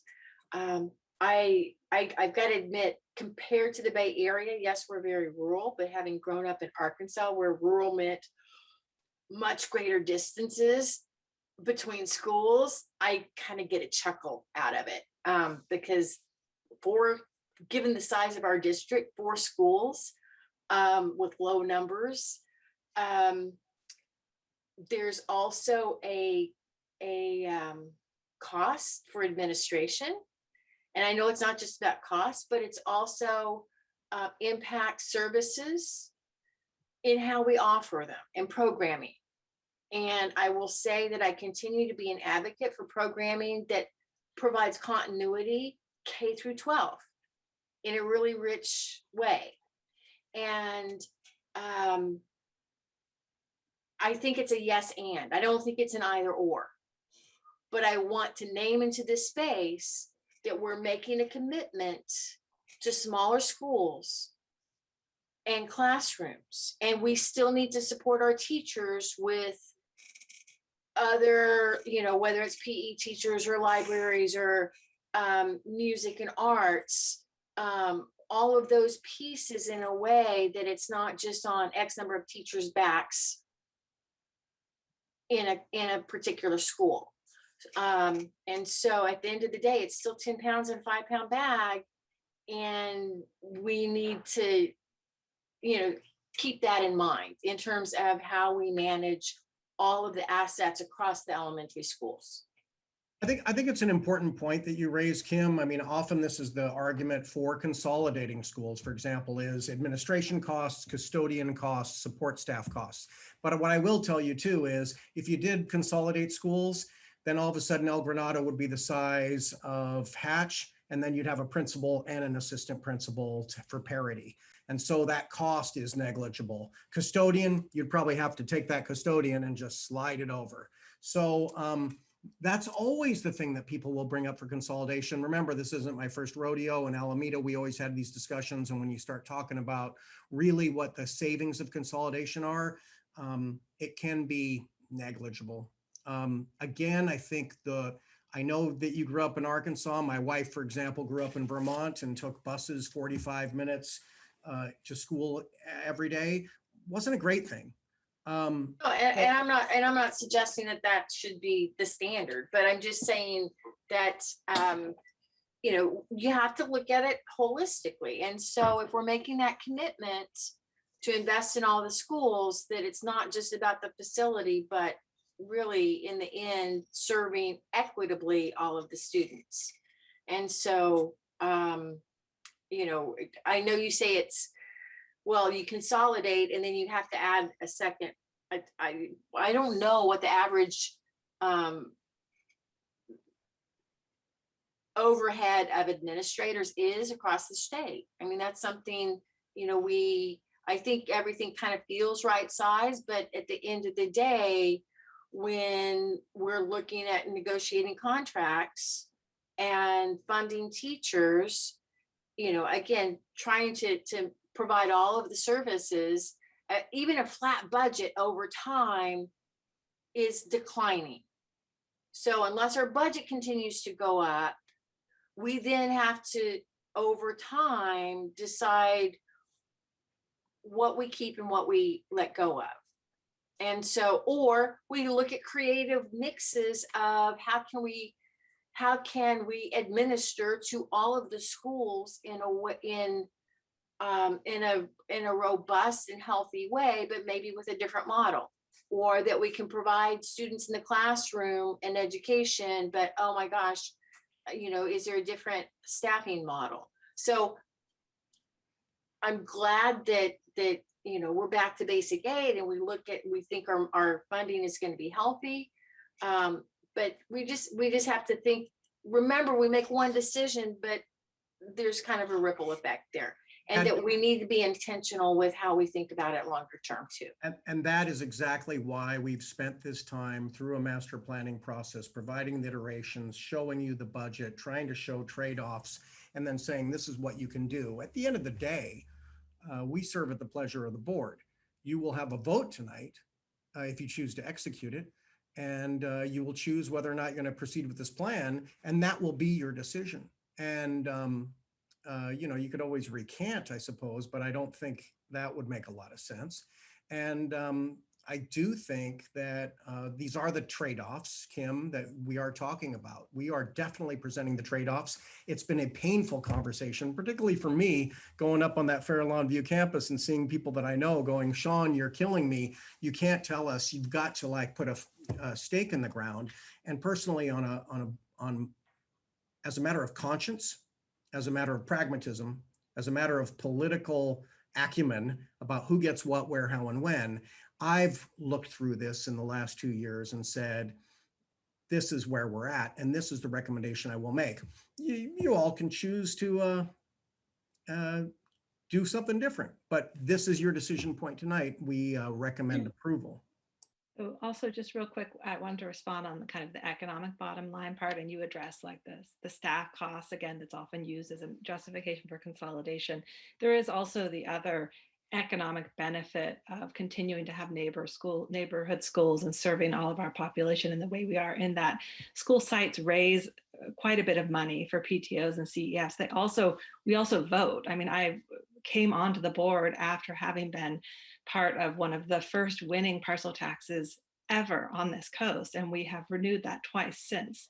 And if we disenfranchise whole sections of our community and take away a sense of place that they have with their neighborhood school, it is very unlikely that we will continue to win bonds and parcel taxes. And so I personally believe that neighborhood schools are important for other reasons, for community, for educational value, for other things, but there is also an economic benefit, a political benefit, as Sean says, in continuing to have these neighborhood schools that have a sense of identity and a sense of community connection, and provide in this rural, I know it's not as rural as where you were, but provide a sense of place and a sense of family. And then we haven't had that over the last year because of COVID, but Fair Lawn View does provide that in similar ways as Kings Mountain did for the Skyline community, in that the events that happen there connect people of the whole community, not just the kids that are and the parents that are there at that time. And so there are some other benefits to having these neighborhood schools as well. I just thought I'd throw that out there. And to me, the bottom line is, I'm less comfortable making decisions more on kind of the political thing, though that is clearly a reality. But I do feel like this plan really is the best balance of what's best for kids and what's best for families and for our community in maintaining.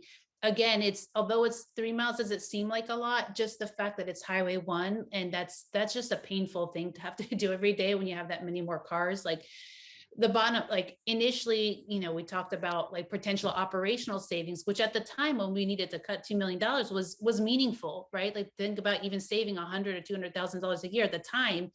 It actually was like worth talking about. At this point, I think you've made so many changes, Sean and Jesus and team, in terms of just the efficiency by how we're operating. And we got lucky, right? Like our revenues have gone up. Thanks, Mary Beth and realtors for increasing our property taxes. So we're in a much better financial position right now, where to me that potential operational savings are so negligible that they will be very much offset by having to make the change and having to have kids go to school that's really, for our culture and our community, pretty distant. You can't walk, it's just that Highway 1 corridor. So to me, like the points that you raised, Kim, I think those are all really important to me. Those are the kinds of things I've been thinking about throughout the year and a half, however long we've been thinking about this process, and how we align the different pieces to be like, how can we just make this happen? The first piece was we got in a better financial position operationally. So that was like, okay, that removed that barrier. And now today we have a plan that takes away the facilities construction piece as a barrier. Boom. Okay, we're done. And there's still more work that could always be done, but that's always going to be the case, right? So I think this is a fantastic plan, and it's the best thing for kids and the best thing for our community. So I fully support. I've got a question about kids just coming off COVID and start approving a project now. Are we pretty comfortable knowing how many kids are going to come back in the fall to go ahead and start this project? Yeah, I mean, the enrollment numbers will be clear when, school starts back, and, we certainly have put out an RFP for architects, and that will be brought to the board in the future about selecting architects to go to planning for this. And then again, this is an iterative process. Remember, this isn't just poof and a miracle happens. Oh, everything saved the day, everything's okay, the board made the decision. It will grind forward with Mark and Lyanne or other architects or whoever, puts in and. So we'll have time to correct course. Yes. There'll be design. Yeah, that's a great question, Mary Beth. If it ends up the enrollment doesn't bounce back, which I imagine with this commitment tonight, it may be more than it would have otherwise, but we could always, scale back a classroom, right? When they do the detailed design, because this is more conceptual level. Is that right? Right now, this is almost a classroom more than what the projected enrollment is next year. So it's probably about right size. Or the alternative, though, if the project does go forward in Moss Beach, we might need to add one more classroom. Well, and Freya, I just want to point out too, I mean, look, this has been a crazy 2 years. We had a budget crisis. We had to, get sorted there. Then we had to take care of our employees, which we're fully intending on doing. I want people to remember this is bond dollars, not like our general fund. We still have a commitment to our employees. And so I'm still trying to balance that interest also. But yeah, they'll be going forward. This will be something we'll be looking at. The Moss Beach does look like it'll be 70 units. And don't forget that we probably need to look at boundaries, because now the census has changed. We will have to look at boundaries also, and we will have to engage in some work in the fall about looking at that and how schools should be, and we have to look at boundaries. So I will remember, I heard that years ago, for example, Pillar Ridge was moved to El Granada when Moon Ridge was moved to Fairlawn View, and people sort of said, why are we doing this? It is entirely possible that we could look at boundaries and trying to right size and trying to get more students to Fairlawn View. So that's work ahead too. Does it make sense to do that first, the boundary work, before we plan? Okay.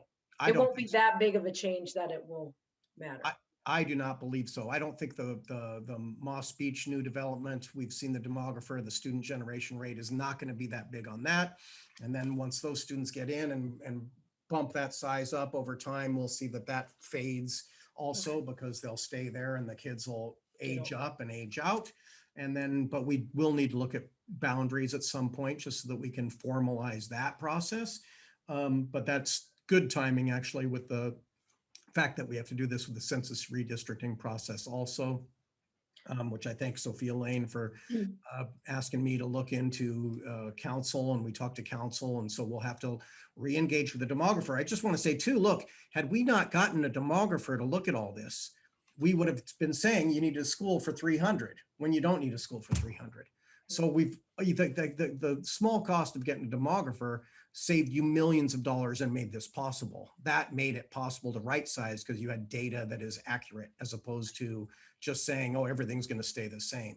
So as much as the pain we've gone through on this process, and I've suffered some slings and arrows, from different parts of the community and from different board members saying, what about this? What about this? What about this? The truth of the matter is, this is why you do things in a slow, methodical, scientific way. And I want to thank Mark and Lyanne for dealing with my sort of like, well, what about, what about? I agree with it. Thank you. Yeah. Can someone remind me what the phase 2 was at the high school that we would be not doing for now? Lyanne, do you want to go through that? You know it better than I do, but I can't do that. Yeah, I mean, basically what we did was we took the high school assessment, and we were looking at the electrical upgrades for AV and IT infrastructure in the classroom buildings, and then the roofing at the classroom buildings. We did not do the building K, which is newer. you know, we left that out of the group, and there was also work then at the non-classroom buildings at the gym and, you know, other areas. And then also there was additional site work too, Mary Beth, that we didn't There's a little do in this one. We're going to do what we have to do for accessibility, but there's other site work that wasn't being done. Okay. I mean, the AV and IT stuff, of course, that's nice to have, but the roof, is that worrying at all? And we have the roofs in on phase one. That's also in phase one. We're doing the Okay. roofs, we're doing IT. The roofs are in phase one, yes. Yeah. The roofs are in phase one, and the electrical, you have really good lighting. You've replaced almost all your lighting already. And so the electrical would be for supporting of the classroom spaces, you know, to have adequate power and Wi-Fi and all that. So do you remember, like, I think to Mary Beth's question, like what would we be leaving out by confining it to phase one? Like what's not on the list then, if you remember? Well, those improvements at Building K, which is Oh, okay, got it. classroom. Yeah, those same improvements were included there, and then Okay. there was the non-class. There was work at the non-classroom building, Okay. Administration. Site and work. site work, and also you know, there was some exterior building rehab, which we did not include. And there's some other work in the classrooms as well that we're also not doing right now. Some carpet and painting. And while I would like to have them all done, again, nothing we're doing prevents you from doing those projects later. We're never put you in a position of painting you in a corner, no pun intended, where you're undoing something you just did. Look, from a layperson's perspective, I was in Building K last week or 2 weeks ago when Freya and I walked through with students on our waste audit, right? And K is, you know, some people may say not, you know, bells and whistles like ultra modern, but compared to the things that we're replacing or modernizing at Fairlawn View and El Granada, you know, I mean, it's nothing like, I mean, basically what Mark and Lyanne looked at as, okay, what do we need to do to make everything sort of like clean, well-lit spaces? That's what you're getting here. And you're getting it at all the schools, as opposed to just one of the schools. Oh, can I keep asking questions? Sure. So and I think this is my last one. So for all three schools right now, we've approved doing part of them. Is there a way to split Fairlawn apart to start part of that? I mean, because I know there's the modernized stuff and then there's the new building. Should we just start part of it like we've approved for the rest of them? I mean, if we approve this tonight, we would approve the whole thing for Fairlawn, but only parts of others. Is there any? And we would do it even if it wasn't an issue of cash flow, because we wouldn't want to do everything at once because we'll disrupt the students. So we would start the modernizing, and I can't tell you which half we do, but because we have the existing portables, not all of which are even being used as classroom spaces, plus the other building that would eventually be removed, we want to leave that there as long as we can, so we can vacate one wing, do the work we're going to do the other wing. And then when that's done, we can demolish the buildings to be removed and build the library, a toilet building. So we would do that in phases anyways. It's the nature of school construction. You can't do it all at once. Okay, so basically, but what we're being asked to is do the whole thing to approve the whole thing for Fairlawn tonight, but then we'd have to come back and approve the rest of El Granada later, and the rest, well, I guess we're not going to do any more in the high school then. That would be it. And you might, but you're quite right what you just said. You know, if you said today, yes, go forward with Fairlawn View, we're still going to come back. In our earliest phases design, we're going to look at the whole school. Here's sort of what the master plan is, or sorry, the what we call schematic design. And here's phase one at Fairlawn View, here's phase two, and here's phase three. Even though I know you've authorized this only for the phase one of El Granada, we're still going to look at the other phases to see what the rippling effects are. And then sometime we're going to tell you, I think we're ready to start design on the next phase because we're about to start construction on phase one. So yeah, you're going to be seeing more of us than you ever care to, phase after phase. You think master planning with us is bad? Wait till we start doing construction. We're looking forward to it. Yeah, me And I too. guess my only Welcome. concern, I think I'm on board with this.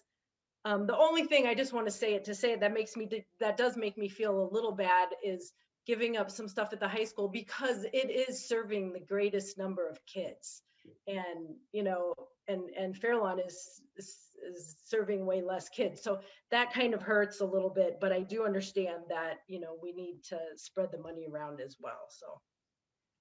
And it sounds like too, it's based, if I understand correctly, it's also based on the relative need. So it's kind of like an almost, you know, so it's like when it's really bad, you got to fix it. Yeah, good point. Good point. You know, so Yeah. that's kind of how I viewed it as well. Okay, fair enough. A lot of trade-offs. You know, and that's what the values clarification exercise is you're basically having that discussion right now, like, what do we value? And I just wanted to bring it to a vote because I know the community is hungry for us to do this. We've heard it from Mike Alifano and the bond committee. I've heard it from parents and I've heard it from you. We've got to take care of our people. And so we have to come up with a decision. So I'm just glad that we're able to do it now and call the question. Again, we would recommend approval of this plan, but you know my value. Yes, thank you, Mark and Lyanne, for staying with us so late. Do we have a motion to approve? So moved. Second? I can be second. Rosie, will you do the roll call? You're muted, Rosie. Lisette, Aye. Mary Beth, Aye. Freya, Aye. Sophia, Aye. Kimberly.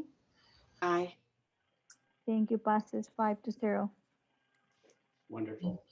Thank I you. want to thank Mark and Lyanne again. I want to thank the board for enduring what has been a sometimes challenging values clarification exercise for a year and or longer.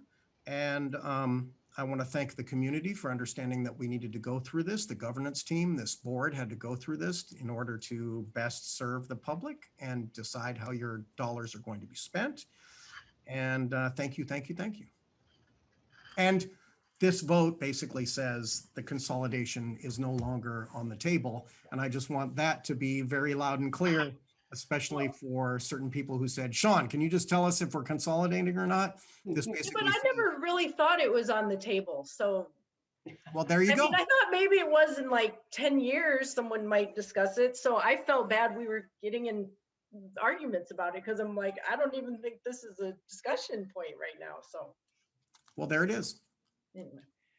But just on behalf for Lyanne and I, we just thank you all. This has been a really good process. We do this a lot, and I know this took a while, but there's no question in my mind, like the direction that we're going is perfectly in line with where the board wants to be. And we still have many opportunities to make fine adjustments. So it's been a great process. Thanks for hanging in there with us. Yeah. Thank you. Thank you both. Go home soon. Well, you're home and soon. Good night. You. Good night. Bye. Good night. Thanks, Lyanne. Thanks, Mark. Thank you. Thank you, guys. All right, next item is 5K, the ratification to the incorporation of new contractual language for transitional kindergarten and full-day kindergarten as agreed upon between the Cabrillo Unified School District and the Cabrillo Unified Teachers Association. Dr. McFetrich. Yeah, I'll present on this and I'll try to make this brief. I do appreciate, as I said at the top of the meeting, the collaboration that we've seen from CUTA. We did have to negotiate the impacts of extending the kindergarten day, of full day kindergarten. If anybody wants to see that, there's contractual language that we had to do. And we were advised by council to have you ratify that. And that is why we're bringing it. I really am grateful to the collaboration. In a nutshell, what this means is that you will see where in the past we had some staggered schedules to provide for at some schools for, and this goes back to Kim's comment about having a unified equal access and sort of like services to everybody. In the past, there were, times when some students, if you looked at the schedules, kindergarten students would go home early, so other students could have small groups. In the past, that took different modifications. In this way, we're codifying sort of a value that I'd heard from the board and heard from the community, that we wanted to extend the kindergarten day. And there are actually public comments on this that I think you need to read, Ms. Cortez, on this, but I wanted to introduce this and just say I'm very thankful. I'm very grateful to CUTA for working with us on this, and Dr. Bhatia will be working, and Mr. Contreras will be working on allocating more resources, hopefully, so that we can maintain the small groups for kindergarten in the afternoon, to preserve that value for our teachers, which we think is good for the teachers and good for the kids to have those small groups. But we do think this will be of benefit to students and to families, because we think it'll be better for early literacy, and we think it'll be better for more convenient schedules for families who have said to us, well, you're about to hear what they've said. I think they came with some comments. President Cortez, I'm sorry, I jumped into that to give a summation, but let's hear it from the parents, if you don't mind. And you're muted, President Cortez. Okay. Yes, thank you. I will start with the first public comment, and this is from Sonia Huerta, who is a parent. And no one will be presenting, but anyways, her comment reads, I strongly support large kindergarten hours.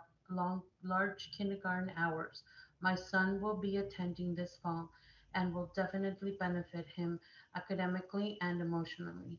He is speech delayed. However, being able to go to in-person school and interaction with both the teachers and classmates has helped him improve. Next comment is from Pablo Oropesa, who's a parent, and his message reads, we are interested in having our son in kindergarten in the Cabrillo School District, but our concern is the minimum 3-hour schedule. Please adjust the schedule to allow the kids to be in school for the 5 hours like other school districts.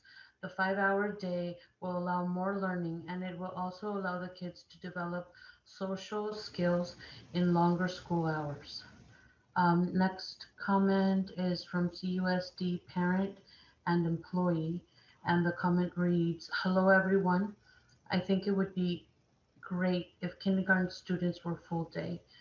As a working parent and mom of a soon-to-be kindergartner and TKer, I see it is being beneficial for the kids who may be missed out on preschool due to the pandemic, as well as some who might have struggled to attend and did not get in as much instruction time or did not get the opportunity as students before them. It would also be a little easier for working parents to make accommodations or break times in order to pick up their students and siblings. If it is a consistent end time year round, as long as the teachers are in agreement and staffing is available, I see it as a win-win. I am in full favor of kindergarten full day. The following is in Spanish, so I'll just go ahead and read. And this is from Blanca. Mamá, en su mensaje lee, mi nombre es Blanca, escribo este mensaje con la esperanza que sea tomado en cuenta en nuestra petición. La educación de mi hijo y sus compañeros es importante para su futuro. Mi preocupación es grande desde que escuché que las clases de kinder podrían ser de solamente 3 horas. Creo que sería mucho más ayuda para nuestros pequeños que sus clases sean de 5 horas. En lo personal, para mi niño que está aprendiendo el inglés, espero contar con su apoyo y para que esto sea posible. Y de antemano, gracias por tomarse su tiempo en leer este comentario. I can basically try and translate it. Basically, it says, my name Um, my name is Blanca, and I write this message with the hope that my comment will be taken into consideration. The education of my son and his school partners is very important for their future. My greatest worry, ever since I heard that kindergarten might only be 3 hours long, is saber, uh, is to know that they won't get as much help, being that they're only there for 3 versus 5 hours. And on personal level, my son is is learning English as a second language. I hope that I could count on your support in this, and possibly in this.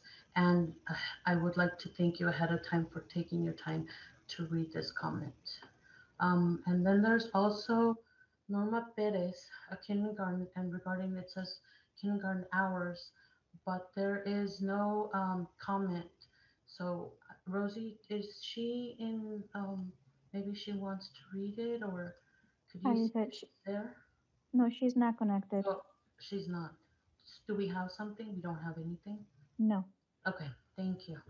And those are the public comments. Seeing that we read the comments, I will move on to a motion to approve. So moved.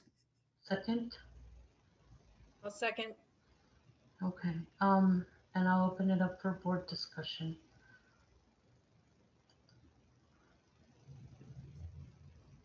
No? No questions. Discussion? Thank you. I think this is great for students, great for our community. And I'm happy for the partnership that's making it happen.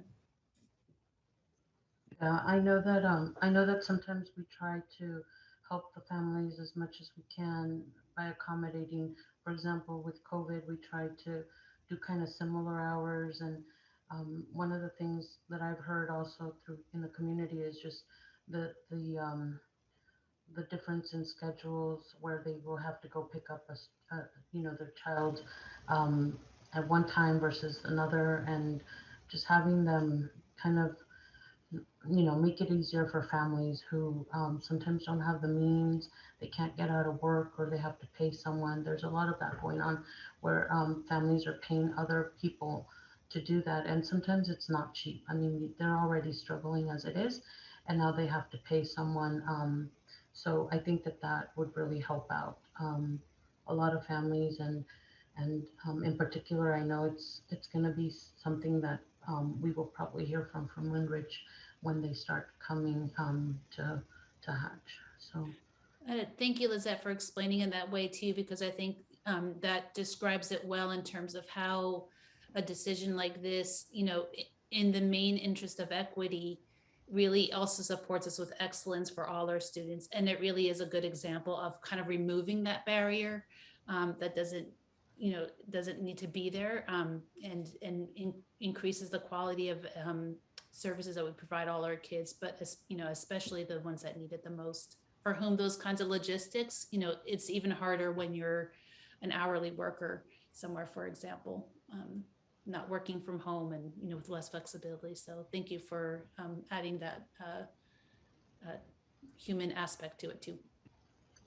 And I'll say, from being a working parent, and that was the most nerve-wracking year, was transitioning from full-time preschool, where my child was right next door to where I worked, going into kindergarten, and then trying to find childcare, and that split is stressful. And so I know quite a few working parents who chose private schools or a different district so their children could have full day kindergarten. I didn't think of that 100 years ago, but it's not only an equity issue, but it's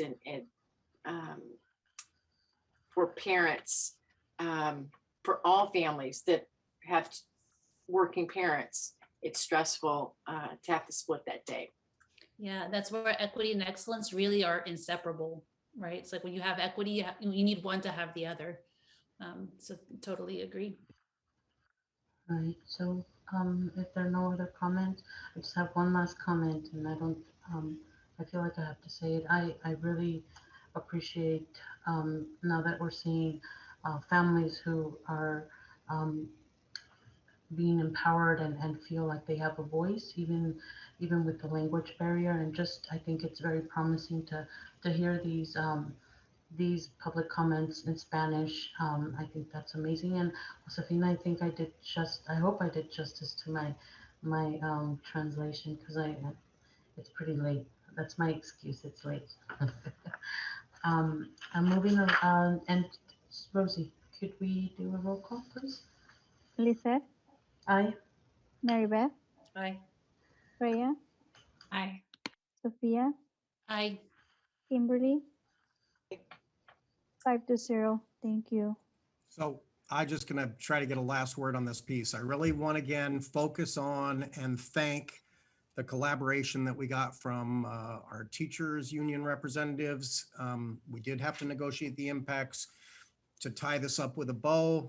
And so I appreciate their collaboration. And I really appreciate Dr. Bhatia in particular and the work that she's been doing with kindergarten teachers. Of course, transitional kindergarten teachers now with this new contractual language will be able to push into kindergarten classrooms. There aren't transitional kindergarten classes at every school, so we will have to look at other staffing. And we've talked about this with the principals. And tomorrow, now the folks can start talking to our new incoming kindergarten families to let them know about this. And we do hope that this will be better for our students, better for our families. And I do just thank CUTA for the spirit of collaboration to make this work, knowing that it required negotiation, but it also, as I heard from them, it gets us back to a vision that was had in this district before. And hopefully we will, now that it's codified, it is a codified vision of what we will do, and we will have to resource it appropriately so that our teachers are able to work with small groups. So thank you to the board, thank you to CUTA, and we think this is good for kids and families. Thank you. And our next item is 5J. Oh, no, L, sorry. It's the approval of a reopening article within the bargaining agreement between the Cabrillo Unified School District and the Cabrillo Unified Teachers Association. So I will cover this part of it. In the consent item, you saw what CUTA has opened as sort of sunshine openers to talk about what they want to negotiate as articles of the contract in the new year when we get back to the table in August. And that includes numerous things. You've seen it in the consent calendar, and this is our sunshine.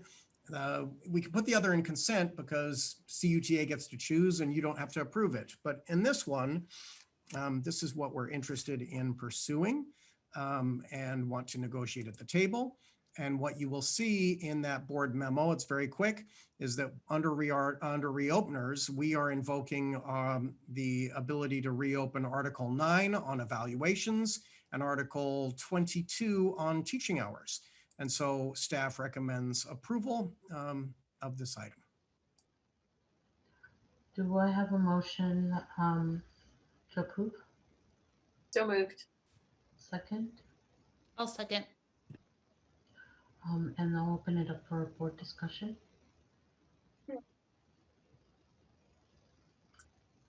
No? All right. Seeing that there isn't any board feedback, I will ask Rosie to do roll call. Lizette, Aye. Mary Beth, Aye. Freya, Aye. Sophia, Aye. Kimberly, Aye. 5-0. Thank you. Thank you, Rosie. Next in our agenda is item 6, future events. June 11th, special board meeting, closed session. It's tomorrow. And it's via conference. June 16th is a visual and performing arts committee meeting, and it's via Zoom at 3 o'clock. And on June 24th is regular board meeting via Zoom at 6 p.m. And with that, I would like Wait, to... real quick, can I just clarify? Do we Yeah. have a meeting the next morning as well on June 25th? It's not here, but I'm assuming We do. Okay, I just, yeah, that's right. Normally it wouldn't come until later. I just wanted to check just to be sure. Okay, thank you. Yes. Okay. Do I have a motion to adjourn the meeting? So moved. Second. And Rosie, will you do roll call? Lisette, Aye. Mary Beth, Aye. Freya, Aye. Sophia, Aye. Kimberly. Aye. 5-0. Thank you all. Okay, so does anybody have a discussion on this or no? All right. Bless Rosie and Josefina, and bless you as a governing team, and bless my colleagues Leticia and Jesus. Thank you so much. And thanks for a good meeting. Thank you. Thank you, everybody. Have a good night. Good night. Thank you.